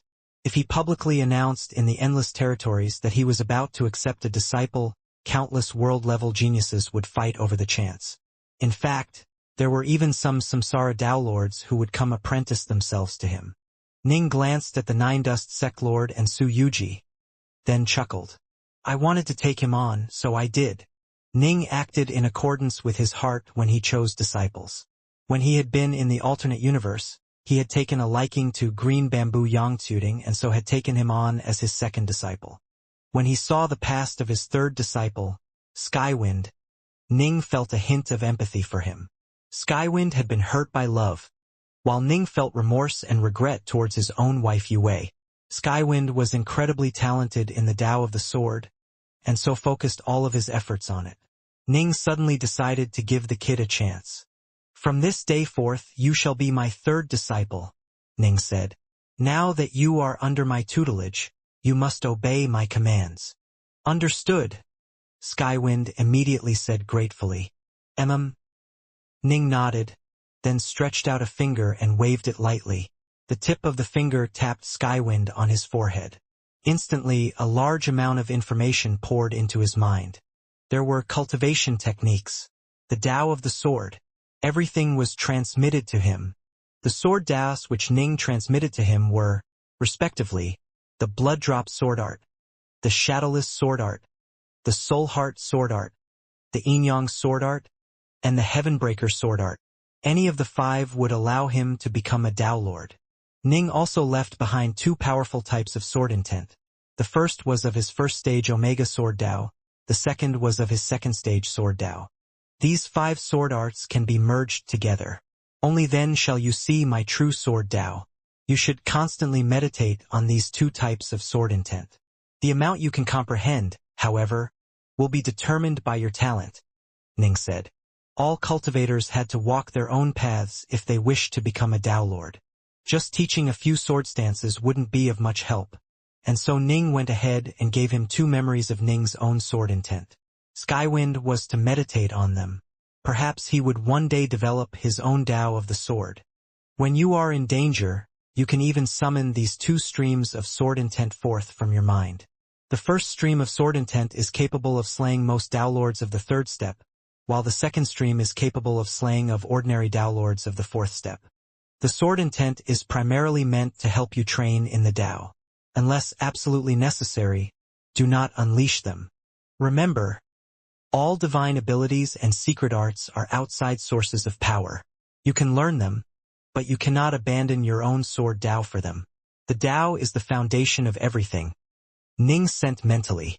He didn't transmit any divine abilities or secret arts. This planet was quite an extraordinary one.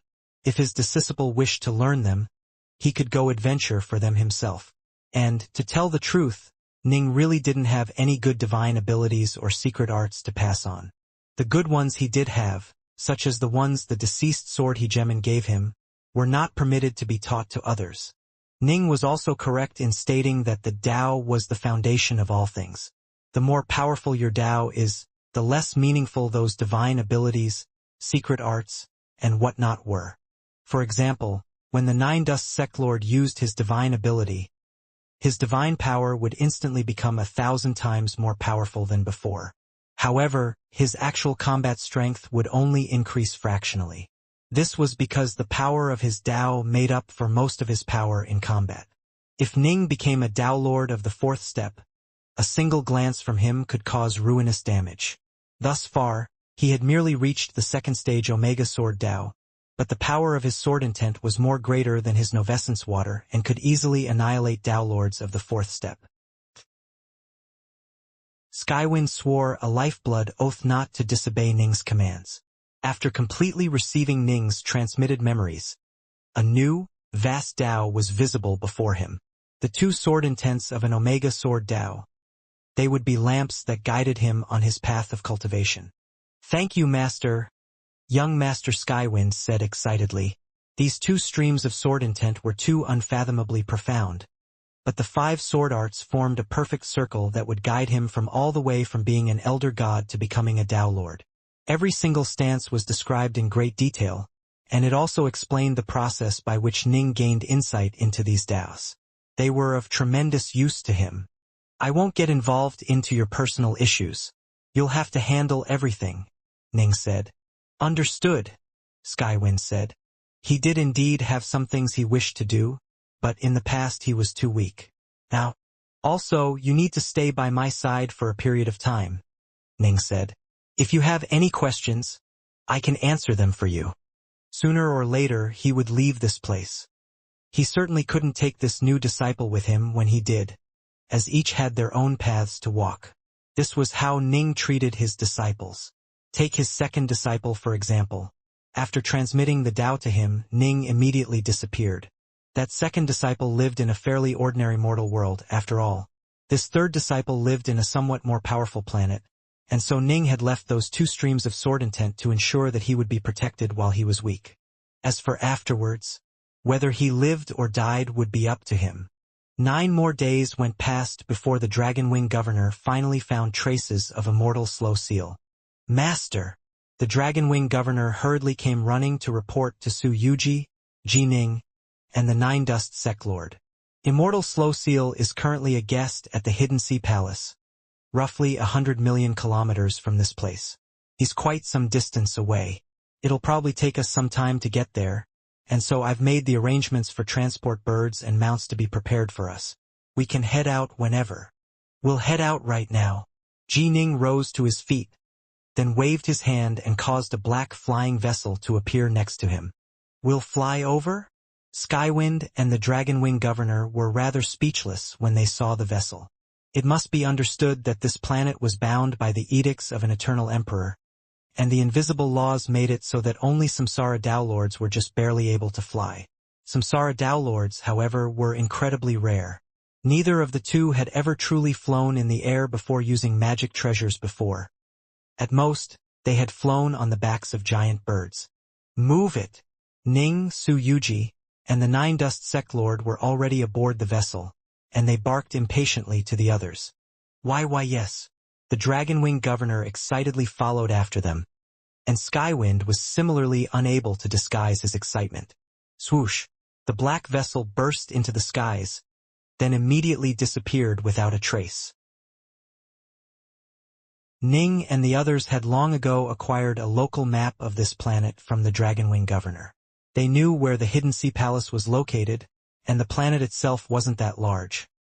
At most, it was a bit over 1 billion kilometers in diameter. The ordinary mortals on this planet were fewer in number than even in the 3 realms, but on average they were more impressive as the rate at which they gave birth to immortals and fiendgods was far higher. Swish! Just a few heartbeats later, the black vessel had already left the Dragonwing Governor's estate and arrived directly above the top of a cloud-piercing snowy mountain. "Here we are," Ning said. "Hidden Sea Palace is right below us." "What? We arrived." The Dragonwing Governor and Skywind stood at the prow of the ship, staring in astonishment at the scene below them. The mountain peak below them was covered with snow, with an ordinary-looking palace buried below it. This was Hidden Sea Palace. "We made it there in one breath." The Dragonwing Governor and Skywind exchanged glances. Both of them felt stunned. That had been simply too fast. To them, Hidden Sea Palace was an extremely distant location that would only be reached through riding birds or mounts. The path was a dangerous, twisty one that needed careful navigation, and it would take them at least half a month to reach it. The nearby 9 Dust Sect Lord chuckled. This ship can move at 100 times the limits of the heavenly Daos. 100 million kilometers is nothing to it. What's your face, Dragonwing Governor, right? Hurry on down and lead us to Immortal Slow Seal. Understood. Skywind, follow me and stay behind me. As for the three of you, the Dragonwing Governor hesitated. We'll go with you, the Nine Dust Sect Lord said calmly. No one in this puny little palace can possibly see through our illusions. Understood. The Dragonwing Governor acknowledged the order. The Dragonwing Governor led the party while the other four temporarily followed behind him as he entered Hidden Sea Palace. The former was a world-level cultivator, after all. He was on the same level as the palace lady and so was received with great courtesy. Dragonwing. The palace lady was a black-robed woman who looked quite ordinary but who had an extraordinary demeanor. Hidden Sea. The Dragonwing Governor hurriedly rose to his feet. What suddenly brings you to my place? Dragonwing City is quite distant from my palace. To think that you made the long, hard trek here in person. Might I ask, what is the reason behind this? The palace lady smiled. Her gaze just briefly lingered on Ning and the rest of the four behind the Dragonwing Governor. She noticed nothing remarkable about them at all. The difference in power between them was simply too great. The long, hard trek? The Dragonwing Governor couldn't help but sigh to himself. It had all been done in the twinkling of an eye. However, he didn't expose this. Hidden Sea. I've come to meet with fellow Taoist Slow Seal. Meet Slow Seal. The palace mistress frowned. Immortal Slow Seal is a rather bad-tempered person. If I didn't have something important I needed him for, I would never have invited him over. Why are you causing problems for yourself? I have something important to discuss as well, the Dragonwing Governor said. The palace mistress gave him a hard look, then nodded. Fine, I'll help you send word. But you know what Slow Seal is like. I do. The Dragonwing Governor nodded. A few moments passed as she conversed with Immortal Slow Seal. Let's go. I just checked and Slow Seal agreed to meet with you. I'll take you to him. She led the Dragonwing Governor deeper into the palace. A short while later, they arrived within the most beautiful courtyard within the Hidden Sea Palace. A horned, black-haired elder was seated within it, drinking some wine. When the Dragonwing Governor brought Ning and the others in, the black-haired elder's eyes twitched. He glanced sideways at the four, then frowned and barked at the palace mistress.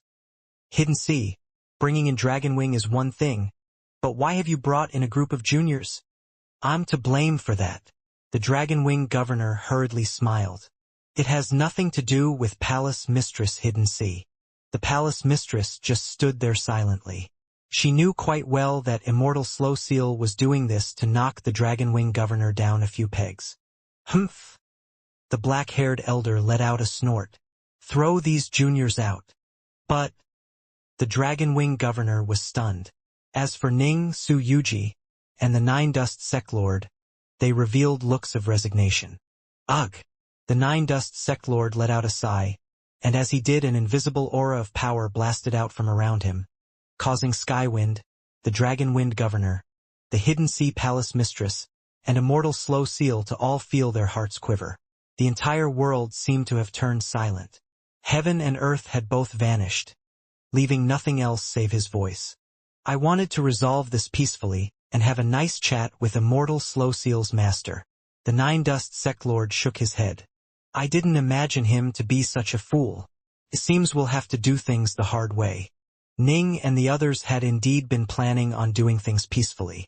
This planet was mysterious and inscrutable. They didn't want to accidentally kick over a hornet's nest. Unfortunately, this Immortal Slow Seal was a bit too arrogant. What's going on? Why is this happening? Who are they? Immortal Slow Seal was panicking, and the Hidden Sea Palace Mistress was amazed as well. Slow Seal actually has a Tao Lord as his master. It's fine for him to be proud, but his pride goes too far. Ning shook his head slightly as well. People truly did act differently once they had a powerful backer. In the Badlands territory, if you encountered a disciple of the Badlands court, you generally wouldn't dare to attack even if you were much stronger. As for the likes of the Skywood sect of Skywood City, one of the 8 sacred cities, whenever the weakest members of Skywood sect so much as mentioned their sect, world-level cultivators and weaker downlords would be utterly terrified. This was the good part of having a strong backer. This was why so many world-level cultivators wanted to join major schools, but the Badlands Court and Vast Heaven Palace had very high standards. As for the Skywood sect and other sects on its level, their standards were even more excessive. Thus, the world-level cultivators who weren't able to join the major sects were forced to hide in one place.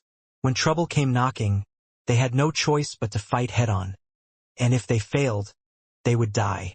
If you had a powerful background, even if you couldn't win the fight, you could report your name and thus stay alive in that way. It was much like what the Paragon of Pills had told Ning. If you ever find yourself in a life-threatening situation, you can use my name. Her being his backer would overawe many attackers. Who are you? Immortal Slow Seal was rather panicked. My master is Downlord Fengxian. Kid? The Nine Dust Sectlord's face was dark, and his voice was cold and grim. Waves suddenly arose in the area around him, swirling around him with torrential voice and filling Immortal Slow Seal's entire field of vision, making him feel as though they were about to drown him.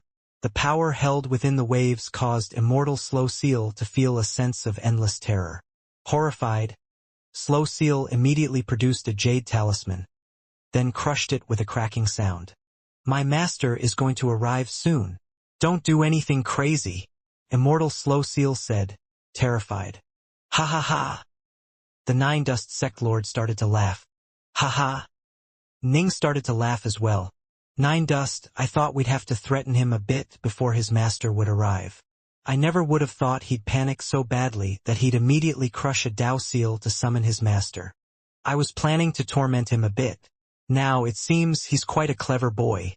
The Nine Dust Sectlord let out a chuckle as the waves around him all vanished. Everyone else, including Immortal Slow Seal and Palace Mistress Hidden Sea, felt their hearts quiver as their legs turned to jelly. Prior to this, Ning's group had shown them no enmity and had completely masked their auras, making it so that Immortal Slow Seal could sense no power at all. Now that they fully released their auras, they felt an instinctive, bone-deep terror in their hearts. Where did all these terrifying figures come from? Immortal Slow Seal felt misery in his heart. At the very peak of a desolate mountain, a gray-robed man was seated here in the lotus position. He had been seated here for more than 100,000 years, ignoring the howling of the wind and the beating of the rain. In the end, this world is simply too small. The gray-robed man raised his head to stare into the skies. I need to do the same thing the other major powers did. Leave this world, fight my way through the endless demons of the Outlands, and then enter the wider world beyond. According to what the legendary prophet said, the world beyond ours is vast and filled with countless cultivators. It is a world trillions of times greater than ours. That place is the place I should be in. A look of desire was in the gray-robed man's eyes. Leaving this world and entering the Outlands carried a high risk of death, but generations of Downlords continued to do just that. In the end, this world was simply too small, even smaller than the Three Realms. For figures as powerful as Downlords, spending a few dozen chaos cycles in such a small place left them with little to no interest in it at all. They wanted to explore the wider, more exciting world outside, especially after they had learned from the prophets who had descended as to just how amazing that world was. But I'm not quite there yet. I should first become a Downlord of the fourth step. Then, I might perhaps be able to leave. The gray-robed man nodded slowly. Suddenly, bang! The gray-robed man suddenly turned his head to stare in a certain direction. He frowned. Why is my disciple suddenly asking for rescue via his message talisman? He truly was puzzled. This world was fairly small, and all the Downlords within it knew each other. As a result, even if they chose to punish his disciple for some reason, they would first give him, Downlord Fengxian, a heads up. This particular disciple, Slow Seal, was very attentive and obedient. As a result, Downlord Fengxian liked him very much. In addition, Slow Seal had no chance of becoming a Samsara Downlord, nor did he ever go out adventuring. That was why this didn't make sense. He wasn't out adventuring and Dao Lords wouldn't attack him. Why then was he begging for aid? Swoosh! Although quite puzzled, Dao Lord Feng Xian immediately flew into the skies towards the direction the plea had come from. A courtyard within the Hidden Sea Palace. Jining, Su Yuji, and the Nine Dust Sect Lord were seated here casually, chatting and drinking wine. Skywind and the Dragonwing Governor stood next to them, while Palace Mistress Hidden Sea hurriedly attended to their every need, pouring wine and delivering platters of fruit. As for Immortal Slow Seal, he watched from a distance, his heart filled with terror and unease. A short while later, whoosh, a figure suddenly descended from the skies. Master! Immortal Slow Seal raised his head, a look of delight on his face. There he is. Ning, the Nine Dust Sect Lord, and Su Yuji all turned their heads to stare at the gray-robed man descending from the skies. The man's gaze instantly fell upon Ning and the Nine Dust Sect Lord. Eh? The gray-robed man's face changed. He was a Dao Lord of the third step. There was no way those three Dao Lords could mask their auras in front of him. Who are you? The gray-robed man roared. He didn't care about Su Yuji, but Ning's aura was that of a Dao Lord of the third step. As for the Nine Dust Sect Lord, his aura was even more powerful and terrifying than that of a Dao Lord of the fourth step. I've never met you three before. You shouldn't be from our world. The gray-robed man had an ugly look on his face as he roared angrily. Are you Outlander demons? Outlander demons? The Dragonwing Governor and Skywind all stared at Ning's group, stunned. Outlander demons. Here in this world, those things were creatures of nightmares. Once Outlander demons appeared, everyone would pay any price necessary to wipe them out. This was a shared acknowledgement amongst all cultivators in this world. Skywind and the Dragonwing Governor had heard stories of Outlander demons since they were young. They knew that every appearance of an Outlander demon represented a calamity descending upon their world. Impossible. There's no way my master could be an Outlander demon. Skywind wouldn't believe it. Outlander demons? Ning's group of three exchanged glances. This world was indeed filled with many flaming creatures who were known as Outlander demons. They were incredibly powerful creatures, and some of them dared to enter this world. Although they would be suppressed by the might of this planet, ensuring that their power dropped dramatically, the ones who did dare to enter here were always amongst the most supreme of the flaming creatures and were at least at Ning's level. Some were even stronger. But of course, upon entering this planet and being weakened by it, they would become far weaker than Ning or the Nine Dust Sect Lord. The gray-robed man immediately sent a message back to the sacred grounds.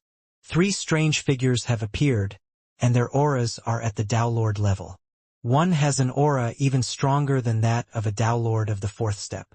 I suspect he is a transformed demon from the Outlands. A beautiful underground palace located roughly 190 million kilometers beneath the ground. One of Dao Lord Feng Xian's avatars was located here, and it immediately sent out the word. Three Dao Lords? One has an aura even greater than that of a Dao Lord of the fourth step. Within an ancient, still room, a white-robed elder was seated in the lotus position here, and by his side was a violet-robed man who was also seated in the lotus position. The walls around them were filled with countless ancient runes. They should be the two prophets and their servant, the white-robed elder said. Inkmind, go and pay a visit to those two prophets. Acknowledged, the violet-robed Dao Lord Inkmind said respectfully. Ning's group was behaving with caution, but the sacred grounds which had unified this planet were similarly cautious. The wealth which had been built up in the sacred grounds over the course of countless years was more than enough to stir prophets with greed. That was exactly what had happened last time, and a disaster had befallen the world as a result. As a result, the sacred grounds behaved very cautiously. At first, they had been able to track Ning's descent through the 9 barriers around their world, but they were unable to track them afterwards. They could have forcibly swept the world through their godsense, but they wanted to avoid unnecessary trouble. They chose to wait and see what the two prophets would do first, leaving the initiative to them. Given how powerful the prophets were, It was impossible for them to remain completely hidden within this world. You should know exactly how you should deal with the prophets, the white-robed elder said. We naturally wish to act in a friendly manner, but if they leave us no choice, then we can choose to battle them and wipe them out. Understood, Tao Lord Inkmind said respectfully.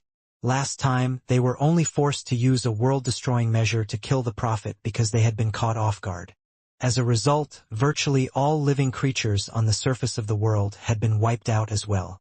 Fortunately, the sacred ground still held living beings within it, and over the course of countless years they slowly propagated to the point of allowing the world to flourish once more. This time, if they felt that the prophets were likely to cause trouble, they would choose to immediately kill them. Whoosh! Tao Lord Inkmind departed. We've never experienced two prophets descending together. I hope things can be resolved peacefully, the white-robed elder murmured softly in his room. The atmosphere in the courtyard was very tense and heavy. Tao Lord Feng Xian stared unblinkingly at Ning's group, certain that they were Outlander demons. The only people who came from the Outlands were either demons or prophets. Prophets? From the day this entire planet was created till now, there had only been 3 times that prophets had descended. The chances of this happening were incredibly low. Although Outlander demons were also fairly rare, they were far more common by comparison. There's no way Master and the others are Outlander demons. The nearby Skywind continued to refuse to believe it. Swoosh! Just 2 seconds after the two sides first began to face off, a golden vessel suddenly appeared in the skies. They came. Tao Lord Feng Xian revealed a look of delight when he saw that flying vessel. The sacred grounds had sent him reinforcements. He truly hadn't been certain of victory if he had to face this alone. They are incredibly fast. That ship moved at roughly 100 times the speed of light. Ning and the others raised their heads, watching the flying vessel approach them. A violet-robed man walked out of the flying vessel, a smile on his face as he descended towards the courtyard. Brother Inkmind? Tao Lord Feng Xian revealed a puzzled look. Tao Lord Inkmind had a fairly special position in the sacred grounds, because he was the retainer of their most important leader, the Grand Elder. However, Inkmind himself was merely a Tao Lord of the second step. He was even weaker than Feng Xian. If even Feng Xian didn't feel confident in being able to deal with these Outlander demons, what good would Inkmind be? After Tao Lord Inkmind descended, he turned his gaze towards Ning's group of 3. He had already seen the images of them piercing through the 9 barriers and descend to their planet, and so he was able to recognize them at a glance.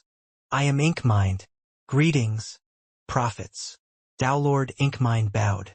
When the 2 of you passed through the 9 celestial barriers, those of us in the sacred grounds immediately realized that you had arrived.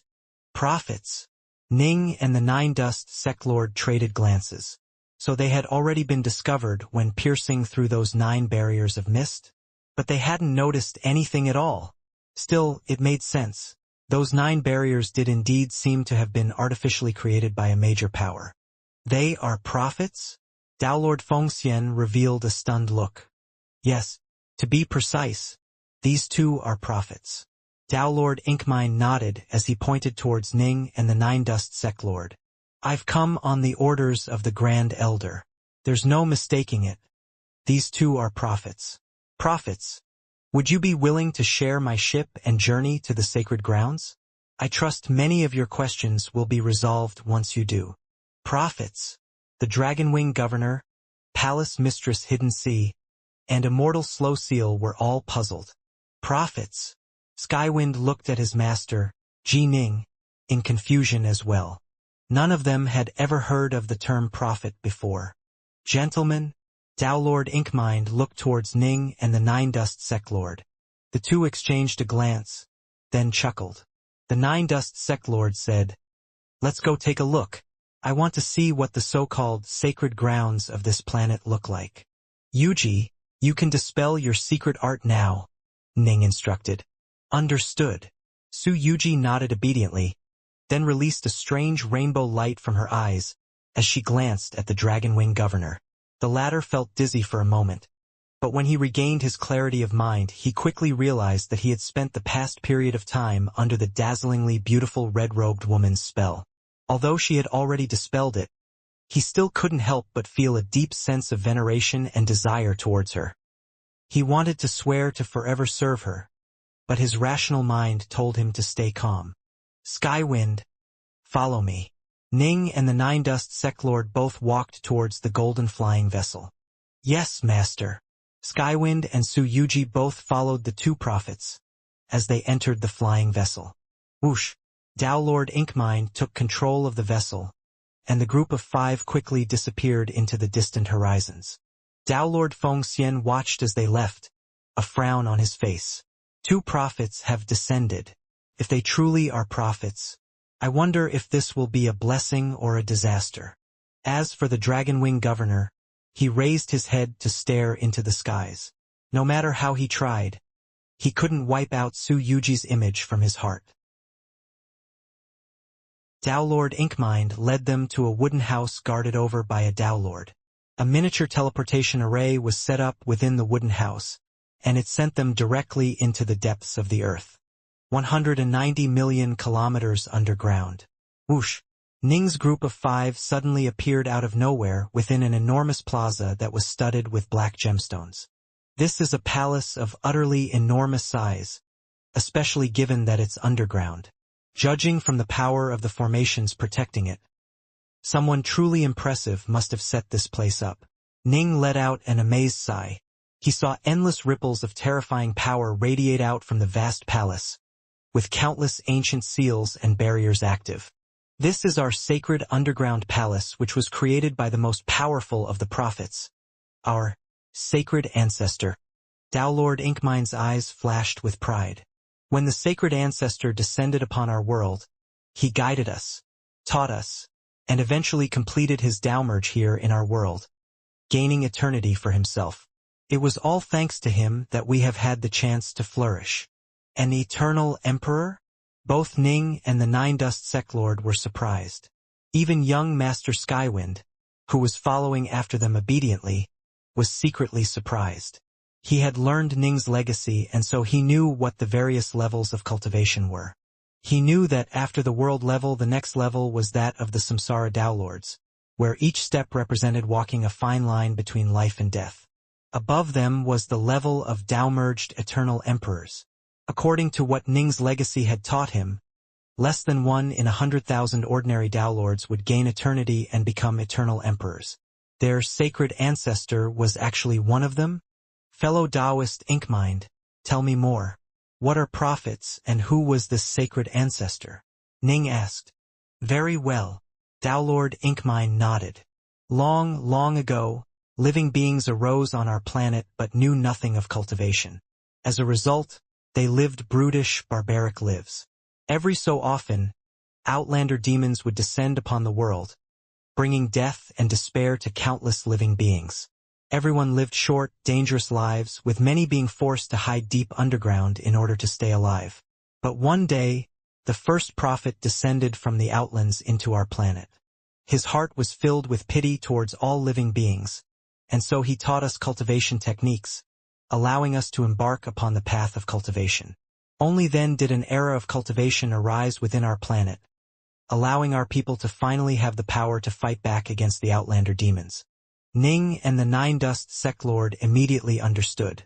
This person who had descended upon this world from the outlands was most likely a cultivator of the endless territories who had come here, just as they had. After a very long period of time passed, the second prophet descended upon our world. He was the one we call our sacred ancestor. He created the 9 celestial barriers, making it difficult for outlander demons to descend upon our world. Eventually, he succeeded in his downmerge and then established this underground palace, giving us a place for us to pass legacies down from generation to generation and ensuring that we would be able to grow and thrive even more. The third prophet to descend brought a great disaster upon us. He forced us to fight him, and although we were able to kill him, we suffered horrendous casualties. Prophets. Dowlord Inkmind looked at Ning and the Nine-Dust Sectlord. I'm telling you nothing but the truth. We are filled with gratitude towards the prophets of the Outlands. Without you prophets having descended upon our world, we would still be living brutish and miserable lives. Ning and the Nine-Dust Sect Lord exchanged a glance. Both could tell that part of the reason this person had so honestly told them the true history of their world was to display friendship, but the other part was to give them a veiled warning. We don't want to fight you, but if you force us to, then we'll be able to wipe you out. I imagine the first three prophets had their own reasons for descending upon this planet, the Nine-Dust Sect Lord said in a low voice. Although both him and Ning were quite cautious, neither of them were afraid. Both had valuable treasures they could use, and it wouldn't be easy for the locals of this planet to deal with them. Perhaps the ancestral lands? Dao Lord Inkmind suddenly said. The faces of both Ning and the Nine-Dust Sect Lord changed. So you really are here to visit the ancestral lands? Dao Lord Inkmind waved his hand, causing a layer of blurry light to surround Skywind and Su Yuji, blocking them off. There are some secrets which I cannot let them know, Dao Lord Inkmind said. Please do not be offended. Ning glanced at Skywind and Su Yuji, then nodded. The barrier of immortal energy was preventing the two from seeing what was happening on the other side. But they just waited there obediently instead of disrupting the power around them. The various generations of prophets all came for the sake of the ancestral lands. Dao Lord Inkmind waved his hand, producing a snow-white scroll. Before the sacred ancestor departed, he left this with us. He instructed us to hand it over to any future prophets and to let them read what he wrote within it, and that it would explain everything. Ning and the Nine-Dust Sect Lord immediately turned to stare at the white scroll. The scroll emanated an aura which was very weak but which had the essence of eternity within it. Time no longer held any sway over this scroll at all. Without any question, this came from an eternal emperor. Please take a look for yourselves. Dao Lord Inkmind waved his hand, sending the white scroll before the two of them. It automatically unfurled on its own. The scroll was filled with many words, and both Ning and the Nine-Dust Sect Lord stared intently at them. The sacred ancestor was an ancient cultivator known as Emperor Vulturas. He had also been teleported into the endless stone passageways by that spacetime array. Pursued by countless flaming creatures, he had fled until he finally reached this planet. This planet, however, was not the actual site of the ancestral lands. It did, however, contain a treasure that negated the powers of those flaming creatures. A treasure known as the World-Splitter Stone. The World-Splitter Stone could be carried or affixed to the surface of a magic treasure, and it could be used to permanently kill those flaming creatures. The reason why this planet was resistant to the flaming beasts was the World-Splitter Stone, making it the most important treasure the planet had to offer. So it was Patriarch Vulturas. The Nine-Dust Sect Lord revealed an excited look. Emperor Vulturas? Ning's face changed as well. In the Endless Territories, the three figures who stood at the very apex of power were without a doubt the three hegemons. Below them, however, was a host of incredibly powerful eternal emperors. They might not be a match for the hegemons in power, but some were strong enough that not even the hegemons could slay them. Everyone had their own Tao, after all. By relying on the area they were strong in, they were able to escape even from hegemons. But of course, if they were somehow restrained, there would be nothing they could do. They were some of the most truly dominating figures of the Endless Territories, and they included the lords of the 8 sacred cities of the Tao Alliance, the Ionians, the Aberrants, the ancient cultivators. They all held similarly powerful figures within their ranks, and there were some who had gone into seclusion who were even more powerful. Emperor Vulturas was on the same level as the lords of the 8 sacred sites. Amongst the ancient cultivators, he was a person who was viewed as being second only to the hegemons in power. According to the stories, he was a merciful and kind man. A person could pretend to be kind and virtuous for a period of time, but Emperor Vulturas had been alive for as long as the Brightshore Kingdom had been in existence. There was no way someone could feign virtue for that long. As a result, Emperor Vulturas had an extremely good reputation and was idolized by countless cultivators. I never would have imagined that even in a strange place like this, he would do so many things for the local cultivators. Ning couldn't help but sigh in praise. I never would have thought that Patriarch Vulturas would have come to this place, and that he actually achieved his downmerge here. How ancient is this ancestral site? Can it be the legendary? When the Nine Dust Sect Lord thought of one of the ancient legends, his eyes instantly lit up. He immediately asked, "So you are saying that by retrieving a World Splitter stone, we'll be able to leave this world, right? Quick, tell me where they are." World Splitter stones are born from the very heart of this planet. They naturally are even deeper underground than we currently are. Tao Lord Inkmind looked towards Jining and the Nine Dust Sect Lord. "Do the two of you wish to go now? Would you like to take a stroll around our underground palace and rest a bit first?" "No need." The Nine Dust Sect Lord rejected the offer. This was the place where Patriarch Vulturas completed his downmerge. However, the Nine Dust Sect Lord was an ancient cultivator and thus knew very well that Patriarch Vulturas had 72 ancient cultivator disciples. Although he was a very kind and beneficent man, he never casually transmitted the most powerful techniques he had developed to outsiders. At most, he'd transmit some of the second-class techniques he possessed. But the Nine Dust Sect Lord truly had no interest in those. Just judging from the fact that Patriarch Vulturas completed his downmerge here but was merely the second prophet was proof that this ancestral site was undoubtedly a terrifyingly ancient place. Most likely, it had something to do with some of the oldest legends of the ancient cultivators. He could hardly wait to find out. "Let's just go down and take a look," Ning said. He could tell that this so-called sacred ground was still rather wary of them. Given the situation, it was best to keep a bit of distance between them. "If that is your decision, then I'll lead the two of you down." Tao Lord Inkmind waved his hand, dispelling his immortal energy and allowing Su Yuji and Skywind to see and hear what was going on once more. "Skywind." Tao Lord Inkmind's gaze turned towards young Master Skywind. "Since you are the prophet's disciple, you are naturally permitted to go deeper underground as well. However, you had best not divulge anything you see or hear." "Understood," young Master Skywind said hurriedly. His heart was blazing with eagerness when he thought of how he was about to learn some of the deepest secrets of his homeland. "Let's go." Tao Lord Inkmind led the way, with Ning and the others following from behind. Whoosh! They moved through the twists and turns of an ordinary-looking corridor within the palace, quickly arriving at an unfathomably deep downwards tunnel. They immediately flew down towards the tunnel, with Ning bringing Skywind with him. Skywind certainly didn't have the ability necessary to oppose the Emperor's edict. They flew deeper and deeper into the abyss, flying more than 300 million kilometers before finally landing. So beautiful. Simply marvelous. Ning and the others all stared at what appeared before them. This enormous cavern was filled with all types of colors and sights. The stone walls gleamed like gemstones, with some being fiery red and others being jade green or deep blue. They all emanated faint ripples of power, and as the different types of ripples coursed through them, they all felt their souls at peace. "We'll be there in a short while." Tao Lord Inkmind guided the way deftly up ahead, moving tens of thousands of kilometers with each step. A short while later, "What's this?" Ning, the Nine Dust Sect Lord, Su Yuji, and Skywind all stared at what was before them in astonishment. This enormous cavern was filled with tombstones. There had to be more than 10,000 of the things, and they stretched off into the distance.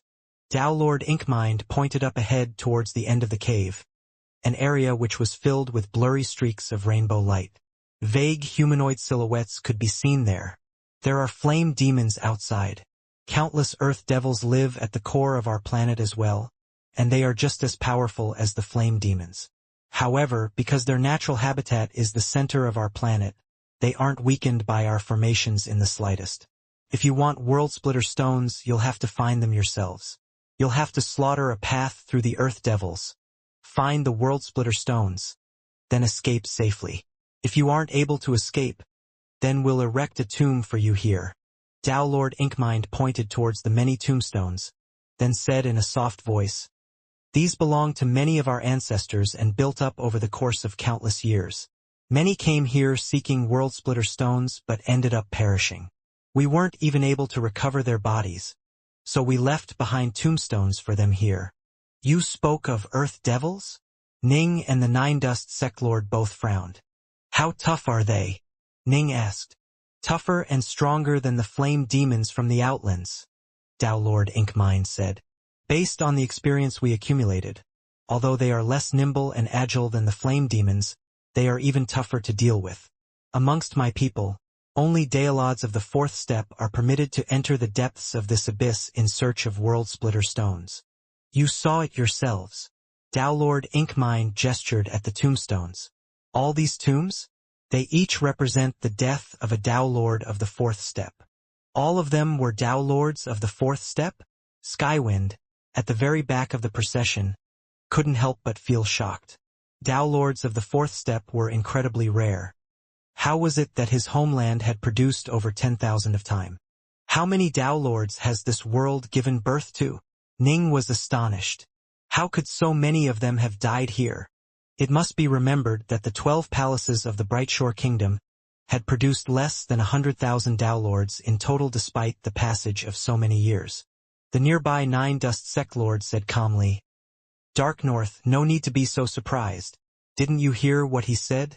Patriarch Vulturas himself completed his Tao merge here. But he was merely the second prophet to descend. Patriarch Vulturas completed his Tao merge countless ages ago, which meant that this planet has existed for far longer than the Ionian race or even the Brightshore Kingdom. Honestly, we don't have that many Tao Lords. In each era, we only see 20 or 30 of them, Tao Lord Inkmine said. The total number is high only because of how long we've been around for. Ning was secretly amazed. The ancient cultivators truly were the most ancient civilization of them all. The history of this ancestral site ran farther back than the history of the entire Brightshore Kingdom. In the end, this planet of ours is too small. The various generations of Tao Lords all dream of visiting the outside world, and so they've all delved into the underground to seek the world-splitter stones. When each finds one, that person is able to leave this world and visit the vaster world outside. Tao Lord Inkmine said softly, Even though the underground is dangerous and many have perished, successive generations of Tao Lords have continued on their quest. Ning and the Nine Dust Sect Lord both nodded slightly. All Tao Lords had incredibly determined Tao hearts. This was true even for vile and demonic figures. If they wished to leave this place, no level of danger could stop them. It must be understood that in the endless territories, the Verge-level Tao Lords would often venture into the Terror Starsea. Tao Lord Solsky had entered the incredibly dangerous Waveshift world, which had been left behind by Eternal Emperor Waveshift, the #1 expert of the Tao of Numerancy. You could imagine how deadly it was. Given how much time has passed, although it might be difficult for this world of yours to give birth to an Eternal Emperor, I imagine it must have given birth to many Tao Lords of incredible power. I imagine some of them must have been able to acquire world-splitter stones. Why didn't they take out more? That way, there would be no need for the others to die. Yes, we have indeed given birth to a number of incredible Tao Lords, Tao Lord Inkmine said coldly. However, the Outlands are filled with endless flame demons and many other unknown creatures. If you don't have the courage to venture underground to find world-splitter stones for yourself, what right do you have to go to the Outlands? This is a tradition of my homeland. If you wish to leave, you must find a world-splitter stone for yourself first. Only then can you leave, Tao Lord Inkmine said calmly. Over the course of so many years, more than 10,000 Tao Lords have successfully acquired world-splitter stones and left for the Outlands. The Nine Dust Sect Lord suddenly said, Have any of the Tao Lords who left ever been able to return? Tao Lord Inkmine shook his head. None. Ning and the Nine Dust Sect Lord felt stunned. Not a single one out of all those Tao Lords returned? Perhaps they were unable to find a way to contact us after they reached the vaster world outside, Tao Lord Inkmine said. Ning and the others nodded. This was indeed quite possible.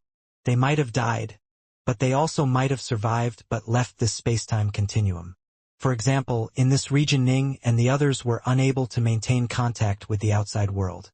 Those who successfully left this region and entered the endless territories would probably also be unable to maintain contact with the sacred grounds here. Even though the Outlands might hold great danger, our Tao Lords have always wanted to give it a try, All of us are filled with curiosity towards the Outlands, Tao Lord Inkmine said. Even if they aren't able to come back, it doesn't really matter. The Nine Dust Sect Lord pointed towards the rainbow-lit region at the end of the cavern. So if we want World Splitter stones, we should just charge straight inside? No, Tao Lord Inkmind shook his head as he stared at the rainbow region and the humanoid silhouettes within it. I imagine you can see those earth devils yourself. Even from here, I can see more than 3,000 of them. Based on the accumulated experiences of our Tao Lords, the earth devils like to drift about. Sometimes, the number of earth devils in a region will be lower than usual. If you can see less than 500 from this position, that means they are now fairly dispersed. But of course, even then you'll definitely encounter more than 500 when you venture forth, as I'm merely talking about the ones visible from here. If you can see less than 100, things will be even safer, Tao Lord Inkmine said. 100? And usually how long does that take? The Nine Dust Sect Lord was rather impatient. Generally speaking, this will happen once per chaos cycle, Tao Lord Inkmine said. That's far too long. The Nine Dust Sect Lord shook his head. Lower than 500? Roughly once every million years, Tao Lord Inkmine said. Still too long. The Nine Dust Sect Lord truly wanted to charge in right away. If you only want to wait for lower than 1,000, 10,000 years should be enough, Tao Lord Inkmine said. But 1,000? That'll be extremely dangerous. Only the most powerful of Tao Lords would have a chance of success. The Nine Dust Sect Lord turned to look at Ning. 10,000 years. That's doable.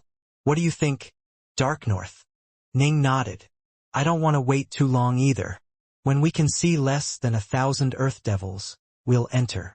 Ning had only been training for a short period of time, while the Nine Dust Sect Lord was filled with eagerness towards the legacy of the ancient cultivators. As a result, neither wished to tarry here too long. They had spent months surviving in the Outlands. They were quite confident in their abilities to acquire the World Splitter stones. The sacred grounds will send people to keep an eye on this place, Tao Lord Inkmine said with a smile. You can come with me to visit the underground palace, or you can wander around our planet and explore it a bit. No need. The Nine Dust Sect Lord said calmly. I'll wait right here. Yes, there's no need to trouble anyone. The two of us can simply wait here, Jining agreed. He then looked at the nearby Skywind. Skywind, you can go out and engage in some exploration and adventuring. If you have any questions regarding the Tao of the Sword, you may come speak to me about them. After I acquire the World Splitter stone, I'll leave this planet. By then, you'll have to rely on yourself. Skywind said respectfully, Yes, Master. In truth, in the last few days since you transmitted the Tao of the Sword to me, I've gained many insights and am prepared to enter the world level already. Skywind. The nearby Tao Lord Inkmine smiled. The sacred grounds have quite a few world-level cultivators. They are the disciples and servants of the various Tao Lords here. After you make your breakthrough, you can spar with them. You can also go and study from the various sword Taos which the successive generations of our Tao Lords have left behind. Understood. Skywind revealed an excited look. The nearby Ning nodded in approval. Disciple, this is a wonderful opportunity for you. Don't let it slip past you. Ning and the Nine Dust Sect Lord spent the rest of their time quietly meditating underground, waiting for the right moment. The Nine Dust Sect Lord simply sat on the ground, while Ning used his temporal acceleration cottage. The Sect Lord was at a bottleneck and needed an epiphany to break through. Ning, in contrast, had just recently become a Tao Lord of the second step. He needed to seize every moment. That very year, Skywind broke through to become a world-level cultivator. In the past, he had never had a good teacher. He had relied completely on his own natural talents to cultivate himself. Things were different, now that he had Ning's guidance. Ning was a perfect teacher for him, with the 5 sword arts Ning having transmitted being perfect guides as to 5 different directions the Tao of the Sword could be developed towards. Every 10 years or so, he would come and ask Ning a question. He would also often leave the underground region to go to the sacred grounds and spar against the other world-level cultivators there. He's improving at a terrifying rate. Who the hell is this kid? I've never seen him here before. His name is Skywind. I hear that he's the disciple of one of the prophets. A prophet? No wonder he's this impressive. I heard that all prophets are incredibly strong. His sword Dao is simply incredible. I've never seen any world-level cultivator improve this quickly. Thanks to Ning's temporal acceleration treasure, Skywind truly did improve remarkably fast. 3,000 years later, he had become a masterclass world god. But of course, he had actually spent nearly 300,000 accelerated years within the space-time treasure. No wonder the prophet took a liking to him. The Grand Elder's avatar stared at Skywind from afar as the latter sparred with another opponent. The avatar nodded. His talent for sword arts truly is impressive. Inkmind, on my orders all of the sword Dao legacies within the sacred grounds are to be made available to him. Ah! Be but Grand Elder. Dao Lord Inkmind was rather startled. Skywind is a member of our race, the Grand Elder said with a smile. And so, Skywind began to gain access to some peerless sword arts legacies. Master, your disciple has some questions to ask. Every 10 years, Skywind would come and ask Ning some questions. Each time, Ning would guide him through his queries and even personally spar with him to help him out. Strictly speaking, Ning had spent far more time with Skywind than his other two disciples, Blue Cliff Xiaoyu and Green Bamboo. Although Ning's primal twin and Xiaoyu often met in the three realms, Xiaoyu was different from Ning. She wasn't the type of person who was completely enthralled by cultivation. In contrast, Green Bamboo and Skywind were true cultivators. Master, your disciple has studied many of the sword arts of the sacred grounds. Each time, you were able to easily point out the various flaws within them. Skywind was puzzled. Should I stop learning these sword arts? The 5 sword arts I taught you represent 5 different avenues for developing the Tao of the sword. All the sword arts in the universe are unable to escape the reach of these 5 avenues. Ning chuckled. The more you study, the more it will benefit your mastery over my 5 sword arts. Ah! Skywind was enlightened. In truth, the more sword arts he studied, the more amazed he was by his master. Over the course of countless chaos cycles, the sacred grounds had produced quite a few Tao lords of the Tao of the sword. However, whenever he compared their sword arts to his master's sword arts, especially his master's Omega Sword Tao sword intent, he always felt that they were much inferior. Skywind was beginning to understand just how terrifyingly powerful his master truly was. The sacred grounds had built up an enormous collection of sword arts, yet not a single one of them appeared to be a match for his master's. You have spent 5,000 years under my tutelage, and your sword arts are comparable to that of supreme world gods. Further instruction will be of limited use to you. What you should do is go meditate and find a Tao which suits you the most. A Tao which you shall use to become a Samsara Tao Lord, Ning said. You can leave now. Go. Explore. Adventure. Here in the sacred grounds, you'll never have a chance to truly temper yourself. Understood, Skywind said respectfully. He left the underground world, returning to the beautiful world outside. He resolved the enmities and feuds he had, then went out to adventure through the world. Skywind slowly began to grow and mature. After 2,000 years of adventuring, he possessed the power of a transcendent world god, even though he didn't have any particularly powerful treasures. By now, he was ready to break through to become a Samsara Tao Lord whenever he wished. However, he did not break through because he kept on having the feeling that the Taos he had developed were not what he was truly searching for. His master's 5 sword arts all surpassed everything he was able to come up with. As for the Omega Sword Tao's sword intent, it was unimaginably superior. And so Skywind continued to search for a Tao he would be satisfied with. The sacred grounds kept a quiet watch on him as well.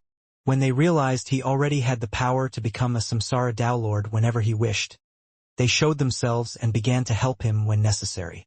Skywind's status in the sacred grounds quickly skyrocketed, and he was viewed as Samsara Tao Lords were. That's Skywind. That's World God Skywind. He's already come back. When Skywind returned to the sacred grounds, he attracted the attention of many of the elder gods, ancestral immortals, and world-level cultivators here. The news that he was capable of becoming a samsara downlord whenever he wished had long ago been leaked to everyone. This was to ensure that no one would grumble or complain about the special status he had within the sacred grounds. In this planet, the sacred grounds held an overwhelming level of power over the rest of the world. There was no fear that anyone might attempt to harm him out of jealousy. Master, World God Skywind is nothing more than a world god. Why is everyone so excited? A violet-robed woman quietly asked her master. This woman was Violet Lotus. Fairy Violet Lotus was an extremely capable woman, and she was capable of doing anything to achieve her goals. After she learned of the existence of the sacred grounds, she came up with a way to become a member of a Samsara Daylord school. Later on, she managed to acquire one of just 10 slots for cultivators to be sent into the sacred grounds and become one of them. She had never expected that Skywind had already become a world god. Ah, disciple, you don't know this yet, but Skywind is no ordinary world god. The sacred grounds have many world gods, but Skywind is the disciple of a prophet. He is also incredibly powerful, and he has reached such heights in the Tao of the Sword that he can become a Samsara Downlord whenever he chooses. Her master's eyes glowed with excitement. Do you know? The speed at which he became a world god and reached such heights of power is only equaled by some of the most legendary Downlords in the history of the sacred grounds. Given his current level of insight and the fact that he still refuses to make a breakthrough, he clearly wishes to develop an even more powerful Tao for himself and become an absolutely dominating Downlord. I'd be more than willing to become the retainer to a figure like him. Fairy Violet Lotus was speechless. A complex look appeared on her face as she stared at the distant Skywind. In truth, Skywind had seen her as well, but he had only given her a glance and then departed. Skywind. Fairy Violet Lotus watched silently as he left. Although she had repeatedly caused trouble for him and had actually tortured him, she also felt certain strange, mixed emotions towards him. If it wasn't for that, she would have killed him long ago when he was very weak. The reason why she had tortured him but not killed him was due to the contradictory feelings she had in her heart. He just glanced at me, then ignored me? I wouldn't have cared if he came over to take revenge on me and kill me. But he didn't even glance a second time at me. Fairy Violet Lotus continued to stare silently, her fingernails digging deep into her palms.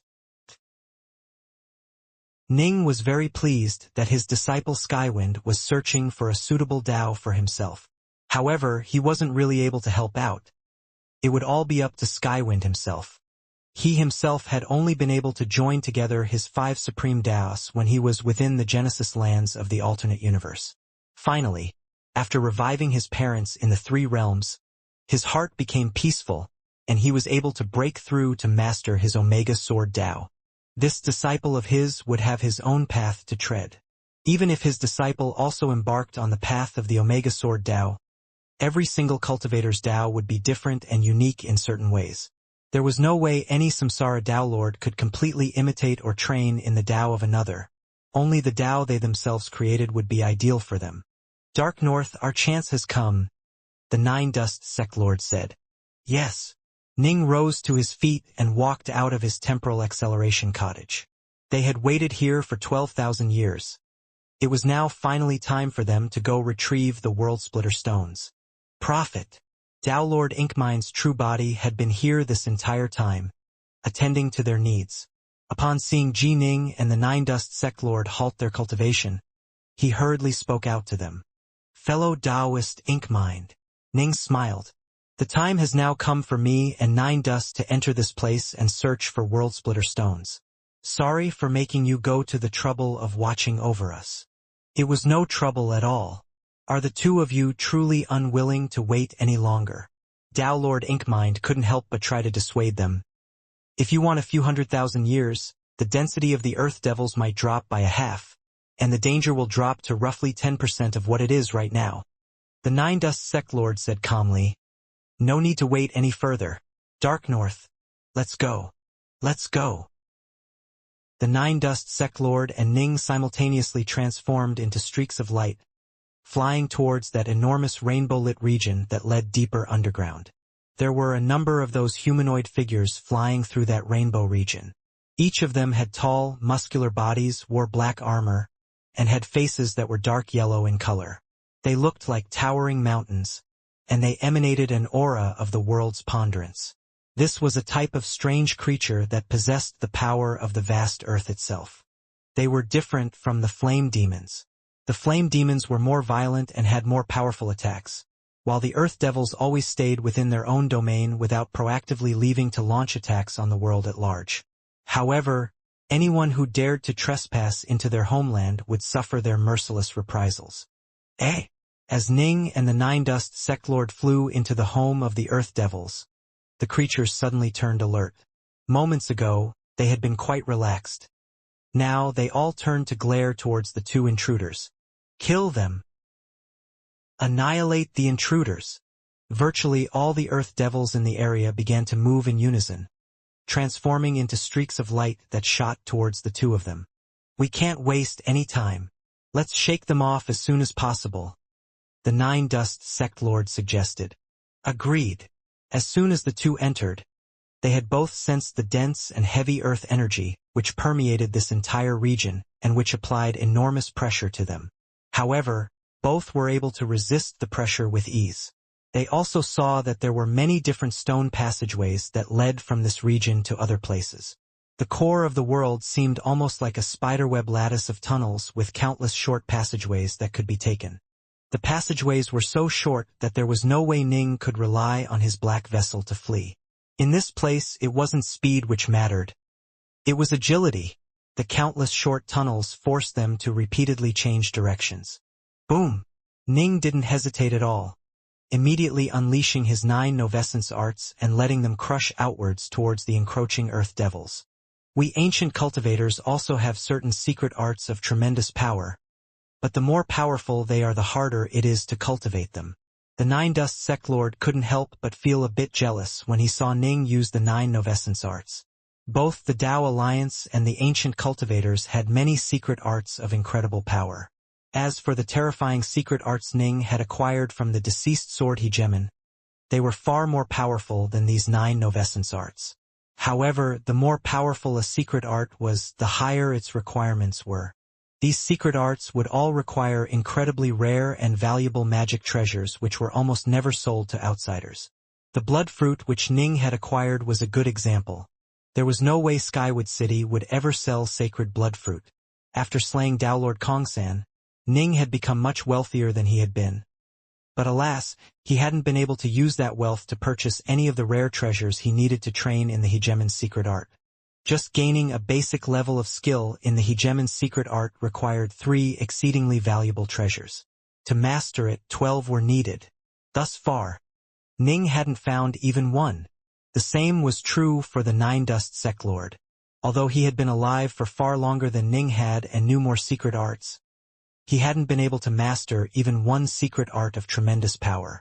In truth, Tao Lord Algod's 9 novescence arts didn't rely that much on rare treasures. Tao Lightning and Tao Water were fairly weak and cheap. The true ingenuity of the 9 arts lay in the way Tao Lord Algod had mixed them together in an alchemical fashion, allowing him to perfectly control the novescence thunder and the novescence water. This was a type of secret art which possessed tremendous power while having fairly low material requirements, but actually training in it was incredibly difficult. Not only did it require one to be fairly proficient in those 9 different types of Tao, it also required you to have reached the Grandmaster level in alchemy. Break!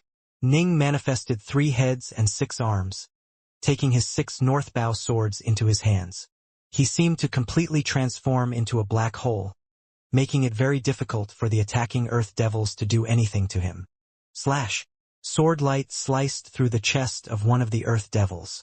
Moments later, the earth devil's body suddenly exploded with a giant boom.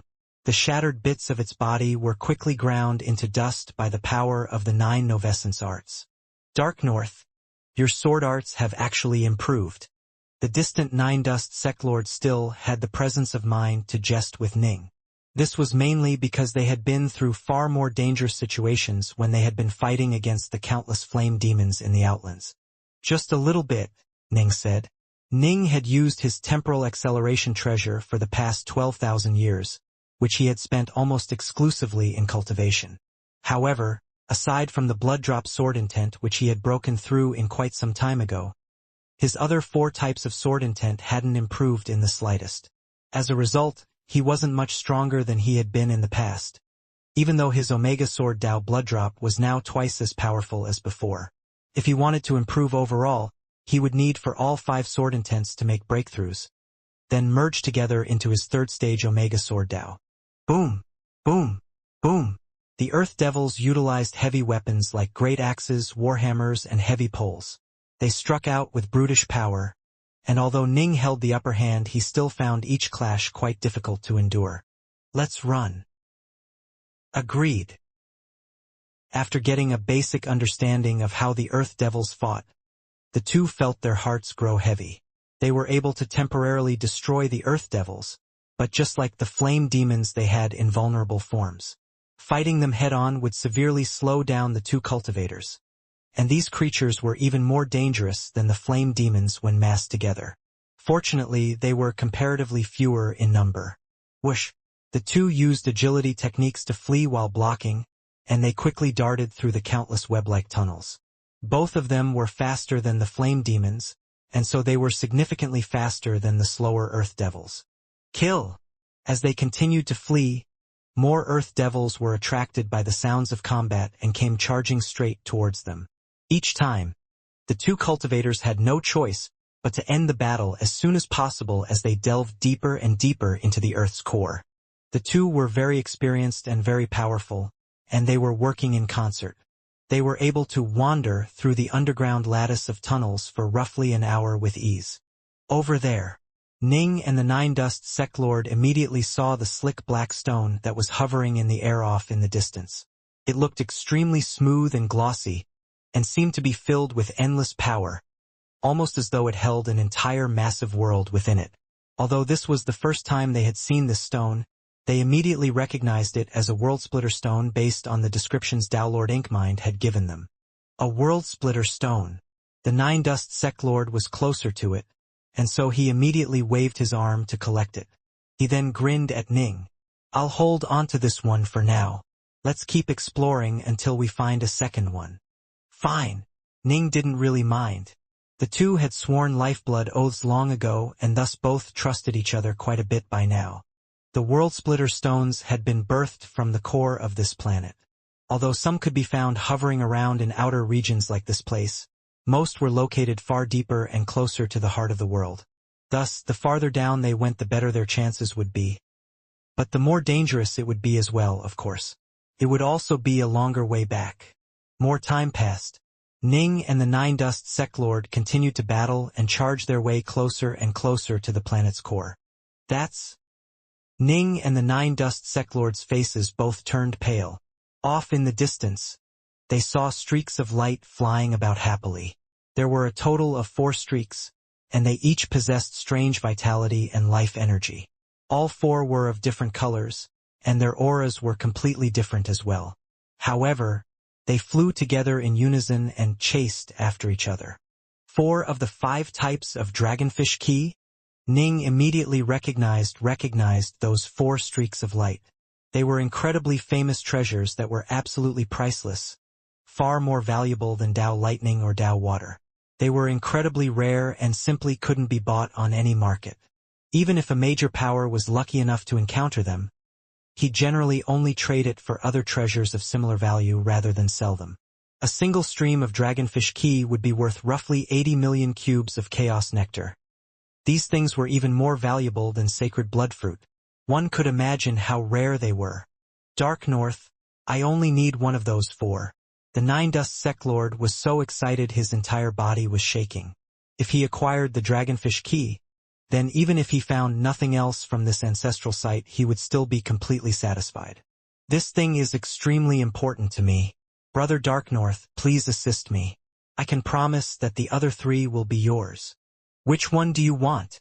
Ji Ning asked. The water attribute dragonfish key. The Nine-Dust Sect Lord looked at Ning. Although the 2 were working together, they were equal partners. The Nine Dust Sect Lord didn't have the right to unilaterally choose which treasures he wanted.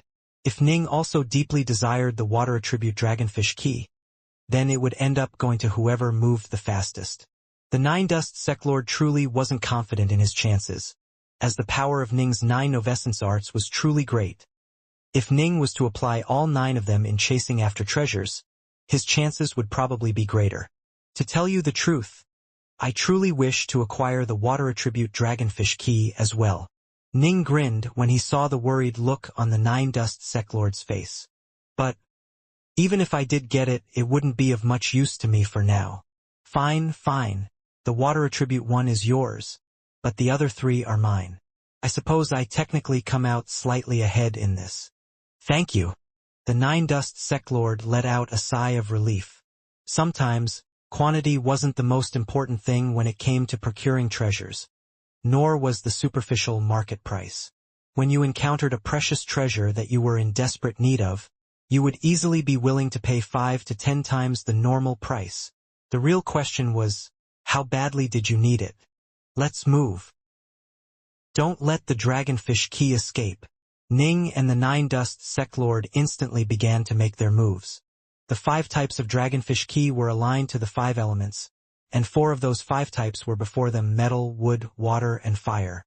Ning's greatest strength lay in his sword Dao, with water and thunder in second position. Thus, Ning really did care more about the water attribute Dragonfish Key. However, even if he acquired it, he would simply store it away for now, because he didn't really need it for training in any secret arts at present. Perhaps in the future he would obtain a secret art which required such a treasure. But Ning's focus was on the deceased sword hegemon's secret art. That was a truly powerful secret art. It was quite unlikely that he'd be able to obtain anything more powerful than it. Soon, the 2 of them fought through more than 10 Earth Devils and acquired the 4 types of Dragonfish Key. Ha ha ha! The Nine Dust Sect Lord roared with laughter. Finally, I'll be able to make yet another breakthrough in my secret art. The water attribute Dragonfish Key. I once offered a bounty of 300 million cubes of chaos nectar for it, but no one was willing to accept it. Dao Lord Curveclaw of the Aberrants actually offered it to me for 1 billion. I was so angry I really wanted to just kill him. Treasures like this can only be hoped for, not counted on. Ning smiled. Thank you, Dark North. Haha, you know, I'm starting to take a liking to you. The Nine Dust Sect Lord laughed merrily. After we leave this ancestral site, if there's anything you need me to do, I'll do it, so long as it isn't anything suicidal. Ning immediately felt much more friendly towards the Nine Dust Sect Lord. Nine Dust was the type of person who would do anything to achieve his goals, but he wasn't truly an evil man. The Nine Dust Sect's evil reputation was primarily due to the evil deeds of the previous Sect Lord. The current Nine Dust Sect Lord was an ancient cultivator and thus rather arrogant and aloof, and he was willing to do anything for the sake of his cultivation. But he would remember even the slightest of kindnesses or debts that he owed. If there's anything you need me to do, I'll do it, so long as it isn't suicidal. This was quite a promise. The term suicidal referred to something like Ning asking him to help Ning kill a hegemon. That would be suicide. But if Ning said to him, "Come, let us venture into the Terror Star Sea," the Nine Dust Sect Lord would fearlessly accompany Ning into it, despite the many dangers involved. As a result of this minor affair, both Ning and the Nine Dust Sect Lord became much more well-disposed towards each other. This often happened when Dao Lords adventured together. The term lifelong friend often came as a result of friendships being forged through shared adversity in life and death situations. Why haven't we been able to find a second World Splitter stone? We've spent another full hour in here. Ning and the Nine Dust Sect Lord continued to go deeper and deeper into the planet, and the countless passageways continuously twisted downwards. Although they had taken many twists and turns, both of them knew exactly where they were. They knew that they were moving closer to the core of the planet. Surprisingly enough, they didn't encounter all that many Earth Devils on the way over. In fact, the closer they were to the core, the fewer in number the devils seemed to become. A World Splitter stone. They saw a levitating World Splitter stone off in the distance. Ning instantly revealed a look of delight. They were now very deep inside the planet, but there were no earth devils nearby. Swoosh! Ning immediately flew over and reached out, grabbing the world splitter stone with his hands. Moments later, he stared in front of him in surprise. The Nine Dust Sect Lord was right behind him, and he also stared in disbelief. Right in front of them was an enormous globe that was pitch black in color which emanated minute ripples of power. Ning, however, would just barely sense that these ripples were so powerful as to cause their hearts to quaver. Them listening to these ripples was like a pair of ants listening to the heartbeat of an enormous dragon. The terror they felt was innate and heartfelt. "This must be the core of the planet," the Nine Dust Sect Lord said softly. "This is the core of this entire world. It gave birth to all the Earth Devils, and also to the World Splitter Stones. And the Dragonfish Key." Ning pointed off into the distance. The Nine Dust Sect Lord followed Ning's gaze, only to see that there were 4 types of infant Dragonfish Key being nurtured upon the outermost surface of the world's core. "Let's go," Ning said softly. "Agreed. This isn't a place for us to do as we please." The Nine Dust Sect Lord didn't have the slightest intention of trying to take away the core. When adventuring, if you wanted to live a long life you had to know your limits. This planet was capable of suppressing the countless flame demons of the Outlands, ensuring that they didn't dare to enter. A ripple from its core alone was enough to inspire fear in their hearts. The power of this planetary core vastly surpassed that of an ordinary eternal emperor. Both of them had the feeling that if they so much as touched the core, they would probably be instantly reduced to dust. Whoosh, whoosh, they quickly departed. On the way back, they encountered a number of Earth Devils but were able to quickly shake them off.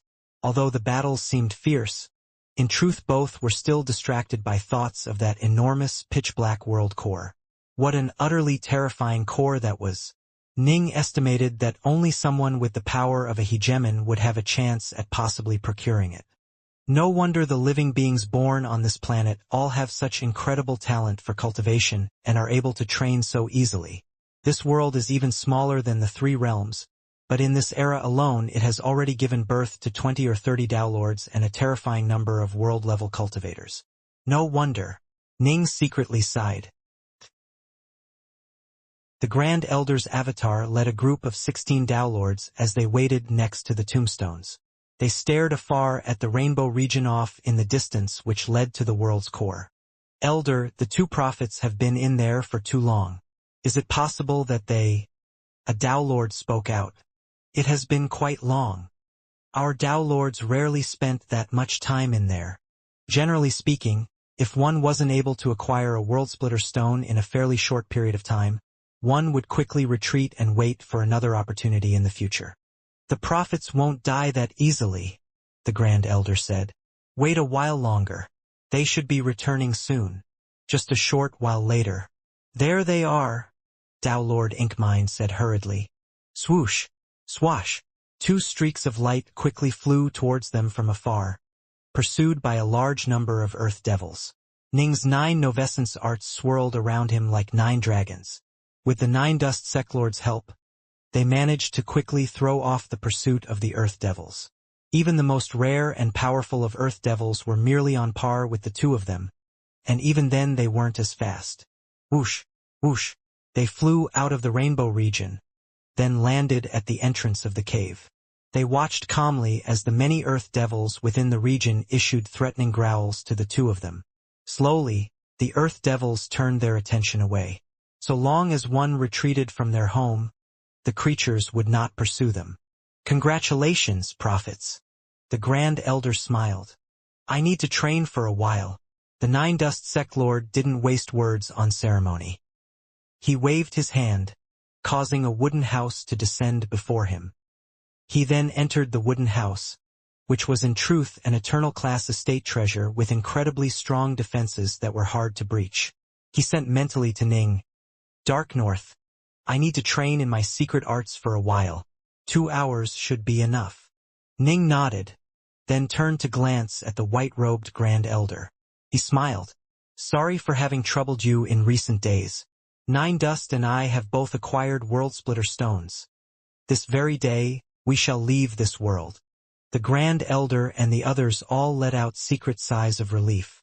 It was best if the two left.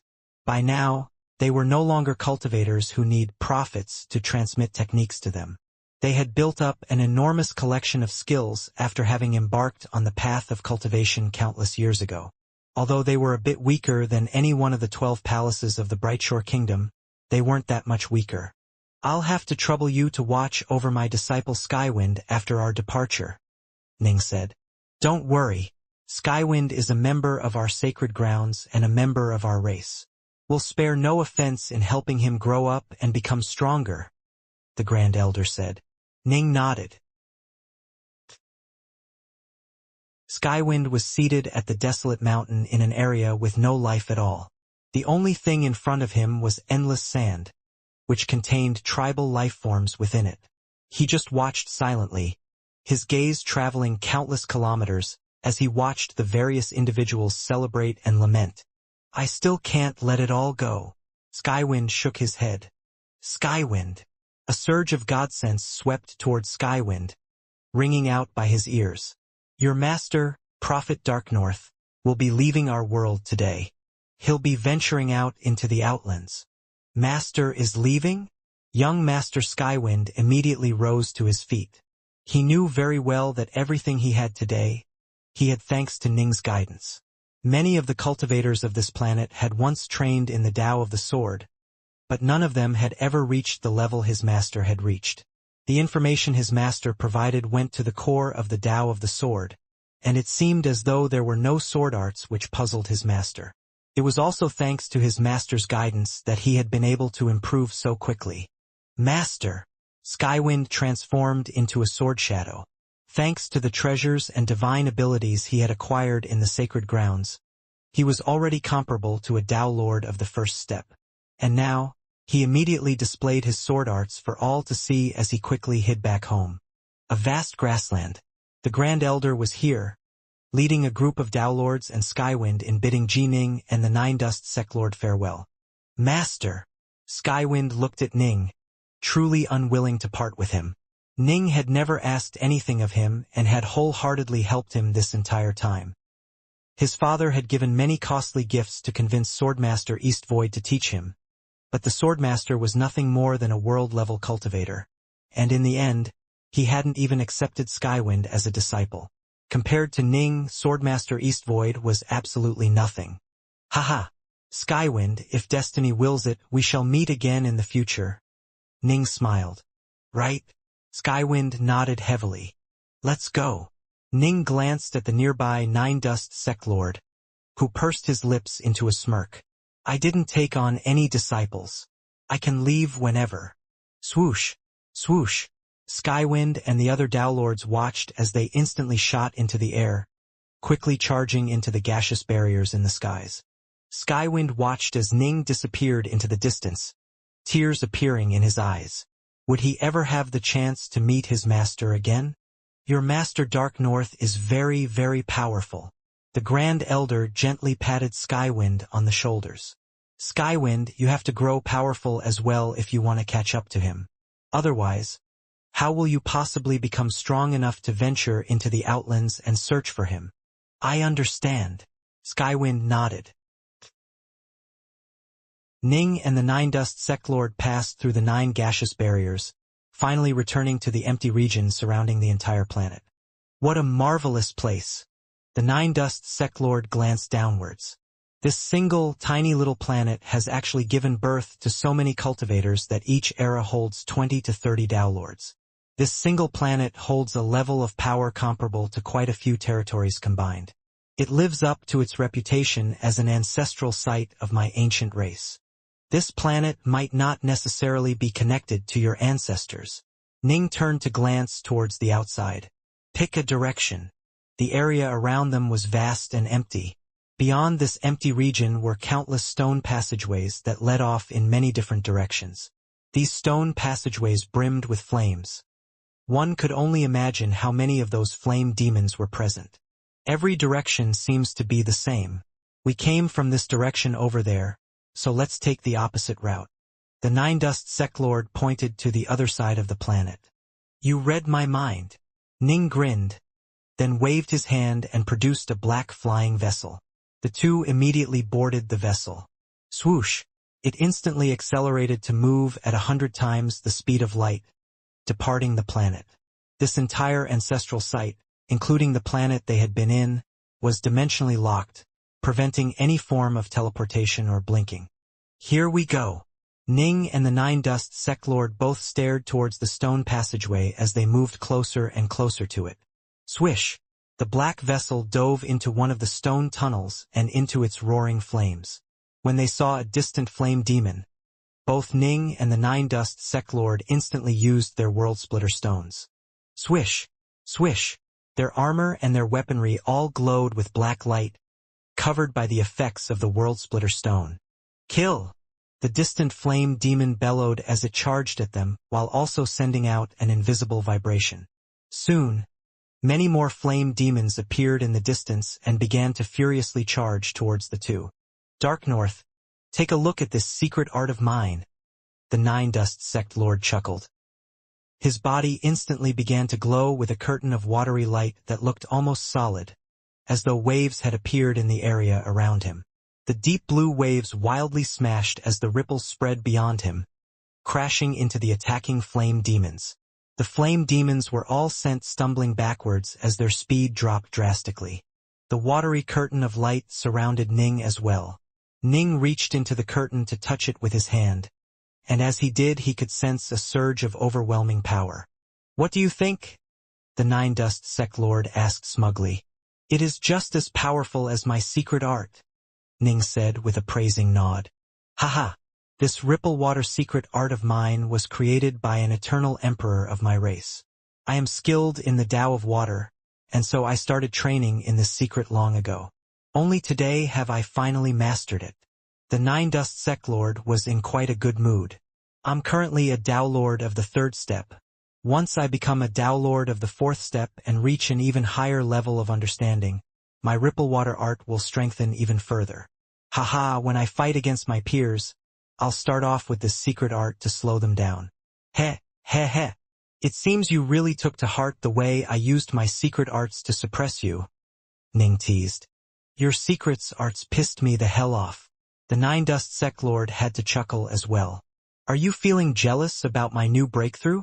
Haha, even if I have to go back to the Endless Territories right now I would feel no regrets." As they chatted, more and more of the slowed-down flame demons began to gather around them and attack them. In the past, they would never have dared to let the flame demons congregate in such large matters. Now that they had World Splitter stones, they wanted to test the stones out for themselves, and so they didn't mind. Even if they faced more than 100 flame demons, they wouldn't find it too hard to escape even if they didn't have a World Splitter stone. Die!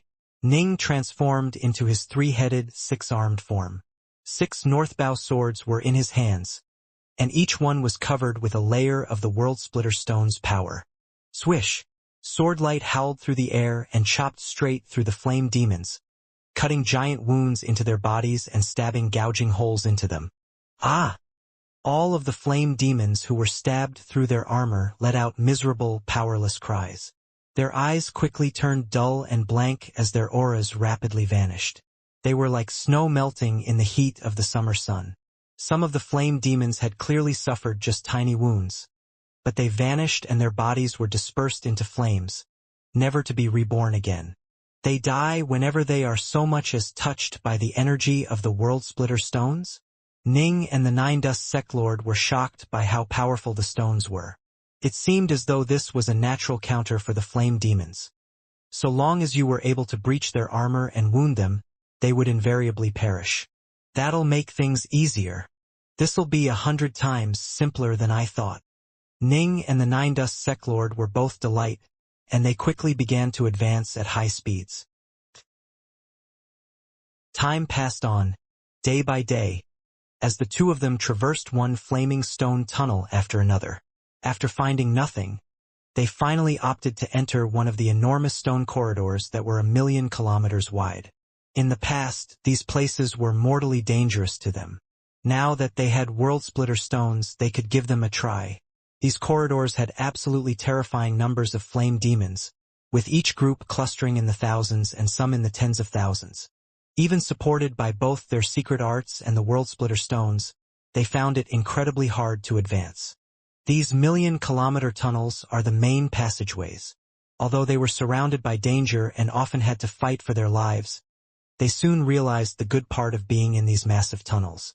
The smaller tunnels turned and twisted like spiderwebs, making it difficult to progress in any one direction. These main passageways, however, were all linked together in straight fashion, making it so that they didn't have to twist and turn when trying to advance in a certain direction. Careful! Boom! Ning helped the Nine-Dust Sectlord block a chop but was sent flying as a result. As for the Nine-Dust Sectlord, he took out a Dao Seal. Bang! A wild wind suddenly erupted, blowing back countless flame demons who found that they were completely unable to control their bodies. Let's move! Ning and the Nine-Dust Sectlord hurriedly fled aboard their black vessel in a rather bedraggled fashion. Although the world-splitter stones were banes to the flame demons, they had been surrounded and attacked by over 100,000 of the creatures, forcing both of them to go all out and use some of their special treasures. Bang! The flying vessel shot out of the enormous stone passageway. An empty region. Another empty region. Both Ning and the Nine-Dust Sectlord were overjoyed. Although they had merely spent 12 hours in the super-wide passageways, they had nearly died on 3 occasions. Each time, they had only survived thanks to their Dao Seals. Ning had used one of the Dao Seals left behind by Dao Lord Kongsan, while Nine-Dust had used up 2 seals of similar power. This was primarily because Nine-Dust's protective abilities weren't as formidable as Ning's suit of hegemon armor. We've finally reached an empty region again. The two stood on the prow of the black vessel and stared off into the distance as the charging flame demons behind them began to slow down, almost as though they were afraid of something up ahead. Up ahead was a stream of rainbow light that snaked through an empty region that was over 100 billion kilometers in size. At the very center of this region was the silhouette of a planet. Same as before? Ning and the Nine-Dust Sectlord exchanged a glance. When they had been in Skywind's homeland, they had seen something quite similar, a planet hidden within a massive empty voice. Swoosh! They sent the vessel flying closer. The stream of light filled much of the void and thus covered the planet, making it hard for them to get a close look at it.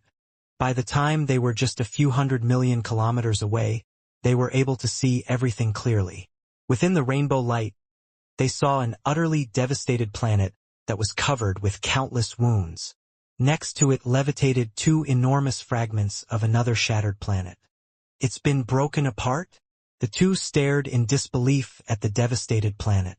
The shattered planet still emanated an aura of exalted might, but it would never be able to pose a threat to anyone ever again. How could it have been shattered? The Nine-Dust Sectlord was in disbelief. Not even an eternal emperor could have destroyed something like that. Only a hegemon would have been able to do it. Could a hegemon have come here and destroyed this planet? Let's land on the surface and take a look, Jining said. All right, maybe there are some leftover treasures. The Nine-Dust Sectlord agreed. Both of them were very curious. What type of power could have shattered such a planet? It must be understood that First Planet had a similar aura of power and had 20 to 3rd Dao Lords at any given point in time, as well as a terrifying number of Earth Devils. There was no way such a powerful planet could be destroyed on a whim. Swoosh, swoosh, the two quickly flew closer to the planet. Careful. Let's halt here. The two of them simultaneously noticed the danger up ahead and issued warnings to each other as they halted. The rainbow light. Ning and the Nine-Dust Sectlord both stared at the rainbow light before them. The rainbow light spanned an area of 100 billion kilometers, including the planet. It actually is the remaining presence and aura of someone else. How terrifying! Ning felt stunned. They hadn't noticed anything from far away, but upon moving closer they were able to sense and be shocked by the highly withdrawn and reserved aura of the rainbow light. That's not light at all. Those are waves of energy. After taking a careful look, Ning realized that this was a stream of diffused energy waves that would never, ever dissipate. Some inconceivably powerful figure must have struck through space and smashed the planet apart, causing it to shatter and crumble. The remnants of the power left behind by that strike have taken the form of this rainbow light and been here ever since. The Nine Dust Sect Lord took a careful look, then pointed towards a certain part of the rainbow light. The rainbow light is denser over there. Most likely, that major power must have launched his attack from that direction. Ning nodded in agreement. This was indeed a killing blow from a major power, and it had the scent of eternity about it. The major power in question was very possibly a hegemon or close to it, the Nine Dust Sect Lord said. However, given how much time has passed, there shouldn't be much power left in the remnants of his strike. Let me try it out first. As he spoke, he stretched out his right arm, which extended more than 1,000 kilometers and passed through the rainbow light. Crackle, crackle, crackle. The remnant energy within the rainbow light instantly began to crush down towards the Nine Dust Sect Lord's arm. This caused his face to tighten slightly. How'd it go? Ning asked. Not too bad. It's just a bit of leftover power after all. I feel like it is merely on par with our secret arts, the Nine Dust Sect Lord said. The two of us can take it. Ning let out a sigh of relief, then said with amazement, the remnant power of a single strike that was launched countless eons ago is still on par with our secret arts. What power is this? Let's go take a look at the planet. Although it's been shattered, we might still find something nice here, the Nine Dust Sect Lord said with a smile. Let's go. Both Ning and the Nine Dust Sect Lord flew carefully into the rainbow light. The energy within the rainbow light was folded in layers and contained hidden undercurrents to it. Ning activated his 9 Novescence arts and used them to form the Yin-Yang sword domain to protect them, while the Nine Dust Sect Lord used his own Ripplewater secret art. Together, the two managed to just barely resist the suppressive might of the rainbow light. These two shattered halves are both enormous, the Nine Dust Sect Lord said with a sigh. One of the two halves was 800 million kilometers long, while the second half was over 500 million kilometers long. Ning and the Nine Dust Sect Lord landed upon the tattered planet. It was in absolutely dire shape, with no living creatures on it at all. Nor did it have any flame demons or earth devils or other strange creatures. How desolate. Let's go underground and take a look at the core. The planet where Skywind lived had a core that could give birth to world-splitter stones, dragonfish key, and other similar items. The two were naturally quite interested in the core of this planet as well. Swoosh, swoosh. Given that the entire planet had essentially been smashed into two giant pieces, one could imagine what bad shape it was in. As a result, the two were able to fly directly into the core of the planet. The planet's core is shattered as well. There's nothing here capable of giving birth to new treasures, Ning said. He swept the area with his gaze, unable to discover any treasures akin to world-splitter stones or dragonfish key. Dark North, this time you are wrong.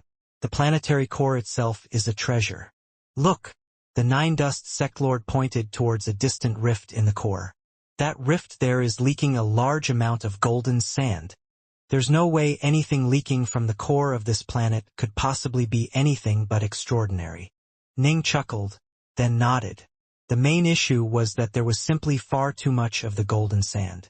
The entire core was cracked, resulting in much of that golden sand having spilled outside of it. The region of spilled quicksand filled an area of over 100 million kilometers. I still can't tell what this golden quicksand is. The Nine Dust Sect Lord made a grabbing motion towards a handful of quicksand on the ground. Moments later, his face turned pale. He tugged viciously, causing all of the golden sand within the 100 million kilometer region to tremble slightly. But alas, he wasn't able to pull it to him. Nine Dust, you can't even pick up a handful of this sand? Ning was startled by what he saw. He then chuckled teasingly, as he himself was beginning to realize how special and unusual the golden sand was. Why don't you test it out yourself? The Nine Dust Sect Lord gave Ning a hard look. Ning reached out as well. It was quite easy for him to insert his fingers into the sand, but when he tried to pull out a handful of it, he felt as though the sand was part of a complete whole. Boom! Although Ning used all the power he had, he was only able to cause the sand in the area to slightly tremble. He wasn't able to pull any out at all. Can't do it either, right? The Nine Dust Sect Lord smirked. It reminds me of the stone passageways, Ning said. When we tried to hack the stones apart, we felt a counterforce emanate from the entire passageway. Right? The Nine Dust Sect Lord nodded. When we try to grab a handful of the sand, all of the sand in this entire area is fighting back against us. The Nine Dust Sect Lord suddenly reached out once more. Let me try a single grain of sand. These grains of sand were roughly the size of a fingernail, much larger than ordinary sand. The Nine Dust Sect Lord let out a grunt as he pulled with all his strength. Boom! He managed to pull a single grain of sand into his hands. Now let me try too. Both the Nine Dust Sect Lord and Ning were analyzing the sand of the planet's core with interest. Since this sand had filled the entire core, it had to be the core's primarily element. When undamaged, the planet's core should have possessed enough power to wipe out the two of them with just the slightest of shockwaves. It was almost unbelievable that they managed to find a core of such power that was completely defenseless. There was no way the two would just pass such an opportunity up. After a period of time, they verified that the more sand they tried to pull out at once, the stronger the resisting power from the rest of the sand would be. The difficulty level would quickly skyrocket. If we slowly pick this stuff up one grain at a time, it'll take us forever. Let me see if I can perhaps hack it apart with my sword. Ning pulled out a northbow sword. Yes, if you can hack it apart into smaller pieces, it'll be much easier. The Nine Dust Sect Lord stood back to watch. Chop! Ning manifested 3 heads, 6 arms, and gripped a single northbow sword with all 6 arms, then unleashed his most powerful attack. Omega Sword Dao, Heavenbreaker. Boom! The sword slammed into the defenseless sand, but when it moved deeper and sought to sever a piece of it, an invisible source of power suddenly arose to stop it. The power of Ning's sword seemed to have sunk into a quagmire, having been completely absorbed by the endless sand and causing just a few vibrations. Won't work. Ning shook his head. I can't cut it apart. I'm not even close to being strong enough. Master! Master! Hey, Master! One clear, childlike voice rang out after another as 6 adorable children appeared. All of them stared wide-eyed at Ning. Why have the 6 of you come out? Ning chuckled. These 6 were the sword spirits of the 6 Northbow swords. They were lifeblood weapons, and so they were connected to Ning's spirit and essence. Ning almost viewed himself as their father. Master, the golden sand. The first Northbow sword, Boss Northbow, hurriedly pointed to the flows of golden sand. That golden sand is very important to us. We can sense it. Can you give it to us? Very important to you? Ning immediately understood. Lifeblood weapons needed to grow, but ordinary materials would be of no use to them. Clearly, the golden sand had attracted their interest. Yes. The 6 children nodded simultaneously. The nearby Nine Dust Sect Lord watched with amusement. You actually have 6 of those lifeblood swords? Not bad. Dark North. Ning couldn't be bothered to banter with him for now. He said to the 6 children. But there's no way for me to harvest or mine the golden sand. No need. Master. Just insert us into it. Yes, insert us into it. Let us absorb it into us. All 6 of the children continued to stare at Ning. Ning was delighted when he heard this. He waved his hand, causing all 6 black swords to fly out from the sheath on his back and into the sea of flowing sand. Swish, swish, swish, swish, swish, swish. They all plunged deep into the sand. Ha ha! Here we go. Oh, this is lovely. The 6 children let out excited cries as they flew back into their respective swords. The 6 Northbow swords began to glow with a layer of golden light as the sand around them began to lose its luster, quickly changing to become a grayish-white color before then completely disappearing without a trace. In the future, if you encounter anything you like, you can just let me know. Ning sent mentally to his 6 sword spiritus. We don't know what we like either. We can only sense something we want from a close distance. Right? Master, if you find anything powerful in the future, give it a few whacks with us first and we'll get a good sense of it. the 6 sword spirits replied in chorus. Ning laughed, a smile on his face, as he watched the 6 northbow swords furiously devour the essence of the golden sands around them. A large amount of golden sand was being rapidly converted into white dust and then vanish. In the twinkling of an eye, more than half the golden sand in a 30-meter area had completely vanished. The nearby Nine-Dust Seclord was rather jealous when he saw this. He hurriedly lifted up his longstaff, then plunged it into the golden sand. Ugh! The Nine-Dust Seclord shook his head, putting away his longstaff. He glanced at Ning. Congratulations, Dark North. It seems your lifeblood weapons are able to absorb the golden sand quite rapidly. Why is it that my own lifeblood weapon can make no use of it? I guess they aren't a good fit for each other. Ning laughed. The endless territories were filled with countless marvelous curios, but only a few of them would be suitable for each person. Ning's 6 northbow swords had been personally forged to perfection by Emperor Gonflame, as perfection was needed in order to match Ning's own Dao. They were already nigh flawless and thus very picky. Thus far, they had shown no interest in anything Ning had encountered. Whoosh! Entire swathes of golden dust turned white and then vanished. This golden sand can be considered a type of treasure. Actually harvesting it, however, is a pain. The Nine-Dust Seclord laboriously gathered the golden sand to himself, 2 grains at a time. After more than 2 hours, he had only managed to gather roughly a washing basin's worth of sand. By the time he turned to look at Ning, he realized that virtually all of the golden sand around them had been sucked away. He could do nothing but shake his head and sigh. Compared to how fast your lifeblood weapons are harvesting these things, I'm moving at a snail's pace. Well, I'll keep harvesting. In the future I'll ask and find out what type of treasure this is. Ning smiled as he watched, his mood excellent. He could sense that his 6 northbow swords were slowly growing in power as they themselves began to transform and evolve. They had originally been black in color, but now they were starting to be tinged with gold, almost as though their abyssal darkness was now brimming with faint golden light. They were beginning to look like dark gold. For hours, 12 hours, 1 day, 2 days, 1 month, 2 months, the 6 northbow swords remained plunged into the golden sands that had leaked out of the shattered planet, furiously sucking away at the sand's essence. Not only were they changing in color, they were even changing in shape. They were now even slimmer than before, but their tips and edges were much sharper. Just looking at them, one could sense a terrifying aura of power from them. Ning and the Nine-Dust Seclord had been fairly relaxed at first, but as time passed both of them grew increasingly astonished. As the northbow swords had continuously drawn in more of the golden sands and evolved, the rate at which they drew in the sand began to dramatically increase as well. Rumble. The entire sea of golden sand was rumbling and rolling about, because the golden sands at its deepest depths were being continuously wiped out. As a result, waves were sweeping through the sea unceasingly, and flowing towards the 6 northbow swords that had been inserted into the heart of the shattered planet's core.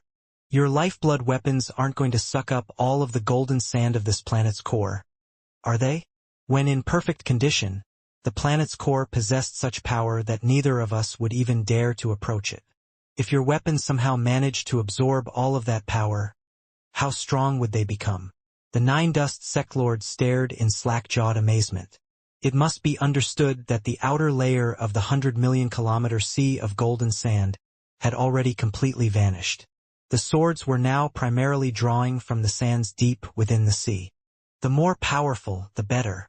Ning smiled. This is an ancestral site of you ancient cultivators. I imagine there won't be any legacies for me here. I need to get what I can out of this place. The northbow swords had completely transformed by now. They were now extremely thin, completely golden in color, and glowed with a layer of light. If other cultivators saw these new northbow swords, they never would have believed that they were the same swords as Ning had been wielding just a short while ago. Ning continued to watch eagerly. The planet's core was truly an incalculably valuable treasure. Most likely, its value was comparable to that mountain of dark space flamestone in the alternate universe. His swords had already absorbed so much of that precious golden sand that they had undergone a fundamental transformation. Boom, boom, boom. A series of booms rang out, followed by the 6 northbow swords flying into the skies and towards Ning. Master, I'm full. I can't eat another bite. I feel wonderfully stuffed. The 6 children appeared once more on the blades of the northbow swords, incredibly excited.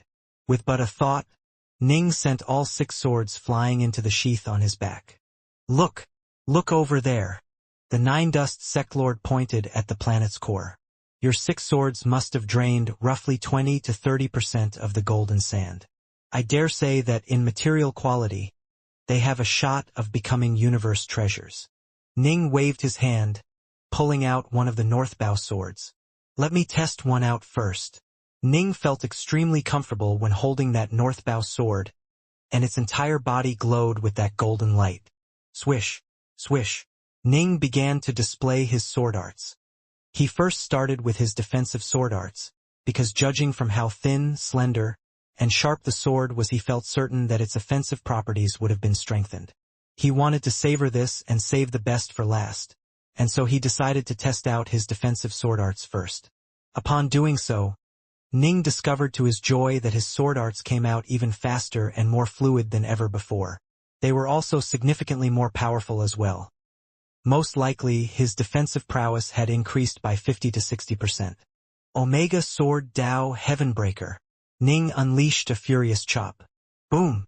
A stream of sword light visible to the naked eye flew out from the tip of the sword, slamming down through the rainbow light for several kilometers before finally dissipating. It's merely twice as strong as before. Ning shook his head slightly. This would be of limited use to him. Omega Sword Dao, Shadowless. Next, Ning chose to test out the Shadowless stance. This instantly caused a look of joy to appear on Ning's face, as the new northbow sword was perfect for the Shadowless stance. It was now faster, sharper, more ethereal, and more unpredictable. This one is 4 times stronger than before, Ning estimated. Omega Sword Dao Blood Drop. Ning struck out with a seemingly casual stab, but in the final instant of the strike the sword light twisted slightly. It destroyed the local power of the Dao aura unleashed by the prime essences of the universe, forming a true void.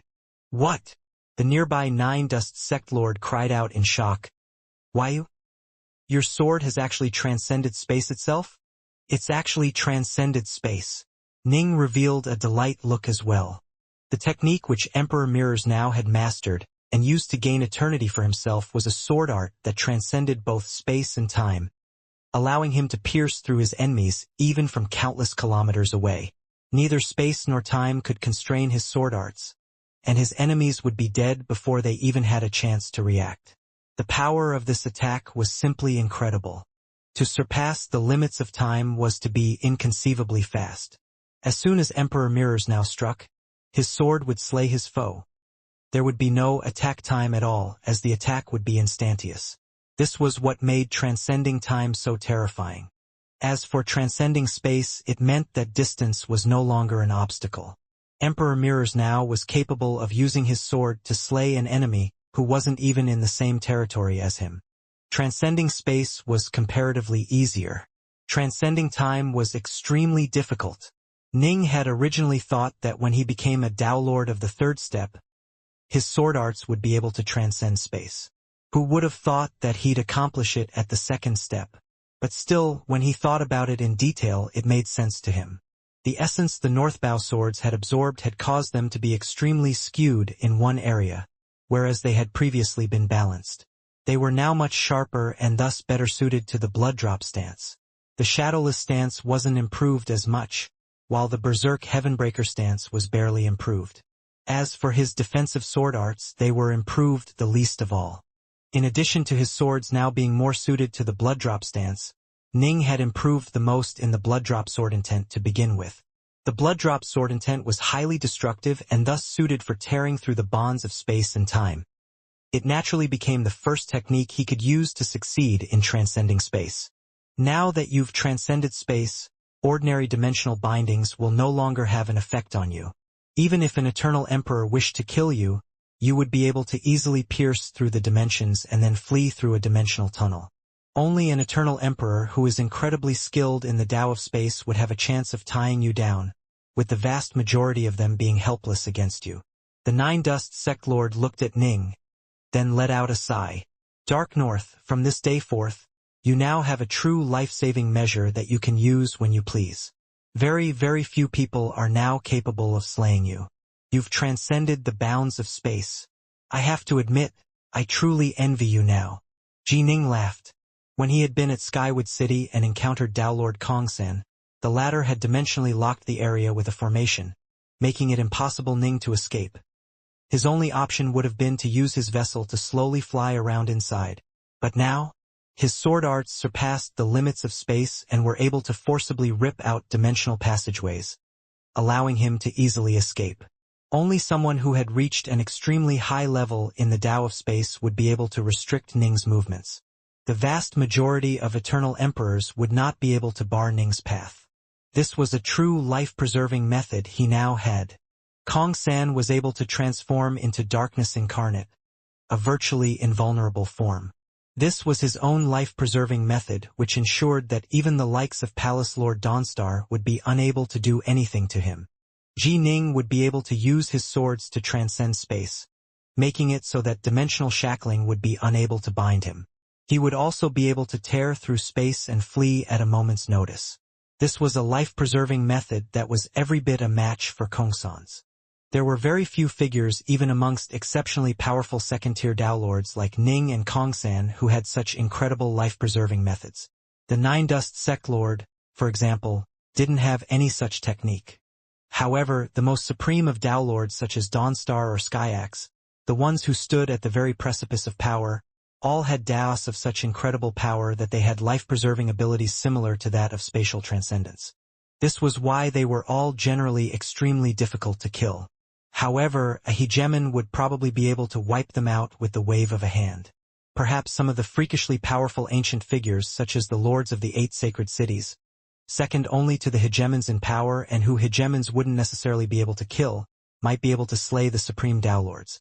These figures were far more powerful than even Emperor Mirrors now. However, hegemons and near-hegemons were incredibly rare and exalted figures. The 3 hegemons belonged to the Brightshore Kingdom, the aberrant special lifeforms, and the ancient cultivators. These 3 were the rulers and sovereigns their entire race. As for the near-hegemons, they were amongst the most powerful figures each race or organization had. For now, Ning wasn't at a level where he could get embroiled into fights with them. Don't feel jealous of me. Once you become a Tao Lord of the 4th step, I'm sure you'll have access to a formidable protective ability of your own, Ning said. The Nine Dust Sect Lord had merged 2 supreme Taos together, which meant that when he became a Tao Lord of the 4th step, he would instantly become one of the most powerful Tao Lords around. None of those Tao Lords would be easy to deal with. True. The Nine Dust Sect Lord nodded. I'm not too far away from breaking through to the 4th step anyhow. With just a few more insights, I'll be able to break through my bottleneck and reach the final step. By then, my mastery over water will easily allow me to gain an undying waterform body. Ning chuckled and nodded. An undying waterform body was a fairly common technique amongst those who had reached an extremely high level in the Tao of water. This was a technique that was much stronger than Kongsan's ability to dissolve into darkness incarnate. Kongsan had only comprehended a single supreme Tao, after all. His darkness incarnate form was simply not flawless enough. By then, I can just stand there and let you hit me without fighting back, but you still won't be able to injure me, the Nine Dust Sect Lord boasted smugly. Oh, Ning mumbled mentally to himself, I'm actually just a Tao Lord of the 2nd step. The Nine Dust Sect Lord had mastered his Ripplewater secret art, while Ning had now evolved his lifeblood weapons. Both had benefited significantly from this adventure. Let's go. Ning stood atop the surface of the shattered planet. The only thing of value here was the core, but harvesting it is too difficult. It really is, but you made a killing off of it? The Nine Dust Sect Lord chuckled as he scanned his surroundings, then pointed to the source of the rainbow light. Let's move over there. The rainbow light is denser over there. That should be the direction from which the ancient power launched the strike. Yes, Let's go take a look. The two immediately flew off the planet and towards the rainbow light. They flew several hundred kilometers alongside the light stream, moving towards the source. Both of them were quite curious. This was an ancestral site of the ancient cultivators. Who could have been able to destroy a planet such as this? Most likely only a hegemon-level figure or someone close to that level of power. Swish! They traversed through space and reached the end of the rainbow light. What's that? Ning and the Nine Dust Sect Lords stared in amazement at the cluster of stone passageways ahead of them. The stone passageways were brimming with flame demons, but the streak of rainbow light flew straight through the stone passageways, and the place it flew through was an absolutely enormous straight passageway that was at least 2 billion kilometers wide.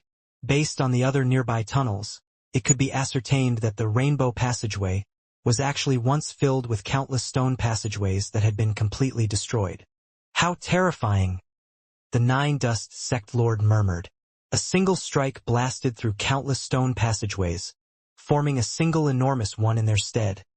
And then, after being weakened due to having gone through so many passageways, continued through to blast apart that planet. It had to have been a hegemon. I agree that only a hegemon could have done such a thing, Ning concurred. This level of power was incredible. Both of them had learned for themselves how tough the stone passageways were, but someone had been able to blast through 2 billion kilometers worth of stone, then shatter that planet with a single strike. This level of power was beyond their imagination. As they saw it, only the nigh omnipotent hegemons could have done such a thing. This place must really be that legendary place. Waves of shock and awe began to fill the Nine Dust Sect Lord's heart as he grew certain of his guess. Come, Nine Dust. Let's go through and see what lies on the other end of the rainbow passageway, Ning said. Agreed. The Nine Dust Sect Lord nodded. The two then flew into the rainbow passageway. The rainbow passageway was brimming with remnant power. There was simply no way to avoid it, and so both used their secret arts to resist as best possible. After being ablated by their secret arts, the remnant power no longer posed a threat to them at all when it washed over their divine bodies. The rainbow passageway was 2 billion kilometers wide and so long that they couldn't see to the end of it. The two followed the rainbow light, forging a pathway forwards. The closer they moved to the source, the stronger the layers of power became. However, they were both able to hold. For now, they had yet to reach their limits. The Nine Dust Sect Lord sent mentally. If we were pulled into a fight, I'd only be able to unleash around 20% of my full power right now. This is absolutely terrifying. The remnant power from a single strike that was unleashed countless eons ago is still able to suppress me to such an extent. I've been whittled down to a fraction of my full power as well, Ning said. He had the hegemon's armor, allowing him to endure the damage, but the fact that the remnant energy was so omnipresent meant that he would at most be able to pull out 30% to 40% of his true power when using sword arts. They continued to fly forwards. Is that an entrance up ahead? Ning was rather puzzled. The rainbow light lowered visibility, but he could vaguely see that the end was up ahead. It does look like that. The Nine Dust Sect Lord gripped his longstaff and sent mentally, Be careful, Dark North. Let's not lose our lives at the very end of this journey. Agreed. Ning manifested 3 heads and 6 arms and wielded his 6 northbow swords with great caution. Swoosh! Swoosh! There really was an exit at the end of the rainbow tunnel. When they simultaneously flew through the tunnel, they suddenly felt their bodies expanding dramatically in size. 10,000 times, 1,000,000 times, 1,000,000,000 times. What's going on? Both of them felt perplexed and they simultaneously turned to look backwards. They saw a hole directly behind them. This was the hole they had just flown out of. As they had rapidly increased in size, the hole had shrank in comparison. That's. Both of them were stupefied. Behind them they saw a towering, pitch-black humanoid figure lying on the ground. The figure was 540,000 meters tall, and a hole that was just a few meters wide could be seen over his chest. Clearly, the hole had punctured straight through his chest and into his body.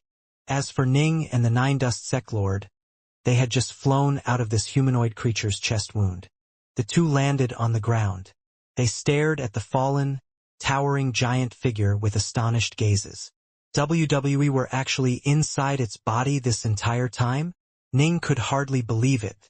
Those countless stone passageways we went through were just part of its body? Those flame demons and earth devils, and that powerful planet? They were all just part of its body as well. The Nine-Dust Sect Lord couldn't believe it either. A grain of sand, an entire world. This humanoid creature looked like it was merely 540,000 meters tall. But within its body was an endlessly vast space that gave birth to flame demons, earth devils, and even mortal life forms. This was truly unbelievable. I don't think it was an actual living being. Actual living beings should have divine power and immortal energy within their bodies. But it only had those endless stone passageways, the Nine-Dust Sect Lord said. It doesn't seem to be a cultivator. Ning nodded in agreement. They then began to carefully inspect their surroundings. This was an enormous cave they were in, and they were in just one corner of it. The two began to walk through the cave and inspect it. Look over there. Ning pointed off into the distance, a stunned look on his face. Far away there were two figures who could be seen. One was a white-robed figure who lay on the ground, completely unmoving. The other was seated in the lotus position, a peaceful look on his face. Both of these enormous figures emanated auras of incredible might, the might of a hegemon. Ning had seen 3 hegemon corpses in the Genesis lands of the alternate universe, and now he had found 2 more here in this cave. Is that? The Nine-Dust Sect Lord stared at the 2 figures, his gaze quickly focusing on the man seated peacefully in the lotus position. The Nine-Dust Sect Lord's body trembled slightly as he murmured, "An ancestor. That's one of the ancestors." Nine-Dust. So this is an ancestor of the ancient cultivators? Upon hearing the Nine-Dust Sect Lord's mumbles, Ning turned to look curiously at the peaceful-looking man seated in the lotus position. The man seemed to be a world unto himself, and was filled with peace and benevolence. Just looking at him, Ning felt calm and tranquil in his heart. In addition, the ancient figure gave Ning a very strange feeling, a feeling similar to the one which the Nine-Dust Sect Lord gave him. Perhaps this was due to the fact that members of the same race would all share certain commonalities. When Ning had first met the Nine-Dust Sect Lord, he had no idea that the man was an ancient cultivator. Once he met more of them, however, he would probably be able to recognize them at a glance. Yes, this is one of our oldest ancestors. The Nine-Dust Sect Lord walked over in a reverential manner. Ning followed from behind, inspecting the man closely. There were 2 deceased hegemons.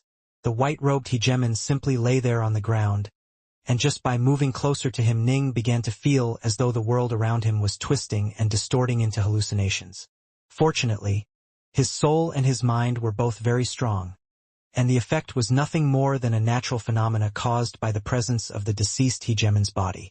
As a result, Ning was able to endure the effect.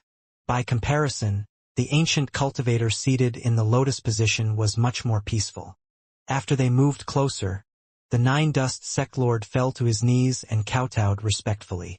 "Redwater pays his respects to you, ancestor." There was a dark red longstaff to the side of the ancient ancestor, and the aura emanating from it shocked Ning. A universe treasure?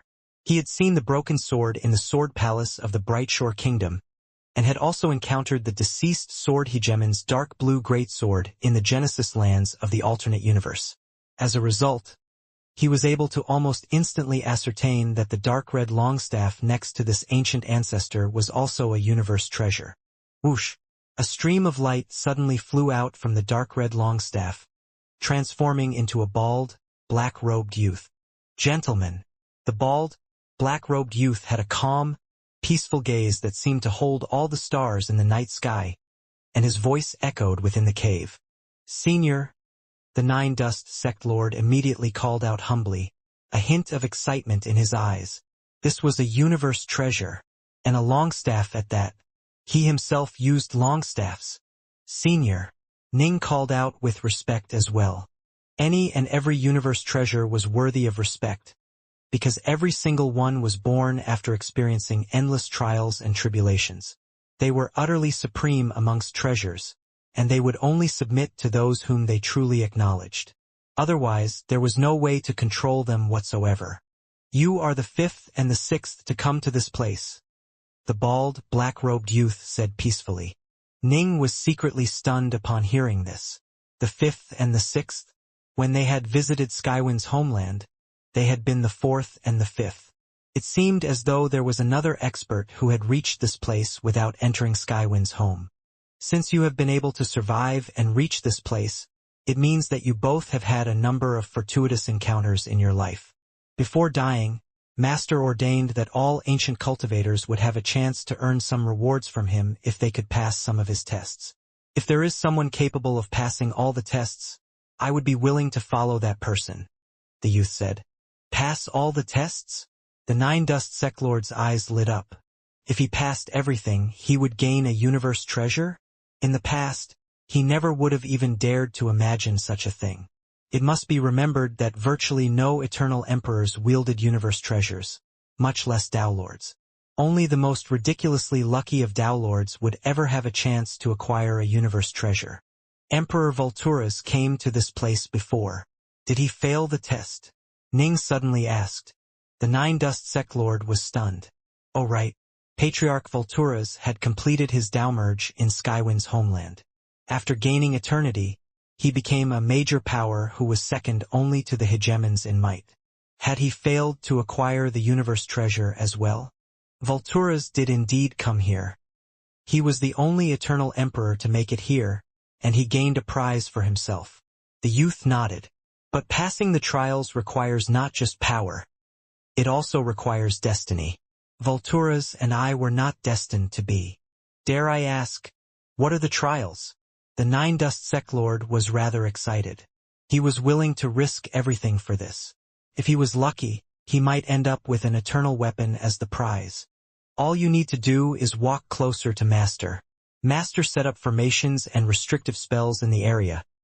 Once you activate them, the trials will begin, the youth said. The better you perform, the more gifts you shall win for yourself. I shall be the arbiter of it all. Understood. The Nine Dust Sect Lord immediately walked over, moving towards the peacefully seated ancient ancestor. Suddenly, he seemed to run into an invisible barrier. A few dimensional fluctuations spread out, and he disappeared without a trace. The youth then turned to glance at Ning. He said calmly, You are not an ancient cultivator. You are not permitted to earn any of my master's treasures. Ning nodded helplessly. I personally don't have any bias against non-ancient cultivators, the black-robed youth said. However, Master's dying instructions were that if our side won the Dawn War, his treasures were to be left to ancient cultivators and ancient cultivators alone. However, if our side lost the Dawn War, then anyone would be able to win his treasures, be they aberrants, chaos god beasts, or ordinary cultivators like yourself. Ning was puzzled. The Dawn War. You do not know of it? The youth asked. I do not. Ning shook his head. The youth nodded in an uncaring manner.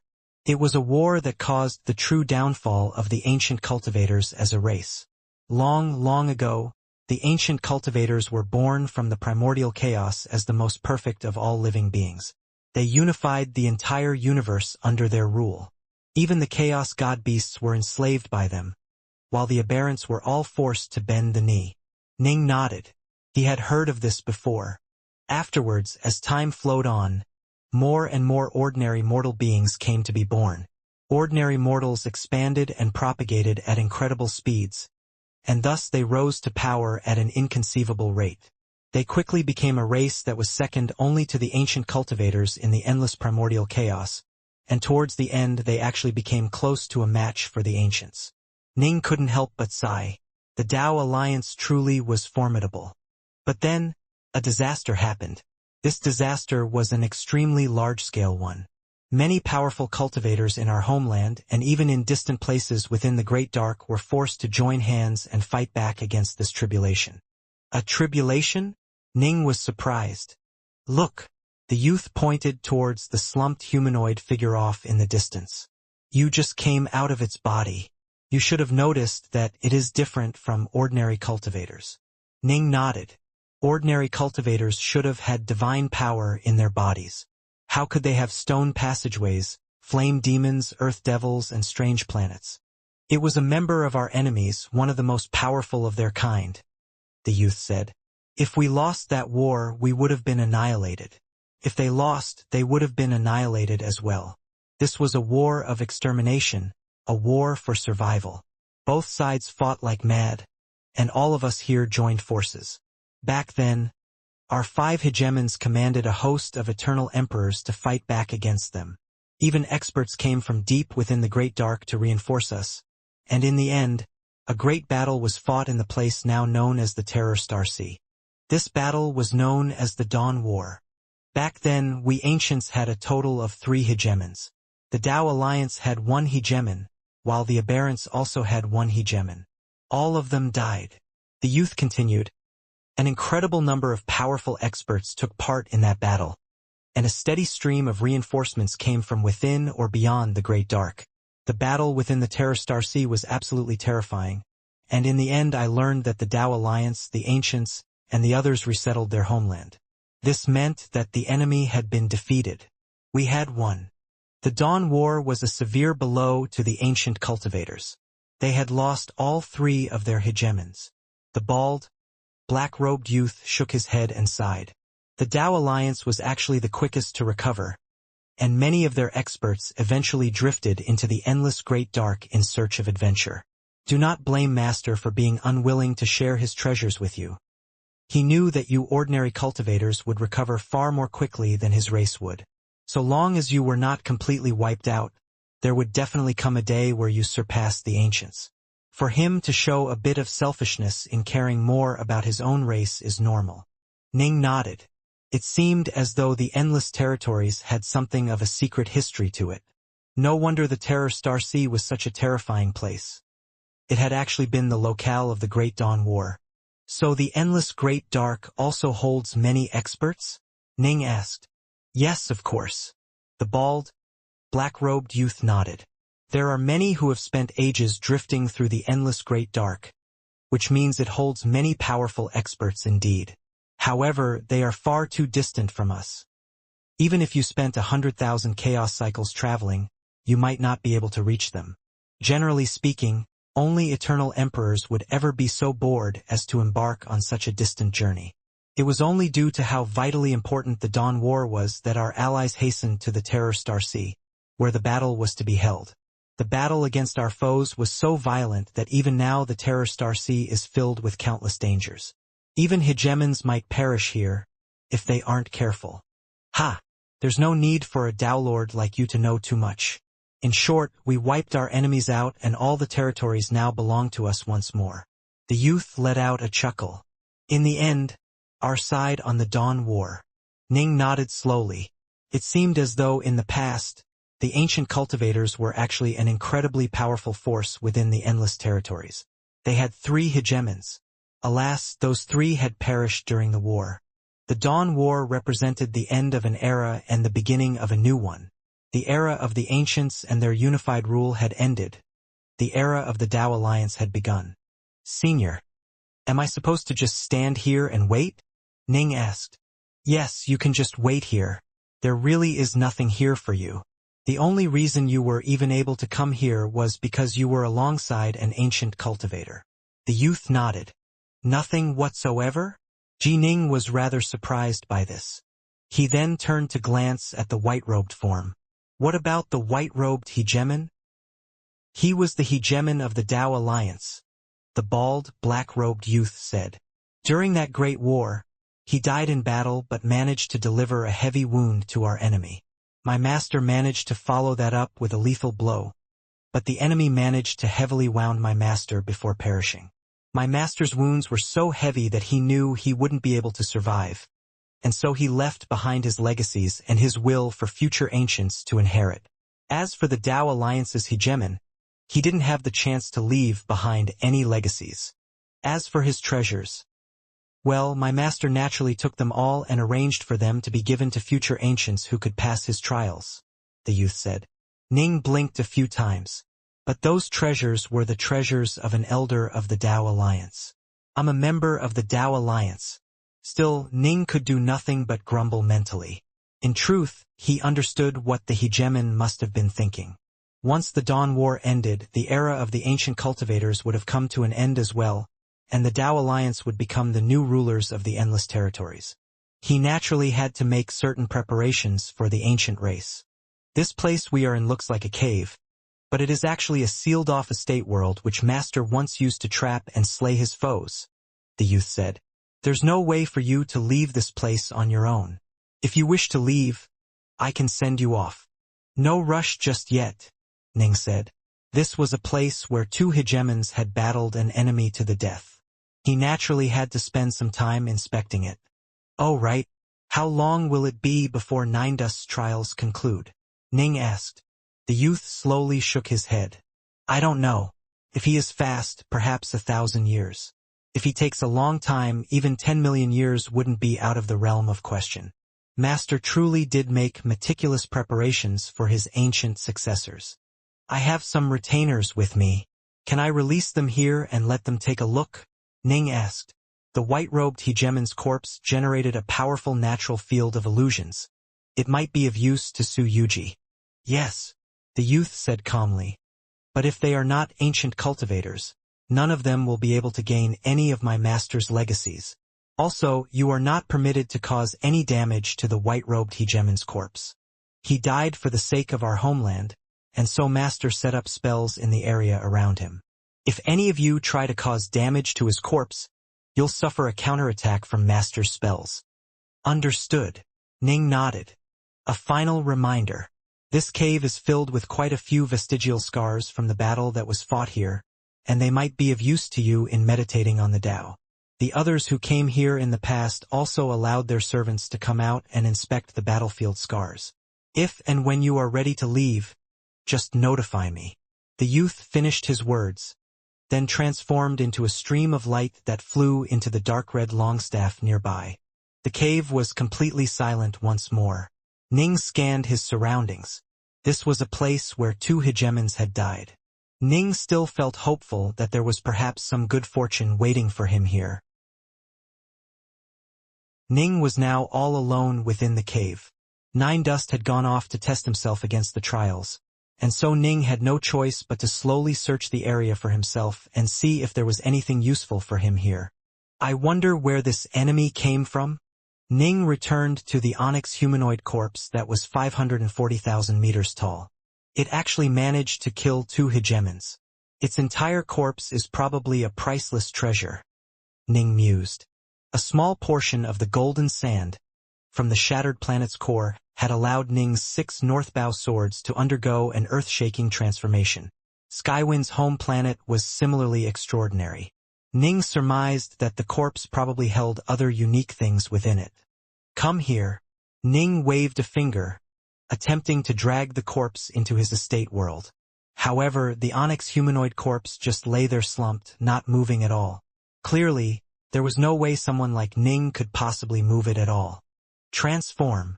Ning's body suddenly blurred as he expanded to become 540,000 meters tall as well. He was now the exact same size as the corpse. Ning reached out with his hands to grab the corpse by its elbows. Given that the target had died long ago, there was no way for it to resist him. Get over here. Hands around the corpse's elbows, Ning did his best to lift it upwards. But the corpse didn't even budge in the slightest. Ning felt as though he was an ordinary man who was trying to lift up a massive mountain. There was no way to budge it in the slightest. Not even the corpse of a hegemon should be this heavy. Still, it makes sense. I can't even budge or shake the planets in its body. How can I possibly move the entire corpse? Ning tried moving the corpse multiple times, but wasn't able to so much as budge the thing. In the end, he had no choice but to give up. He couldn't help but feel even more puzzled. How had this humanoid creature been created? Was it like a golem-type magic treasure, or the hegemon of some sort of strange, unique race? Ning spent quite some time pondering over the humanoid corpse. It obviously was an incredibly valuable treasure, but there was nothing he could do at all. Should he go back inside? But even when he had been fighting alongside the Nine Dust Sect Lord, they had still been forced to use Dao seals to escape the corpse. Ning really didn't want to take on the risk of going back inside. In addition, he had the feeling that he probably wouldn't be able to find much within the corpse. The golden sand had only come out of the shattered planet's core because of the fatal strikes delivered by two hegemons. Otherwise, how would Ning ever had a chance to get his hands on something so valuable? As far as Ning could tell, the only wound on the onyx humanoid body was that wound across the chest. The other parts of its body seemed completely undamaged. It seemed unlikely that Ning would be able to gain much from it. What about the stone walls? Just like the others, Ning ended up deciding to give up trying to move the humanoid corpse and instead began to inspect the walls. Might there be any treasures littered here? None at all. Even if there had been any, the others probably would have swept them clean long ago. Ning used his hand to gently trace some of the scars left behind on the walls. Although this cave was actually a top-grade eternal treasure, it was covered with ancient scars from that long-ago battle. The emanations of the Tao radiating from those scars caused Ning to fall into a state of intoxication. These scars can be divided into representing three different types of intent. It seems they pertain to the two hegemons and the humanoid corpse. Ning mused. One type of intent was an overwhelming, awe-inspiring, radiant intent. The second intent was that of a furious, endless flood of water. The third was that of a baleful metallic will. In terms of aura, the metallic one was actually slightly weaker than the other two intents. The intent of radiant light belonged to the white-robed hegemon. The intent of water belonged to the ancient ancestor. Ning was able to quickly verify which belonged to which, as the two hegemon corpses continued to emanate waves of power and presence as well. Then that means the onyx humanoid corpse represented that metallic will. So it actually had a Tao of its own, and its own Tao was second to just that of the hegemons. Ning was rather amazed by all of these things. Ning waved his hand, causing four figures to appear by his side. They were Su Yuji, Pill Saint, Tao Lord Naya, and Tao Lord Bruteflame. After Ning had captured Tao Lord Bruteflame, the man had naturally submitted and chosen to serve Ning. Master! All four of them hurriedly called out to Ning with respect as they looked curiously at their surroundings. They didn't really pay much attention to the humanoid corpse, but the two distant hegemon corpses caused all of them to feel stunned. Is that? The four could scarcely believe it. Those are the corpses of a pair of hegemons, Ning confirmed. Don't just stand there like idiots. I came to this place alongside the Nine Dust Sect Lord, but I won't be able to get any legacies from it. There are some battle scars on the cave walls that you can examine which might be of assistance to you in comprehending the Tao. Yuji, the closer you move to the white-robed hegemon, the more powerful the field of illusions around it becomes. It might be of use to you. All four of them were completely stunned, but they quickly calmed down upon hearing Ning's instructions. Ning trusted all four of them implicitly, because they had all sworn lifeblood oaths to him. Go! Ning instructed. Right? Scars of battle left behind by hegemons? They all began to explore the cave and inspect the walls. As for Ning, he lifted his head to gaze at the cave walls as well as he sought to better understand the hegemon's Tao. Although this wasn't the Tao of the sword, all Taos shared certain commonalities. Tao Lord Allgod, for example, delighted in training in all types of Taos. He had even trained in the Tao of the sword. This was because all Taos had a chance to stimulate and enlighten you. There was no way Ning would allow himself to miss the chance to analyze the Tao of a hegemon. And so, Ning and his four retainers began to train and meditate within the cave. Su Yuji trained in the Tao of fire, while the white-robed hegemon was a master of the Tao of light. But both Taos were highly suited to illusions. Mastery over illusions was not exclusive to heart force cultivators. Incredible. This is absolutely incredible. Radiance. Free will. How can illusions reach such an incredible level? Su Yuji was completely stunned and dazed by what she found. She was the successor of Facian the Exalted, and was a true master of the art of illusions and charm. However, she wasn't even close to being a match for this hegemon. The mere illusory ripples generated by the white-robed hegemon's corpse filled her with indescribable awe. Master, come over here. Quickly. After meditating for 5 months, Su Yuji began to call out for Ning. Eh? Ning had been seated in the lotus position, staring at the cave walls. He turned his head to look at Su Yuji. The cave had been completely silent, with Ji Ning and the other 3 retainers completely absorbed in the profound mysteries of the Tao contained within the scars on the wall. Su Yuji's sudden shout startled all 4 of them, and they turned to look at her as she ran towards Ning, her face filled with excitement. What is it, Yuji? Ning rose to his feet and began to walk towards her. The white-robed hegemon was absolutely incredible. He's just... Su Yuji was so excited she could barely speak properly. Master, you have to test it out for yourself. Of course he was incredible. He was a hegemon. Ning looked at her. When I moved towards him, I could sense the field of illusions surrounding him. That's why I told you to go to him and meditate there. That's not it. Su Yuji repeatedly shook her head. Master, you probably didn't move too close to the hegemon's body, right? I did not. Ning shook his head. As soon as he sensed the field of illusions start to affect him, he immediately elected to keep a safe distance from it. Master, if you had moved closer you would have found out for yourself. Su Yuji said quickly, the closer you are, the more marvelous those illusions are. My master, Feishin the Exalted, was skilled in the arts of charm and control, and she was also incredibly skilled in the art of illusions. Do you know what the apex of mastery over illusions is? The apex, Ning frowned. The apex of illusions is reality. Su Yuji's eyes were filled with excitement. With but a thought, you can create illusions that are as real as reality itself. That represents the utmost apex of mastery over illusions, a level at which even most eternal emperors wouldn't be able to tell the illusions apart from reality and thus would easily die within the dream. I feel certain that this white-robed hegemon's mastery over illusions must have reached this level. Ning's face paled slightly. The apex of illusions was reality? If you couldn't even tell the illusions apart from reality, then it really would be easy for you to perish.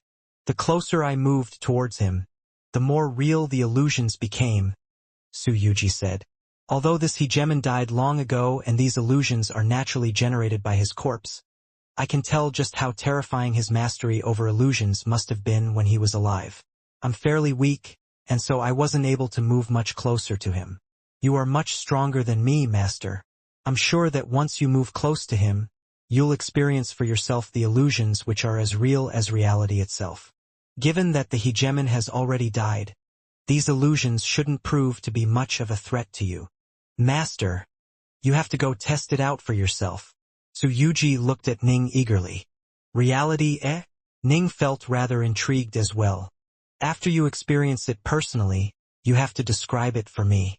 I have the feeling that my mastery over illusions is already close to that of my own master, Feishin the Exalted. It would be incredible if I could surpass her in this area. Su Yuji let out a sigh. Thank goodness these illusions cannot attack people.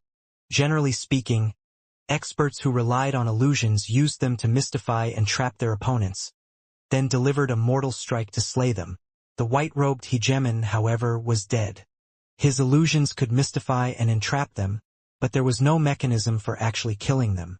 The hegemon himself was dead, after all. I'll give it a try. Ning walked towards the white-robed hegemon. As Ning moved closer and closer to the white-robed hegemon, the illusions slowly began to fill his mind. Reality began to gradually dissipate, replaced by illusions which began to seep into Ning's mind. However, Ning's azure flower mist energy had only grown even more pure after he became a Tao Lord of the second step, which meant that his soul was naturally on a higher level than that of most Tao Lords of the fourth step.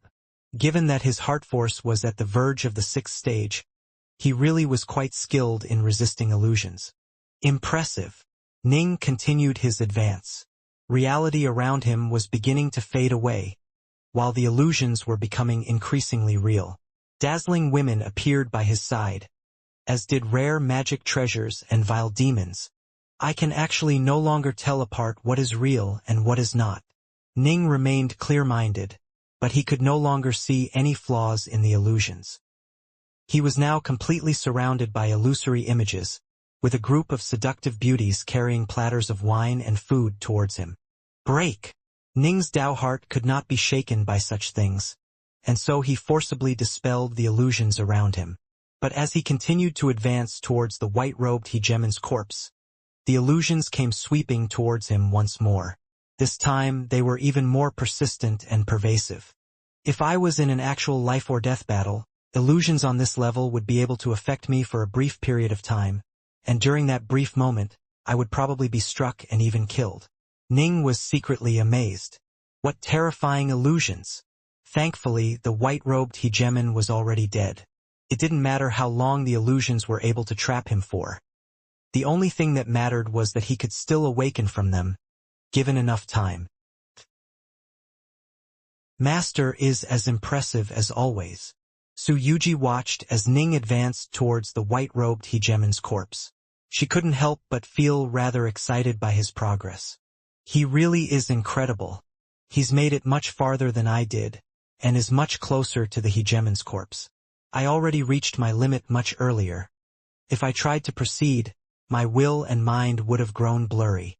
Su Yuji knew very well that when surrounded by passive illusions, she could allow herself to be trapped by them, but her soul and her mind had to maintain a minimum level of clarity. If she couldn't even do that, then she would gradually forget who she even was and would be forever trapped in an illusory world, never to escape. Ning was finding it harder and harder to resist the illusions as well. Break, break, break. Ning had to spend 2 full seconds in order to forcibly dispel the illusions this time. A stunned look was in his eyes.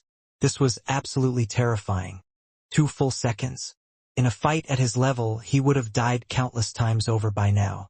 I'm going to keep advancing. I want to see just how powerful these illusions can become. Ning's Dao heart remained unaffected, and his soul and his mind remained quite clear.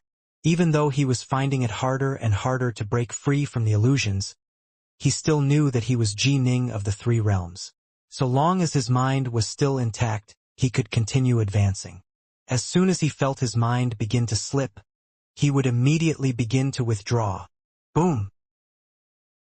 As Ning took another step forward, the surrounding illusions suddenly seemed to explode and transform. The world he was in was a world of singing birds and fragrant flowers. He was in a village within a beautiful mountain valley. The forests had a few villagers within them, and Ning was an ordinary village youth who made his living as a woodcutter. This illusion. Ning was dressed in rough clothes and had a woodcutter's axe over his shoulders. He stared at his surroundings, puzzled. Off in the distance was a stream of water that looked clear and refreshing, with a few small fish swimming about in it.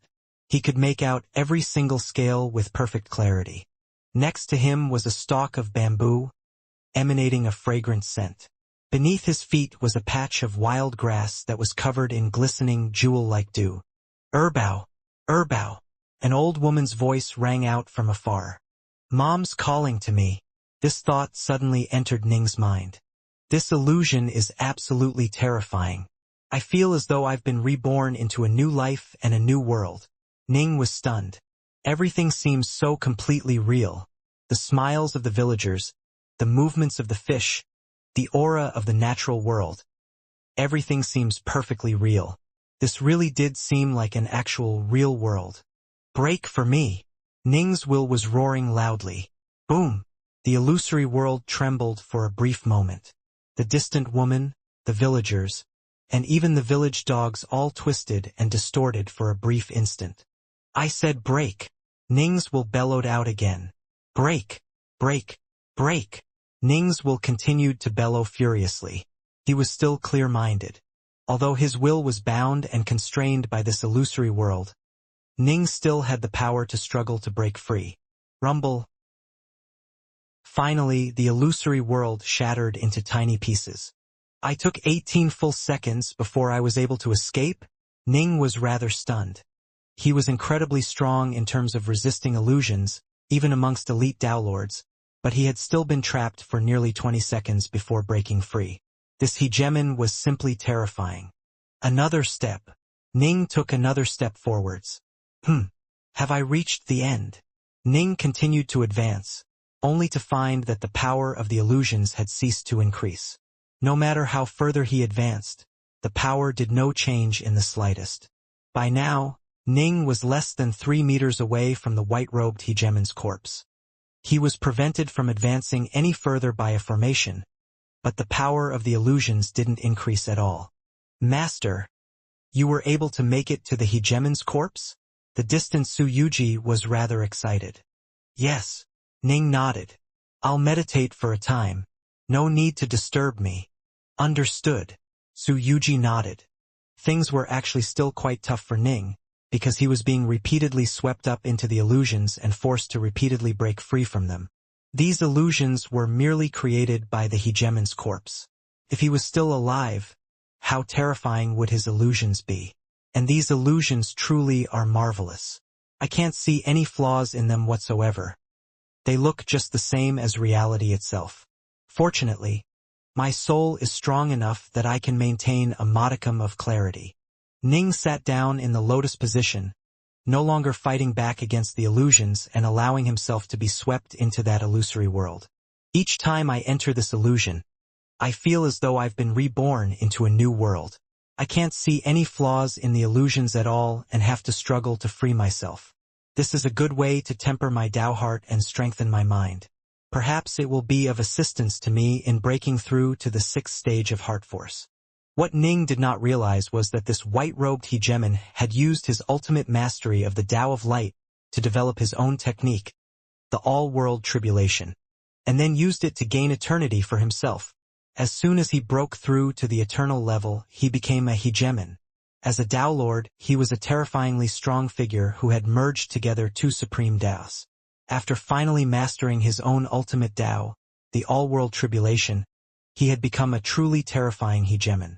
After he died, his eternal corpse naturally continued to hold some of the power and aura of his all-world tribulation within it.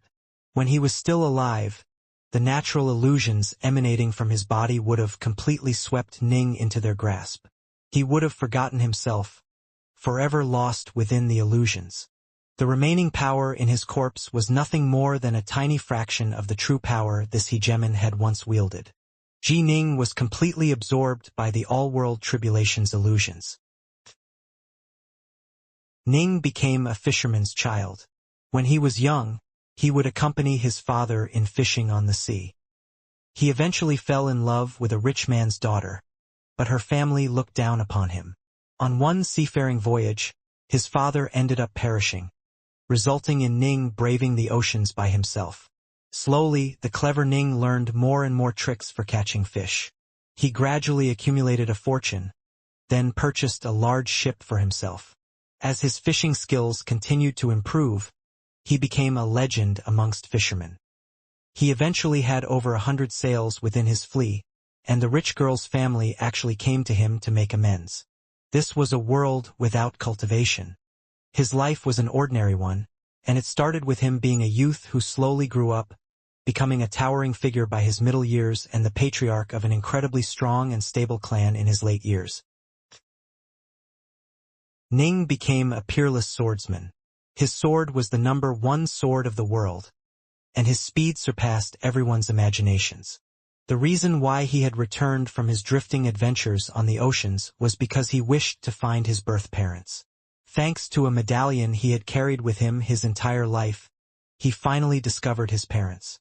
When he was young, they had been pursued by a group of enemies, and so they were forced to abandon him in front of a rich family's doorstep. Eventually, his parents had found a place to hide. They had quietly trained until they became incredibly powerful. They killed their foes, then established a mountain villa and had many other children and even grandchildren. And right at this moment, Ning finally came back to them as well. Ning became a physician's apprentice, earnestly following his master in the practice of medicine. He lived a very ordinary life, and the physician's daughter ended up marrying him. His skill in medicine eventually surpassed his master's, and his fame and reputation quickly spread throughout the world. Although he suffered the occasional setback, with other physicians occasionally slandering him, his influence within the world continued to only grow greater and greater. Ning was a fiend, a true demon. His only ambition was to rule the entire world and force all of its many denizens to prostrate themselves at his feet. All schools and all sects had to bow before him, and those who refused would perish. The fiendish Ning set up his own organization, and within its domain he was the master of all. No one dared to violate his command. Slowly, his area of influence began to spread as he wiped out the various other schools and sects nearby. His reputation grew greater and greater, as did his power. He became the undisputed hegemon amongst the countless evil figures of the world, and in the final battle he slew the 3 grandmasters of the righteous path. From that day forth, the entire world fell under his demonic, despotic might. No one dared to disobey him. One life after another. Each time Ning lived a wonderful life. Even when he became a demonic deposit or a viledoer, he would end up becoming an invincible figure, a leader amongst devils who none could shake. The righteous path? The evil path? An ordinary mortal? A rural nobleman? A robber baron? A low-key sect farmer who was actually the #1 expert in his sect? A brilliant scholar who won the imperial exams and was given the title of Xianxia? A down-on-his-luck scholar who encountered a fox-fairy spirit? Each illusory life was like a form of rebirth. In truth, all of the illusory worlds were created by the all-world tribulation based on Ning's own memories. For example, becoming a Zhuangyuan was something exclusive to the world of Earth in the 3 realms. Precisely because these worlds were all created based on Ning's own memories, they all seemed very comfortable and familiar to Ning, making it easier for him to be drawn deeper into them. It was all so real. Too real. Not only was it comparable to reincarnation, it was dimming his Tao heart and his will. An ordinary samsara Daylord's mind would have long ago been fogged over by the endless illusions, and they would have forgotten who they were and been forever trapped by the illusions. If Ning had come here shortly after leaving the 3 realms, even he wouldn't have been able to withstand it. However, his will and his soul had been tempered and shaped to be even more unshakable than before. He was always able to maintain at least a modicum of clarity. Although these illusory worlds were very real and held both love and hate, family and ambition and madness, Ning was always able to keep himself at arm's length. He wasn't seduced or led astray by the illusions, and his soul and his will watched in a detached manner as this all proceeded. Flame Fairy, Master has spent far too much time in those illusions. It's been nearly 100,000 years. You've already become a Tao Lord of the 3rd step, but he's still in the illusions.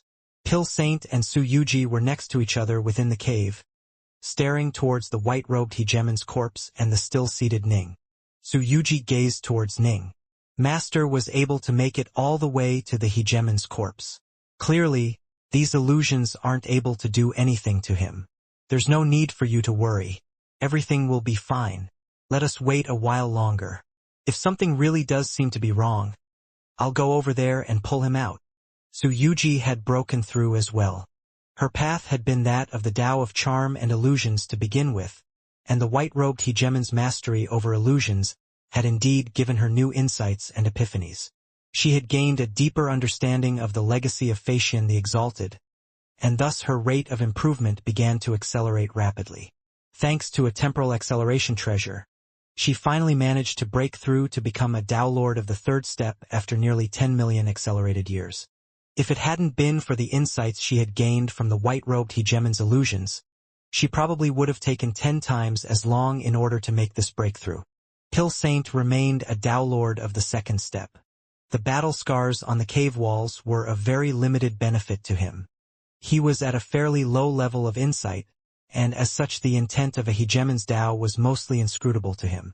As for Tao Lord Naya and Tao Lord Bruteflame, they were both Tao Lords of the 4th step.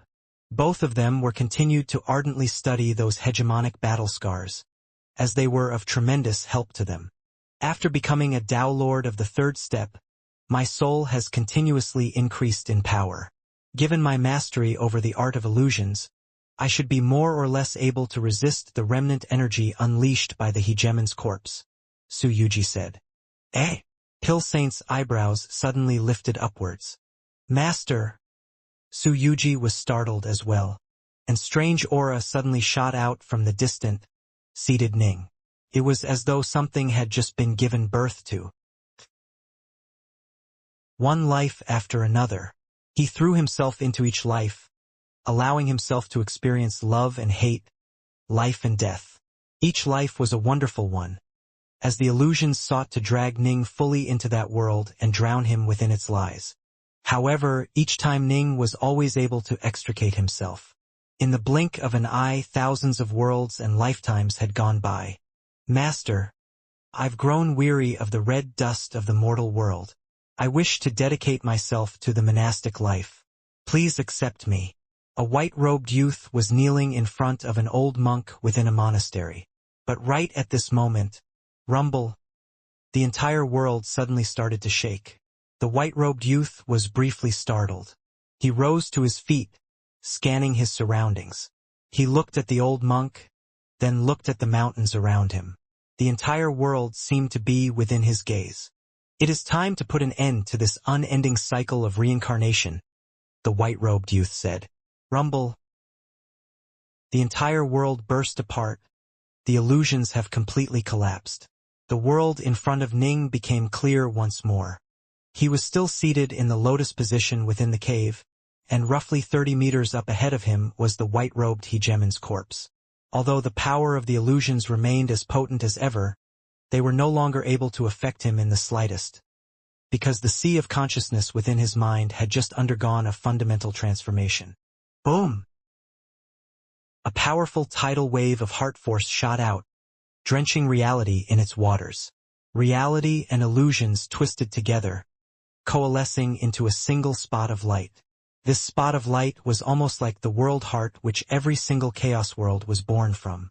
The spot of light began to grow, and it seemed to contain 1,000 planets within it. With a rumbling sound, an entire universe began to manifest inside of it as a new world was established. This was his heart world. Heart Force, Stage 6 world. Ning's mind and heart had long ago been at the threshold of this level. All he needed was some more experience and insights, and he would have made his breakthrough. If it hadn't been for this event, he probably would have needed to experience many more things and seen more worlds before finally making his breakthrough. However, the endless illusory worlds of the all-world tribulation had allowed him to finally see through to the nature of reality. His heart force vaulted over that final barrier, allowing him to reach the 6th stage. He finally established his own heart world, a world where illusions and reality intersected. The heart world was to heart force cultivators what the Jindan chaos region was to key refiners. Only if you could establish a heart world would you be considered a true heart force cultivator. There were incredibly few true heart force cultivators. The experiences Ning had undergone in the 3 realms had given him tremendous mental fortitude, and he had always had an incredibly high level of comprehension. But in the end, he had still needed the all-world tribulation in order to make the final breakthrough. From this day forth, I am a heart force cultivator. Key refiners train in immortal energy. They are skilled in secret arts and magic treasures. Fiendgods train in their divine body. They are skilled in divine abilities and in using weapons in close combat. Heart force cultivators establish heart worlds. They train in heart force and know many mysterious powers that can strike at an enemy's heart, slaying them with a thought. Ning nodded slightly. Key refiners and fiendgods focused on reaching ever higher levels of mastery in the Tao. Heart force cultivators, however, were different. Heart force cultivators did not focus on the strength of their Tao. Rather, they focused on the stability of their Tao. They needed extremely stable Taos and extremely stable heart worlds, as only then could those heart worlds continuously expand. The vaster a heart world was, the more terrifyingly powerful a heart world cultivator would be. A verge-level heart force cultivator could have a heart world that was comparable in size to an entire territory. Within the cave, Ji Ning turned and left, quickly pulling away from the white-robed hegemon's corpse. Master! Su Yuji spoke out. Master, what happened just now? Saint was very curious. Both of them had sensed that unusual aura rippling out just now. Ning nodded at them. I just established my heart world. Heart world. Both Su Yuji and Pil Saint revealed shocked looks. Heart World. Downlord Naya and Downlord Bruteflame had been startled by the aura as well, and they were also stunned when they heard Ning say these things. One only became a true Heart Force cultivator upon being able to establish a Heart World. Heart Force cultivators were incredibly rare. A powerful Downlord who also trained as a Heart Force cultivator? He would definitely be dreaded by the vast majority of other Downlords. Yes, Ning didn't hide it from them because they were his retainers. In the future, they'd be able to notice when he used his Heart Force cultivator abilities to kill his foes. Do not disturb me. Ning waved his hand, causing the temporal acceleration cottage to appear. He then stepped into the cottage. A Heart Force cultivator. Master has become a Heart Force cultivator. Su Yuji was rather stunned. This is incredible. Pil Saint, Downlord Bruteflame, and Downlord Naya could scarcely believe it. What none of them knew was that in the three realms, Ning had actually been even more formidable in Heart Force than he had been in the Tao of the Sword.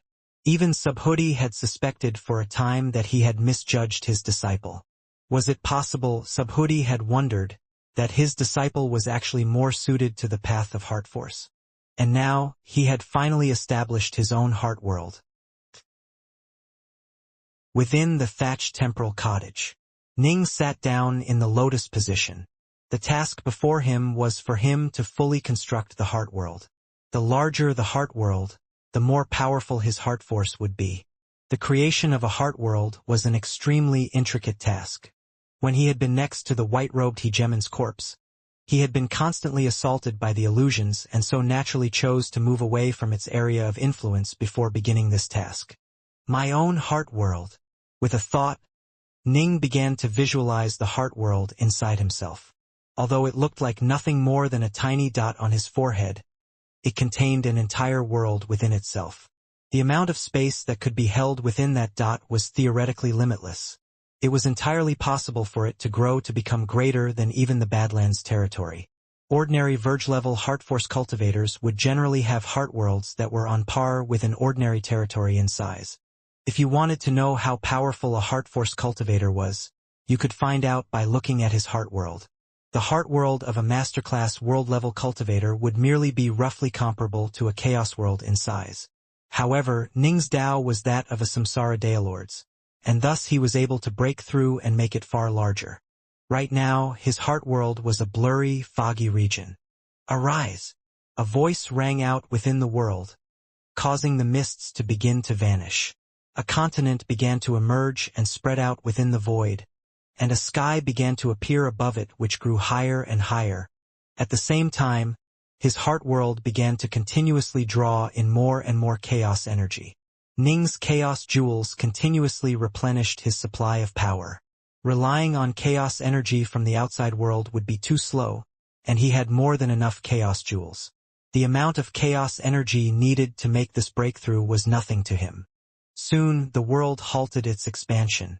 It was now over 10 billion kilometers wide, covering an absolutely enormous amount of space that was comparable to a chaos world.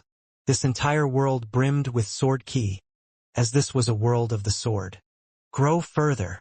Ning poured his first stage Omega Sword Dago into the heart of this Heart World, using it to try and further expand his Heart World. Rumble. The world seemed to change in color and darken.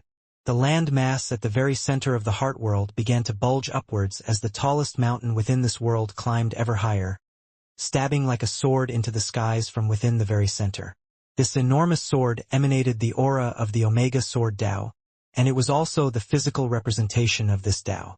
It was now more than T billion kilometers tall, and the might of its aura washed out throughout the Heart World. The Heart World continued to expand at a furious pace, growing to be 100, 1,000, 10,000 times larger than before. The rate at which it was growing was truly staggering. It seems as though my Omega Sword Tao is quite well suited for the creation of this Heart World. A figure suddenly appeared at the top of the enormous sword mountain. It was a white-robed Ning, formed by the manifestation of his will.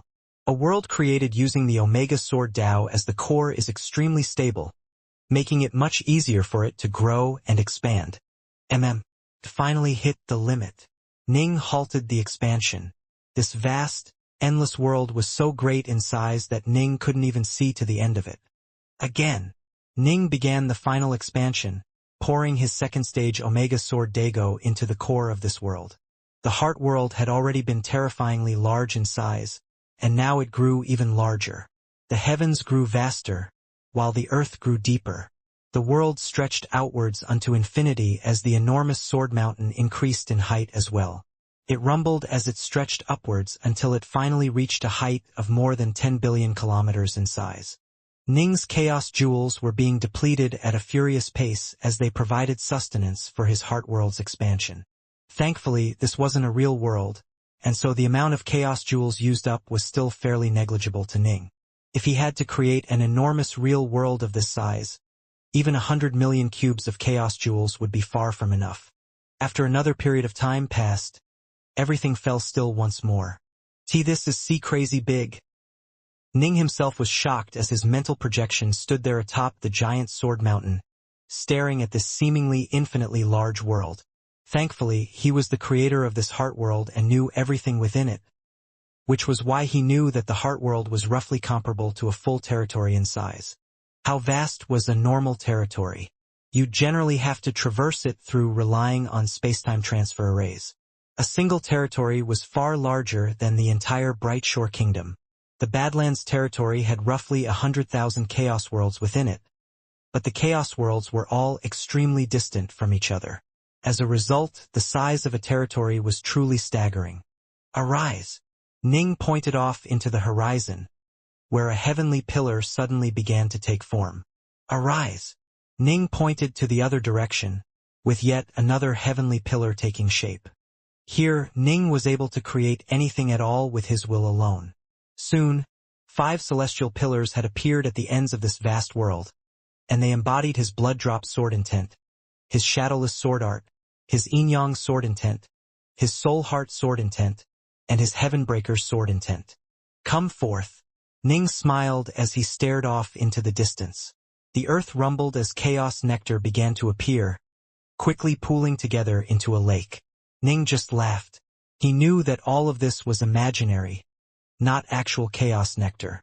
According to the legends, when heart force cultivators reach the true apex, their heart worlds shall transform into true worlds. When that happens, the treasures within their heart world will become actual treasures. If you form a heart force eternal weapon, that eternal weapon can be taken out from your heart world and used in combat. You could even create precious ingredients and make them real. Ning murmured softly. This was the goal of every heart force cultivator, however. Thus far no one had ever been able to accomplish it. In truth, the goal was absolutely ridiculous and unbelievable. This heart world formed by his second stage Omega Sword Dao was actually the size of an entire territory.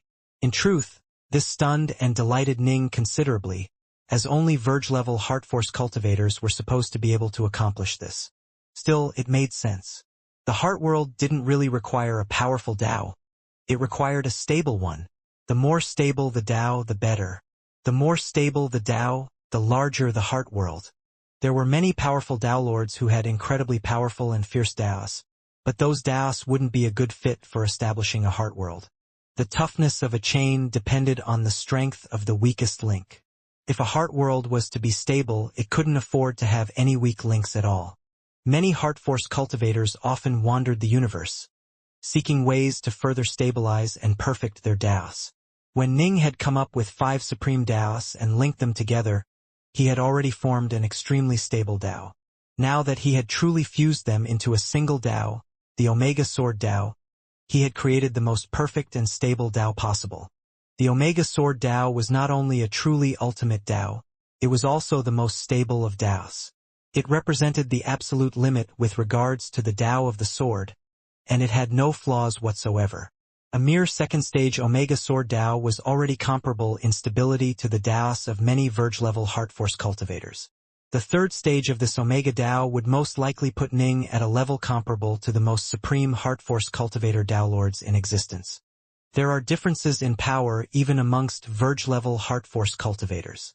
Dao Lord Solman, for example, is much weaker than the Palace Lord of the Heart Force Palace. Ning mused to himself. Dao Lord Featherdress, for example, was known as the most powerful Dao Lord of the Endless Territories during his time. When Ning had first been captured and sent to the Astral Islands, he had learned of the 99 legacies it held. The top-ranked legacy was the Heart Force legacy of Dao Lord Featherdress. Dao Lord Solman couldn't compare to Dao Lord Featherdress in power. The latter was once known as the number 1 Dao Lord of the Endless Territories. It must be remembered that not even the current Palace Lord of the Palace of the Heart was ranked number 1 in all the Endless Territories. Clearly, there could be great differences in power amongst Heart Force cultivators. My Omega Sword Dao is virtually flawless. The third stage might put me close to Dao Lord Featherdress level. Ning was delighted. In the past, Dao Lord Featherdress legacy was useless to him. But now, he could make use of those Heart Force secret arts.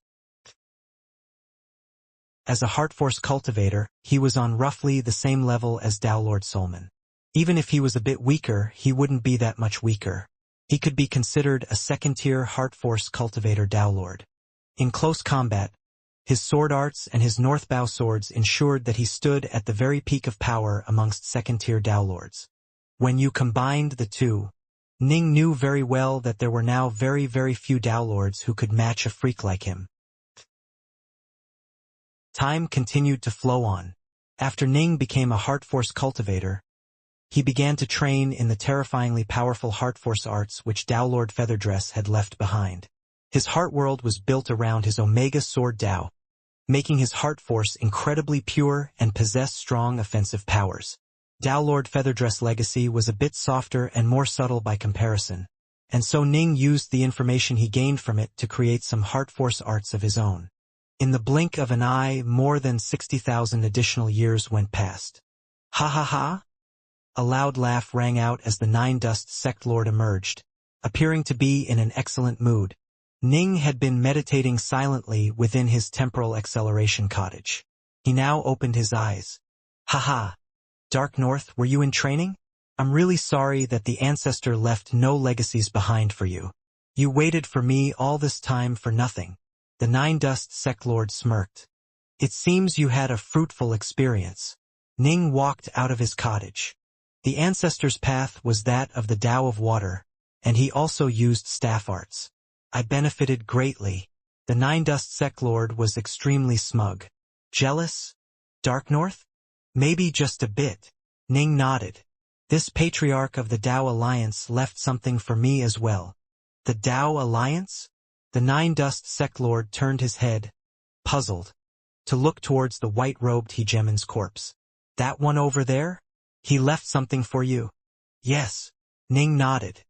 But our ancient hegemon took all of his treasures. There shouldn't have been anything left for you. The Nine Dust Sect Lord was confused. Ning just shook his head. If it hadn't been for the white-robed hegemon, it would have taken Ning much longer to become a Heart Force cultivator. Although he had been at the cusp for some time, it was quite normal for someone to remain on the cusp for a full chaos cycle or even longer. Time to leave Nine Dust. Ning waved his hand, collecting the distant Su Yuji, Pill Saint, Dao Lord Naya, and Dao Lord Bruteflame. Agreed. The Nine Dust Sect Lord didn't ask Ning about what he had gained. He instead turned to look at the universe treasure, that dark red longstaff, then said respectfully, Senior, please send us away. Whoosh! A streak of light flew out from the dark red longstaff and transformed into the bald, black-robed youth. The youth gave Ning a long look. The Nine Dust Sect Lord had been undergoing the trials and so did not know what had happened. But the youth knew exactly what Ning had been up to. Dark North of the Tao Alliance had actually established his heart world. The universe weapon couldn't help but sigh. The Tao Alliance truly did have countless geniuses within its ranks. I'll send you off, the youth said. He waved his hand, causing a wave of power to surround Ning and the Nine Dust Sect Lord.